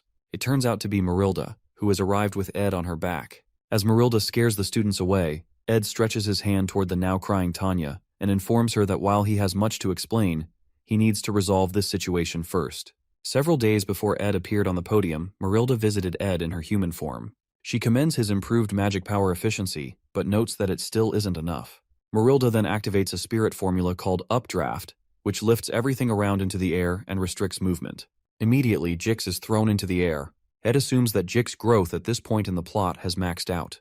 He also considers that he hasn't used a large amount of magic power with the ring, yet he has completely exhausted his reserves. Having used every possible magic technique available to him, combined with Merilda's cheat-level secret technique, it seems he will win. While Merilda complains about being summoned in this form, with a small mouth, no fur, and no tail, she suddenly detects Jix behind her. However, because movement is difficult in this form, she is unable to stop him before Jix gets his sword right in front of Ed's neck. Quickly, Ed accepts his defeat, and Jix disintegrates his sword. Jix is impressed that Ed has trained himself so much in just 1 year. Ed realizes Jix has grown stronger than he did in the original plot and wonders how that happened. When Ed mentions this, Jix explains that watching Ed grow stronger daily pushed him forward as well. As they both lie down to rest, Ed reflects on how he has done everything he could to keep the plot on track, partially to maintain his knowledge of the future, but also to ensure Taylor's victory in the final act. He once believed the plot was the only answer, always managing to steer it back on course. He feared factors beyond his control, and after hearing of the knight's escape, he hesitated to save Tanya. Now, what little remained of the original plot seems to have slipped from his hands. Still, he decides to focus on what he can do. Jix, who will be Taylor's ally in the final act, must grow stronger. Just in case, Ed has also trained himself and built reliable comrades. Although it may be naive, he considers that deviating from the original plot doesn't mean they are doomed to a bad end. On the day of the candidacy speech, all the students run for safety, and Joseph tries to calm them down because he has seen the high-ranking spirit before. Right in front of them, Ed removes his hood, and they realize he's alive. He walks to the microphone, introduces himself, and proclaims that he wasn't murdered by Tanya, whom he supports more than anyone else. As he speaks, Lortel walks away with a smirk on her face. Since Tanya already has the support of Janica, Lucy, and Princess Phenia, they still need the votes of Clebius, Elvira, Jix, Joseph, and Wade. However, it shouldn't be too difficult to win them over. After Ed clears the air, he finally feels at ease. Shortly after, he heads to the school's security office to explain how he used the Delheim's hourglass to survive. He stayed alone in a cave before being rescued by Janica and immediately returned to defend Tanya. The security leader recounts everything Ed has said to confirm the details, and Ed affirms them. By this point, he already has dark circles under his eyes from being interrogated by nearly 20 people. He hopes the investigation is over but begins to think otherwise when he is called to meet with the principal. Ed enters the principal's office, and Principal Obel comments that he must have had a hard time after reading all the investigation reports. He apologizes to Ed for the lack of security at an academy level, but Ed replies that the enemy was meticulous, and it would have been hard to detect this with regular security measures. The principal appreciates his comments but adds that it feels very deliberate. It seems as if Ed waited for Caddock and Knox to escape to inform the one who sent them about Ed's supposed death before he felt safe enough to reveal himself. Obel explains that he has no intention of digging into the internal conflicts of the Roth-Taylor family, but as the head of the academy, he has to report Ed's appearance to the Imperial family. However, if he reports to the Imperial family, the Roth-Taylor family will also find out that he's alive. When Ed suggests postponing the report, Obel asks why. Ed explains that his death was ordered by Crepin, his father, who is the real power behind the Imperial family, but Obel comments that he has no interest in matters outside the academy. When Ed continues to plead for a postponement, Principal Obel mentions that his grades are rising rapidly, and his reputation among the students is increasing. To Obel, it's as if Ed has become a completely different person, and because Sylvania always stands with its students, Obel assures him he'll keep his secret. Later that evening, Kylie stops a boy from approaching Tanya because her schedule is over for the day, and she doesn't accept inappropriate gifts. Meanwhile, Tanya approaches Ed, whom she had been expecting, and Ed congratulates her because he heard her election is almost certain. However, Tanya explains that she can't let her guard down just yet. Tanya's innocence has been proven, and she eventually received an overwhelming number of votes. But the major reason Tanya could receive these votes is because of Lortel's downfall. Lortel persistently framed the election as a one-on-one battle between herself and Tanya, making everyone forget the other minor candidates. And at the perfect time, when their supporters were fairly equal, an article about how Lortel embezzled trade funds and abused her business partners was released, causing her to naturally resign in disgrace. As a result, only Tanya's supporters remained. Sometime later, Tanya meets with Ed and notes that they haven't had time to talk since she's been busy running for office. She mentions that she wanted to thank him, but he reminds her that he's told her it's fine, especially as she kneeled before him with tears in her eyes on the day she announced her candidacy. However, Tanya interjects that the thing she wanted to thank him for was something else. She considers asking him an inappropriate question, but decides to ask anyway. She asks him why he supported her when she announced her candidacy, especially because he was supposed to stay hidden. She mentions that she felt as if he couldn't stand the injustice she was going through, so Ed agrees that that's why he did it. He mentions that she's his family, so it's clear that he'd take her side, which makes her smile. Since she's now student council president, she requests that he inform her if a crisis comes so she can do whatever she can to help. As Tanya walks away, Ed watches her with a smile on his face, but his reflection is soon interrupted by Lortel, who teases him about the touching statement he just made to Tanya. Ed wonders how much of what he said she heard, and asks her how she's been coping with the terrible rumors about her recently. She sits down next to him and cheerfully declares that it's all according to plan. The factor that secured Tanya's victory is the article about Lortel, and Lortel's company deliberately exposed this scandal to help Tanya, setting up a competition with Tanya for the presidency position, and everything else Lortel did was to pressure Tanya into becoming president. Lortel told Ed about her plan the day she came to the cave, and his duel with Jix erased the hesitation in his heart. He had truly saved Tanya because she is family, but he also considered her usefulness. The upcoming fourth act is a battle against the Roth-Taylor family. He's already an enemy of the family, but Tanya is an insider and the perfect connection for diversion tactics and gathering information. Eventually, Lortel comments that her infamy in the academy has been rising, and Tanya doesn't seem to think too highly of her, so she'll leave it all to Ed. Ed replies that she has a bad habit of manipulating everyone around her, but she jokes that it's just an occupational hazard.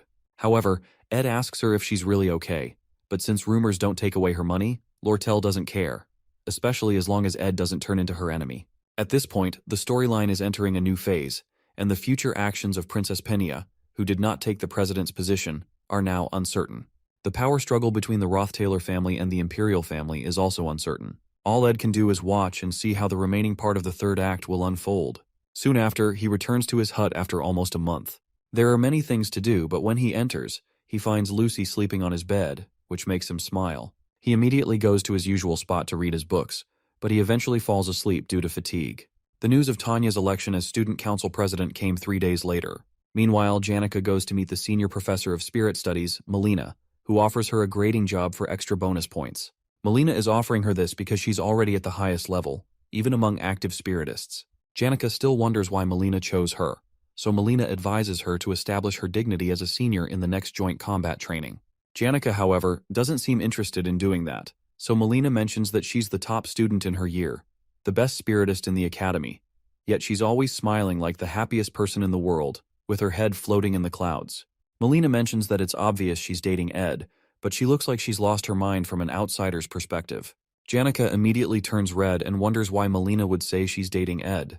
Melina clarifies that they're always together, and that Janica is always grinning and spacing out in classes, which is typical of a kid who just started dating. Janica begins to stutter and tries to stop the professor from speaking in front of the other students. But Melina loudly declares that everyone already knows she's dating Ed, which makes Janica feel like disappearing. In the southern mountain range of the eastern Sparta region, there's a land of farming known as Pulin. Deep into the ridge, there's a small farming village called Torin. There, we see a young Janica Failover, who would bring light to this village. Suddenly, she meets a young male boy who speaks to her formally. However, the boy's manner of formal speech was quite unfamiliar to her. Regardless, the boy eventually became comfortable with her and started to tell her about the Imperial Holy City. Janica remained cheerful and loved by everyone. Eventually, the male boy comes to confess his feelings for her. The young girl didn't know how to reject people, but she rejected the boy's heart. After that, the male boy ran away and didn't visit the village for a long time. Later on, he brings her a letter of admission from Sylvania and bids her farewell with his formal speech. She then opens the letter to read its contents. 3 years later, Janica is still scared of rejections and uncomfortable with formal speech. She gets startled when the administrative officer asks if she has any questions. The lady promises to quickly deal with any issue if it's an administrative task. However, Janica is short of words as she stares at the leave request from Trick's dorms. Regardless, the lady still tells her that a lot of people will help her if she just asks. Despite having a lot of people in the past, Janica finds the attention to be a burden. After that, she meets up with Anise, who realizes that Ed was alive all along. Anise sees that her friend must have had her reasons, but she wonders what's worrying Janica now. Janica then mentions how she finds it hard to reject other people's requests. Anise then calls her out for always cooking for Ed and acting like his maid, but Janica says she did those things because she wanted to.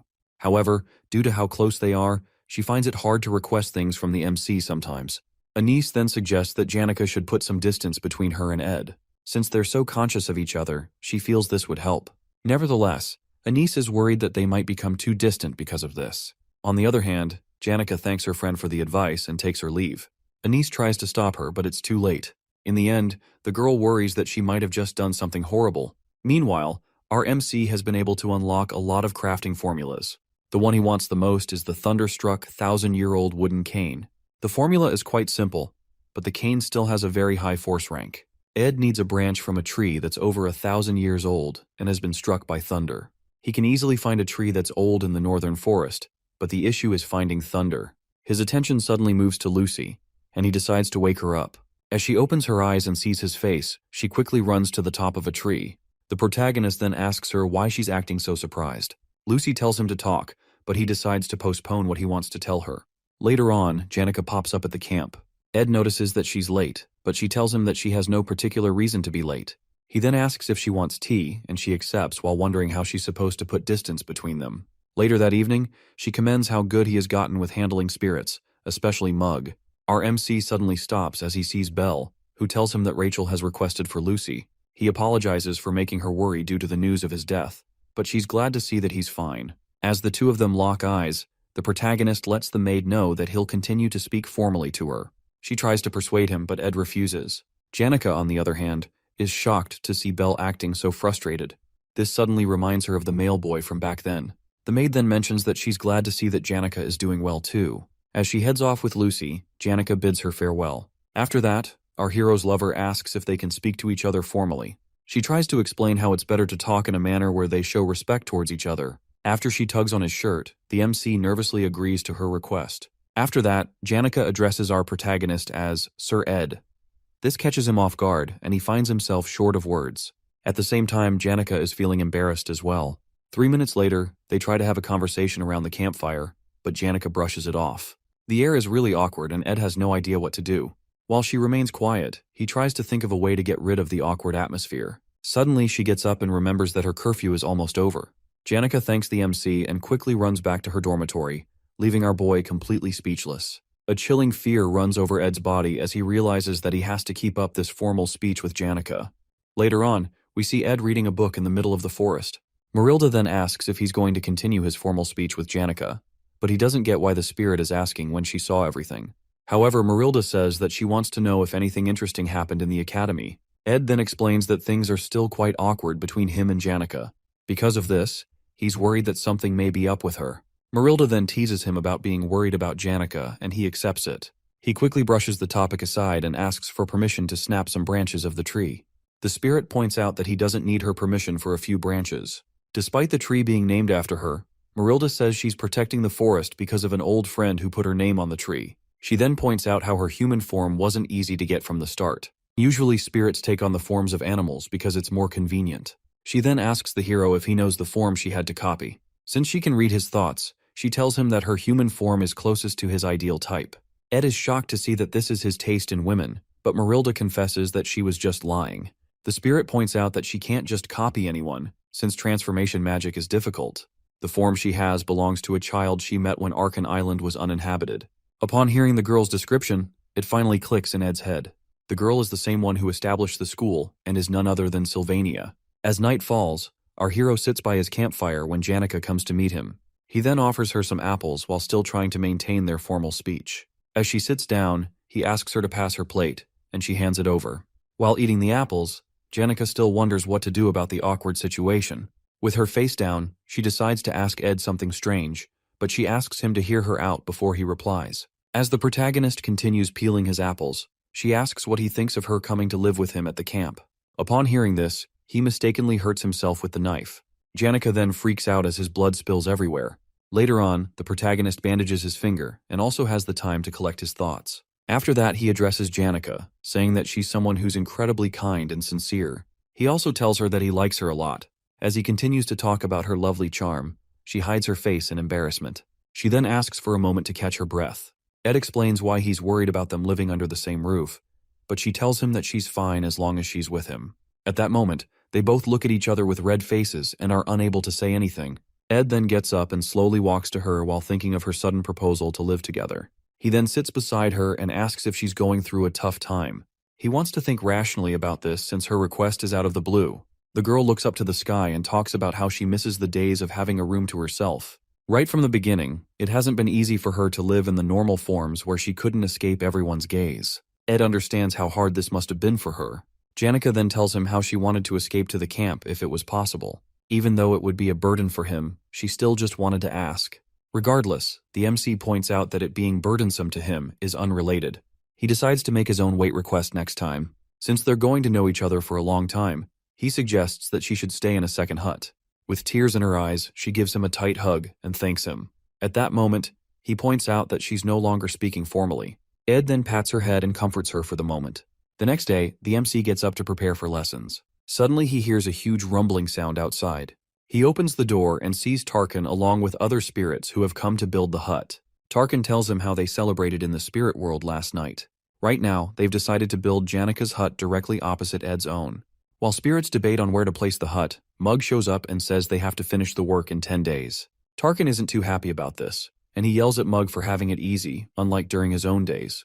With no other choice, Mug decides to have the work done within a week. After that, the fire dragon heads off. The protagonist is worried about Mug having to finish the hut in 5 days, but the little spirit doesn't have much of a choice. After that, our hero decides to go make the thunderstruck, 1,000-year-old wooden cane. Since Janika has done a lot for him, he wishes to repay her by crafting this new cane, and he hopes she'll like it. Meanwhile, Lucy is having a hard time sleeping, partially because of the construction work going on. However, her true anger is because of Janika, who is moving into the camp. As Janika greets the little girl, she sees her expression and recalls their battle of wits before. She then proudly tells Lucy that she'll be living in the camp. However, this only makes the little mage more upset. Later on, we see the protagonist at the faculty building with a lot of borrowed books. These elemental magic books are supposed to help with the firepower of his particle explosion spell. While being lost in thought, he suddenly sees a girl playing her guitar by the water fountain. Her name is Adele Saris, and she doesn't really appear often in the game. As he passes her, she calls out to him, and he wonders why she's talking to him. She tells him how much she's heard from Taylor and Ayla, but our boy doesn't really care. According to Jix, Taylor has been growing much stronger recently. Adele then offers to play a song for Ed, but he declines. As he walks away, she tells him that if he rises to the patriarch's throne, he'll have to kill the person he respects the most. The protagonist becomes shocked by this sudden prophecy. However, he feels he doesn't have to worry much since her prophecies don't always come true. On the other hand, he feels more unsettled because Adele will die in a scenario in the third act. Our hero returns to the camp and doesn't seem too happy about his current situation. He wants to make 2 canes for both him and Janika, but Lucy says she'll only strike one of them with thunder. Seeing how stubborn she is, he decides to make only one and give it to Janika, but this irks the little girl even more. Hearing Ed talk about Janika makes Lucy want to rip out her hair. Suddenly, she agrees to strike both canes. However, it's on the condition that Ed goes somewhere with her. It is said that Archmage Glocht was renowned for his research results.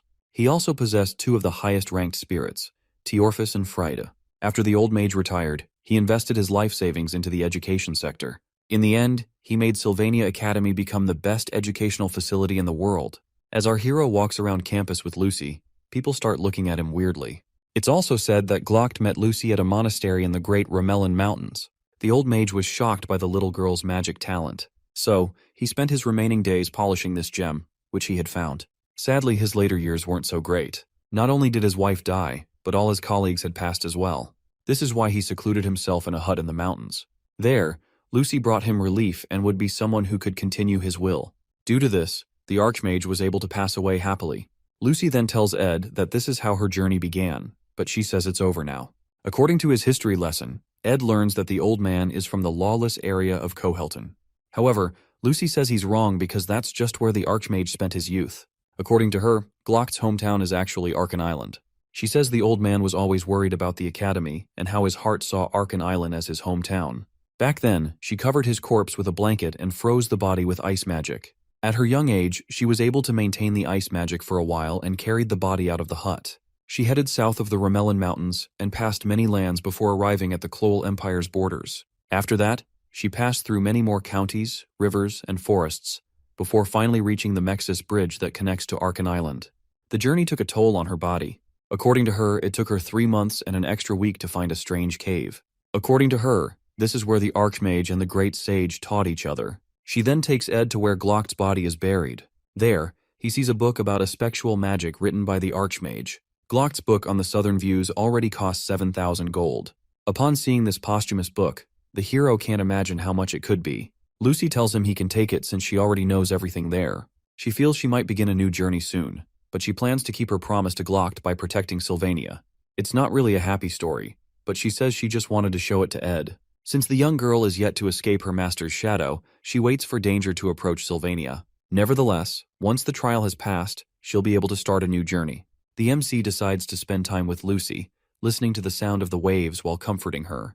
The atmosphere was just right, which is fortunate for them. Janika's cabin is finally finished, and she's shocked to see how fast it was built. She looks back and sees that the spirits are completely exhausted from being overworked. Mug tries to explain that this is all Tarkin's fault, but he pushes it aside and ascends with his companions. After that, Janika writes the word cohabitation on the ground and becomes increasingly excited at the thought of it. Ed's cabin door opens and Lucy steps out. She quickly gives Janika an evil look, and the girl is surprised to see her. After looking at the words on the ground, she takes pride in the fact that she's in a better position than her rival. Meanwhile, Ed unlocks the ability to use basic aspectual magic.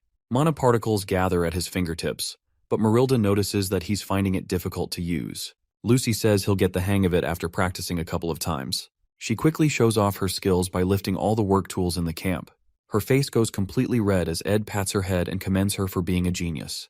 The MC is shocked to see that aspectual magic can actually be learned in the game since it's basically the greatest power. Apart from the danger it poses, it's a very difficult magic to grasp.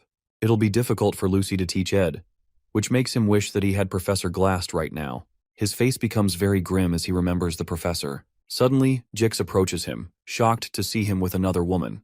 At this point, he wonders what kind of trouble Ed will get into. The protagonist then unsummons Marilda and Jix apologizes for reading the situation wrongly. After that, the guy shows Ed the books he asked for. The protagonist decides to repay him, and Jix asks for assistance with his student council work. He is concerned about the request due to the last issue with Tanya, but Jix tells him that the council president wants people she can trust. The council president has already gathered some top students and plans to recruit more, including Ed. Jix feels that the protagonist will reject the offer because he already has a lot going on. However, Ed is shocked to see that he expected it. After Ed saved Tanya, a lot of things have become unknown, such as Jix joining the student council. The joint combat training will be happening soon before the third act's final event. During this event, there's a scenario where Claude loses in the final battle. Ed remembers it as one with a bad ending, but it's out of his hands now. Right now, the flow of things is all unknown to him. Later on, we see a giant carriage known as the Wheeled Palace, moving and being guarded by a lot of elite knights. On top of the palace, there are two people sitting, known as Archbishop Verdio and the Holy Pope, Eldine. The two dignitaries will be arriving in Sylvania soon. With Verdio and Eldane visiting, Tanya is pressured to make sure that preparations go as planned. We also see other students helping her to sort out some paperwork. She sees that the dignitaries are worried about Saintess Clarice, and that the Holy Pope also wants to meet Adele. Meanwhile, the real Saintess is getting ready to show up for the first time in front of the students. Sadly, the Pope's visit overlaps with the combat training, which she was hoping to attend. Clarice will rather much remain a student than return to the Holy Imperial capital. Also, she hasn't been able to meet Adele because the girl is usually in and out of places. Not only that, but the Saintess has had some nice adventures and now has stories of her own to tell. Of course, she can't tell the Archbishop about the incident with Lucy and Ed as well because Verdio will make her leave the academy. She finds it hard to refuse the Archbishop's words because he's always been like a teacher to her. Belle then tells her to eat comfortably after seeing how nervous she is. Clarice just needs to make sure that no one finds out her real identity, but she suddenly remembers that the protagonist knows who she is. Because of this, she fears what would happen if Ed and Verdio were to meet. As she shudders in fear, Belle offers to make tea for her, but she refuses and asks her to help with preparations to go out and meet Ed. The Saintess tells the maid that she needs to meet the MC quickly. On the other hand, Belle didn't want Ed and the Saintess to meet. The students gather to look at the matchups for the joint combat training. Meanwhile, Janika is feeling bad about not having any challengers for the training. Just like last year's exam, the results reflect in the grades of the students, and lower grades fight with higher grades as well. The only difference this year is the rule that you can challenge an opponent through a duel request. Currently, there are no first years in Class A, which makes them eager to win against a second-year student. These matches between the first and second years will be worth watching too. On the other hand, not many people are interested in the third and fourth year matches. Aside from when Janika beat Lortel, no one else was able to beat their junior. Janika notices that Ed is reading the book Lucy gave him, and he says it's important. She starts feeling jealous and he wonders why she's making such a face. Suddenly, the knights clear the way for the Saintess to come through. The protagonist becomes nervous when he sees the chariot because it's weird for Clarice to be there. As she steps out, he starts wondering if the Pope's visit was delayed. He and Janika are shocked as Clarice steps up to our boy, saying that she wanted to hurry and meet him. After greeting him, the Saintess requests to have a short conversation with the MC. On the other hand, Janika nervously introduces herself to the Saintess. Ed figures her reaction is normal since the Saintess isn't a regular person. However, he can't believe that the girl in front of him is the same as Kylie Ekney.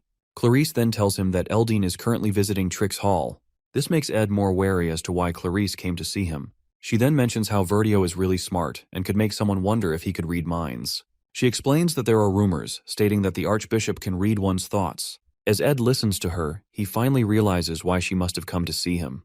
This is because she's worried that Verdio will find out that Ed knows her identity. He then tells her that there's no way the Archbishop will meet him. Since he'll be partaking in the joint combat training, he'll most likely never meet Verdio. Upon hearing this, the Saintess is relieved. Suddenly, Janica asks her if she just came there to see Ed. She then starts to give Clarice a deadly look. The Saintess tries to explain herself but only makes things worse. In the end, she admits that she wanted to see our boy. After getting embarrassed, she runs back to her carriage.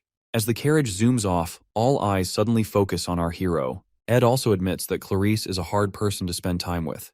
Later on, we see students cheering as the combat training takes place. Rumors are also flying around about Ed being just strong among the third-year weaklings. One of the combatants, Kordek, brings out an upgraded weapon and says he'll show why the upper grades are different. The other students become nervous and scared as they see the guy's blunt weapon. The professor then signals the start of the match between Ed and Kordek. In a split second, the fourth-year brute appears in Ed's face and tells him that it's not too late to run if he's scared. However, our boy blocks his opponent's strike with his magic and blasts the guy. Kordek lies on the ground, wondering how a third-year student is so strong. The protagonist then sends his spirits after the guy and finishes him with a huge explosion. The other students are left speechless as Kordek lies like a roasted chicken on the ground. Ed commends his opponent, but his mind was focused on other things during the fight. After Clarice's visit, he escorted Janica to the stadium. On his way to the other stadium, he suddenly meets Adele. The girl feels that their meeting is by fate, but Ed is confused by her words. As she leaves for the hall, Ed thinks about the consequences of influencing the scenarios. After recalling Glast's death, he finds it hard to just let things pass. He then calls out to Adele and tells her that she'll die soon. Shockingly, she tells him that she already knows with a wide smile on her face. Upon hearing this, Ed bursts out of the room and runs fast to search for Taylor. Suddenly, the ground starts rumbling as if there's an earthquake. He looks outside the window and sees that what's happening now is far more than he imagined. His eyes grow wide with fear as he sees a creature thought to have gone extinct. The sacred lance dragon awakens, wreaking havoc in the whole vicinity. In the original story, Taylor crushes the strongest freshman and takes down Claude, who drank the evil god's blood. As he exits the room, he hears of Adele's death. This incident causes Clarice to lose trust in the Order and become a different person. Due to this, players named her the Faithless Servant. As the Order dispatched troops to deal with Clarice, an awakened Lucy completely wipes them out. However, this is changed with the appearance of the sacred dragon, Wellbrock, which is supposed to appear towards the end of the main story. Ed wonders just what the hell is going on. Meanwhile, the dragon is causing so much destruction with just its foot. As it takes a step forward, the shockwave is too much for him to handle. Students run for their lives, trying to escape the explosions as well. As the protagonist staggers to get back up, he sees that half of the dormitory has been reduced to ashes. After that, he dashes forward and breaks out of the window. He then powers up his magic ring, knowing that he might never be able to use magic again. He uses all the power he can muster to summon Marilda and tells her to run quickly. Over in Trick's Hall, the knights try to get the Saintess to safety. She tells them to gather the others as they offer to take her back to her carriage. In the blink of an eye, the knights are impaled by sharp objects that burst through the window. Clarice shields herself, and as the dust settles, you can see the frightened look on her face. She sees the scales, and as she walks out, she wonders who could have created such a horrid creature. The surviving knight tells Marv to prepare the carriage.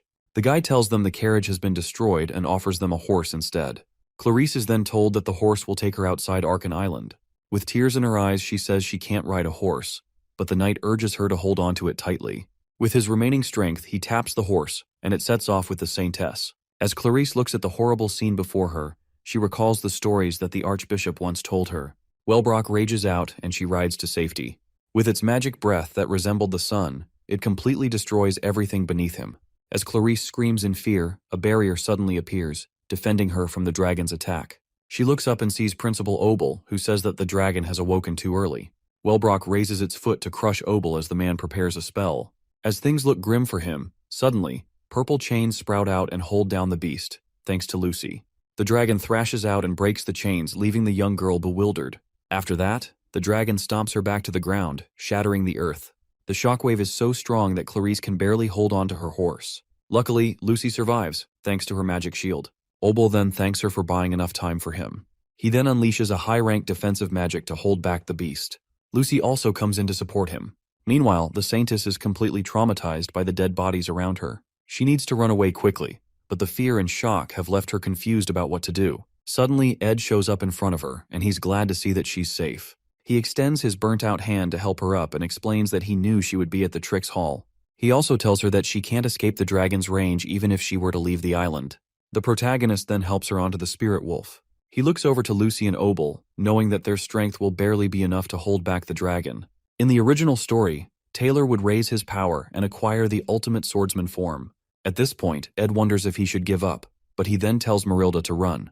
In order to resolve this, he needs to find out what caused the plot to change. At first, he blamed himself for the recent changes in the plot, but this doesn't explain why the final act of Chapter 5 is taking place now. In order to find out what summoned the dragon, he needs to get information about the major characters of Act 3. Lucy is currently fighting the dragon, and Clarice has no idea what's going on. Since Taylor must be trying to save people, Ed is shocked to see who this leaves out. Over at Nail Hall, as the students are running for their lives, Adele sees that the combat training plans have been cancelled. However, she is sure that fate will allow her to meet the Saintess one day. As the battle goes on, Ed figures if he finds Adele, the truth will be revealed. With him using the ring to borrow power from his future, he doesn't have much time. He arrives at the Ophilis Hall and tells Clarice to head inside. However, it turns out that the barrier wasn't able to block the dragon's scales. The Saintess shudders as she sees that most of the students are dead. The protagonist quickly grabs her land and runs inside, knowing that someone is still maintaining the barrier. As he rushes to the top floor, he finds Belle's body impaled by scales. Clarice offers to use holy magic to save her, but Ed already knows it's hopeless. Our hero figures that Belle crawled up to the top floor after suffering the dragon's attacks. With her remaining strength, the maid gives the MC a key before passing out. Knowing her, she'd say she did what she had to do. Tears flow down Clarice's eyes as she looks at the dead maid. As Ed closes Belle's eyes, Clarice believes that the maid will be all right. However, the protagonist grits his teeth in anger and runs out of the room with the Saintess. He opens the door to Clarice's room and tells her to keep a strong heart while he heads out. The Saintess tells him it's too dangerous, but as he tries to explain how things are outside, his words get cut off when he sees a huge gathering of mana particles in the air. He notices that it's aspectual magic and begins to search through all the books in the room. He feels the book he's looking for has to be there. Eventually, he comes across Glock's introduction to aspectual magic. As he assesses the situation, he notes the method of aspectual magic being used is nothing like he's seen before. Meanwhile, the Sacred Lance Dragon blows down fire on Obel's shield, and he can barely hold on any longer. As the flames head for where Ed is, he finally figures out why things are so weird. When Clarice asks if he has figured out something, the dragon's flames burst through the window, causing a blinding light to shine in the room. The entire room is destroyed in a huge explosion, and as the dust clears, there's barely anything left of the building. The Saintess then opens her eyes to see Ed standing over her with an iron rod through his body. While barely holding on, he tells her to ask for help if she needs it. Tears fill her eyes as she looks at him. He suddenly starts calling out some numbers, but the Saintess tells him to save his strength as she tries to heal him. Sadly, her efforts aren't enough. Our boy then dies and falls on her shoulder. The aspectual magic outside starts to grow bigger. Meanwhile, Clarice cries out, wondering why everyone had to die like this. She holds on tightly to Ed, begging and apologizing for all that has happened. Suddenly, her eyes open, and she sees herself back when she met with Ed and Janica. The students around are wondering why Clarice came to meet the protagonist. With the confusion, Ed asks the Saintess why she came to meet him. She suddenly dashes over the table and rips his shirt open, embarrassing our boy in the process. She doesn't see any wounds on his body and wonders how this is possible. Janica quickly calls her out for her actions. Clarice sits back down, breathing heavily, and wondering if everything she just experienced was a dream or a hallucination. She doubts the possibility after seeing the blood marks on her hand, and she realizes that she must have come back to the past. The Saintess recalls how she came to warn Ed about Vertio. After that, she went to Trix Hall to wait for the Holy Pope. While waiting for the Pope, the Sacred Lance Dragon attacked, and a lot of people died.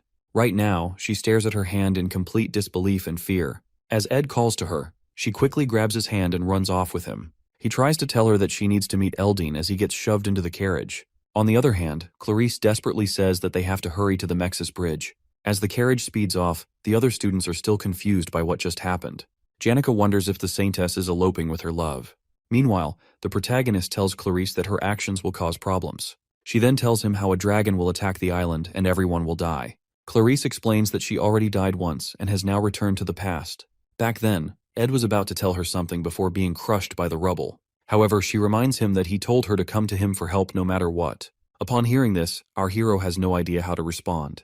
As they get to the bridge, they have to wait for the inspection personnel. Ed tells her that it's better to go back and meet the Pope, but she starts reciting the numbers that he said back then. Upon hearing this, Ed is completely shocked.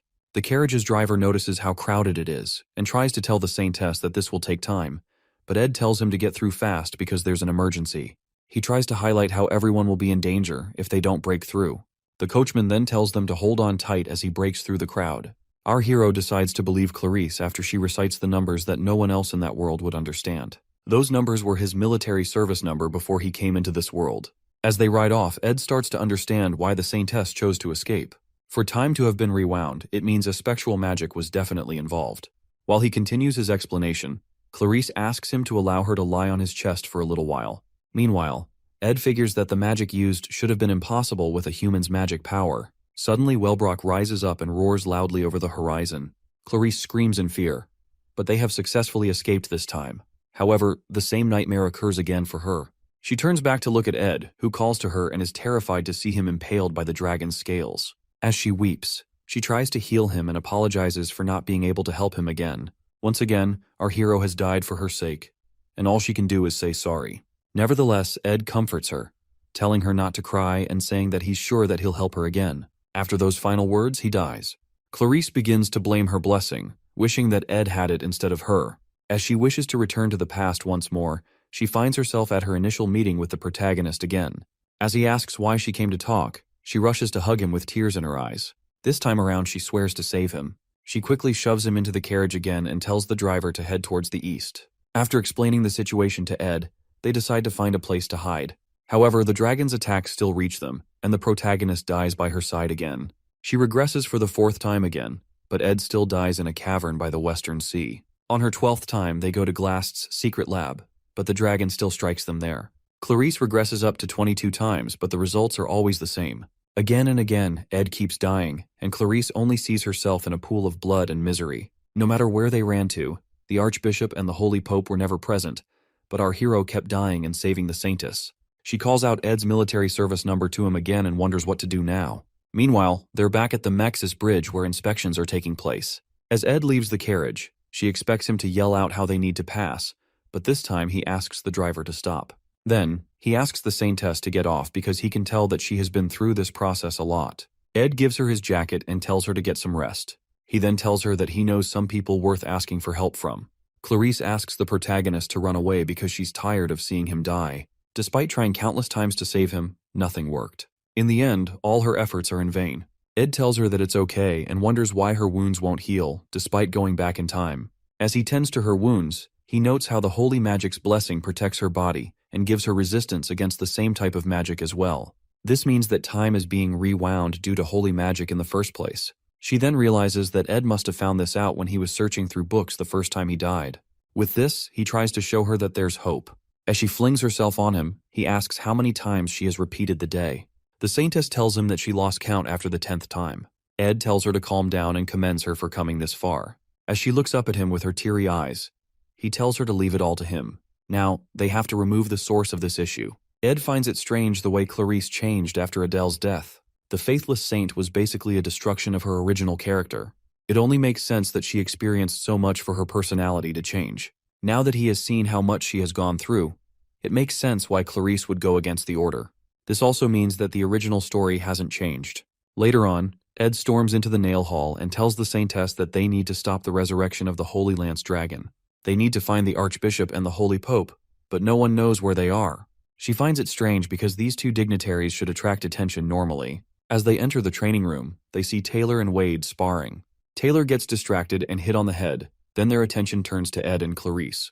Ed quickly covers the Saintess with his jacket and moves through the crowd. Seeing that they have to find Verdio and Eldane quickly, our hero meets with Lortel, who will most likely know their whereabouts. As she grabs the hero's hands, she's shocked to see that Clarice is with him. She calls him out for trying to hypnotize the Saintess, but Ed tells her that he needs to find someone quickly, and he offers to pay any amount of money she wants. Upon hearing this, Lortel asks him to explain what's going on. At the carriage depot, she successfully gathers all the intel and teases Ed about charging a high fee. She understands Ed's behavior, but doesn't understand why the Saintess has changed so suddenly. The protagonist begins to tell her how the combat training will be ending soon, and he also highlights how she keeps a clear head in most situations. He then tells her to stay calm and believe what he's about to say.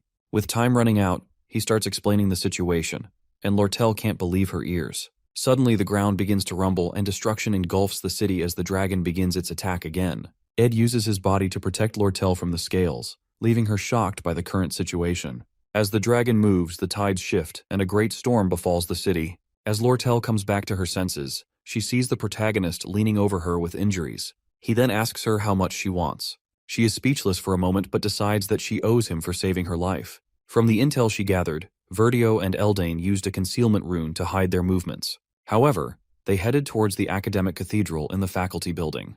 As Ed and Lortel head towards there, Clarice bursts out of the carriage and tries to stop Ed. Seeing how worried the Saintess is, Lortel starts to feel awkward. The merchant girl then tells them to get moving. Luckily, there's a horse that can still get them to the faculty building. Ed gets on it and asks for the reins.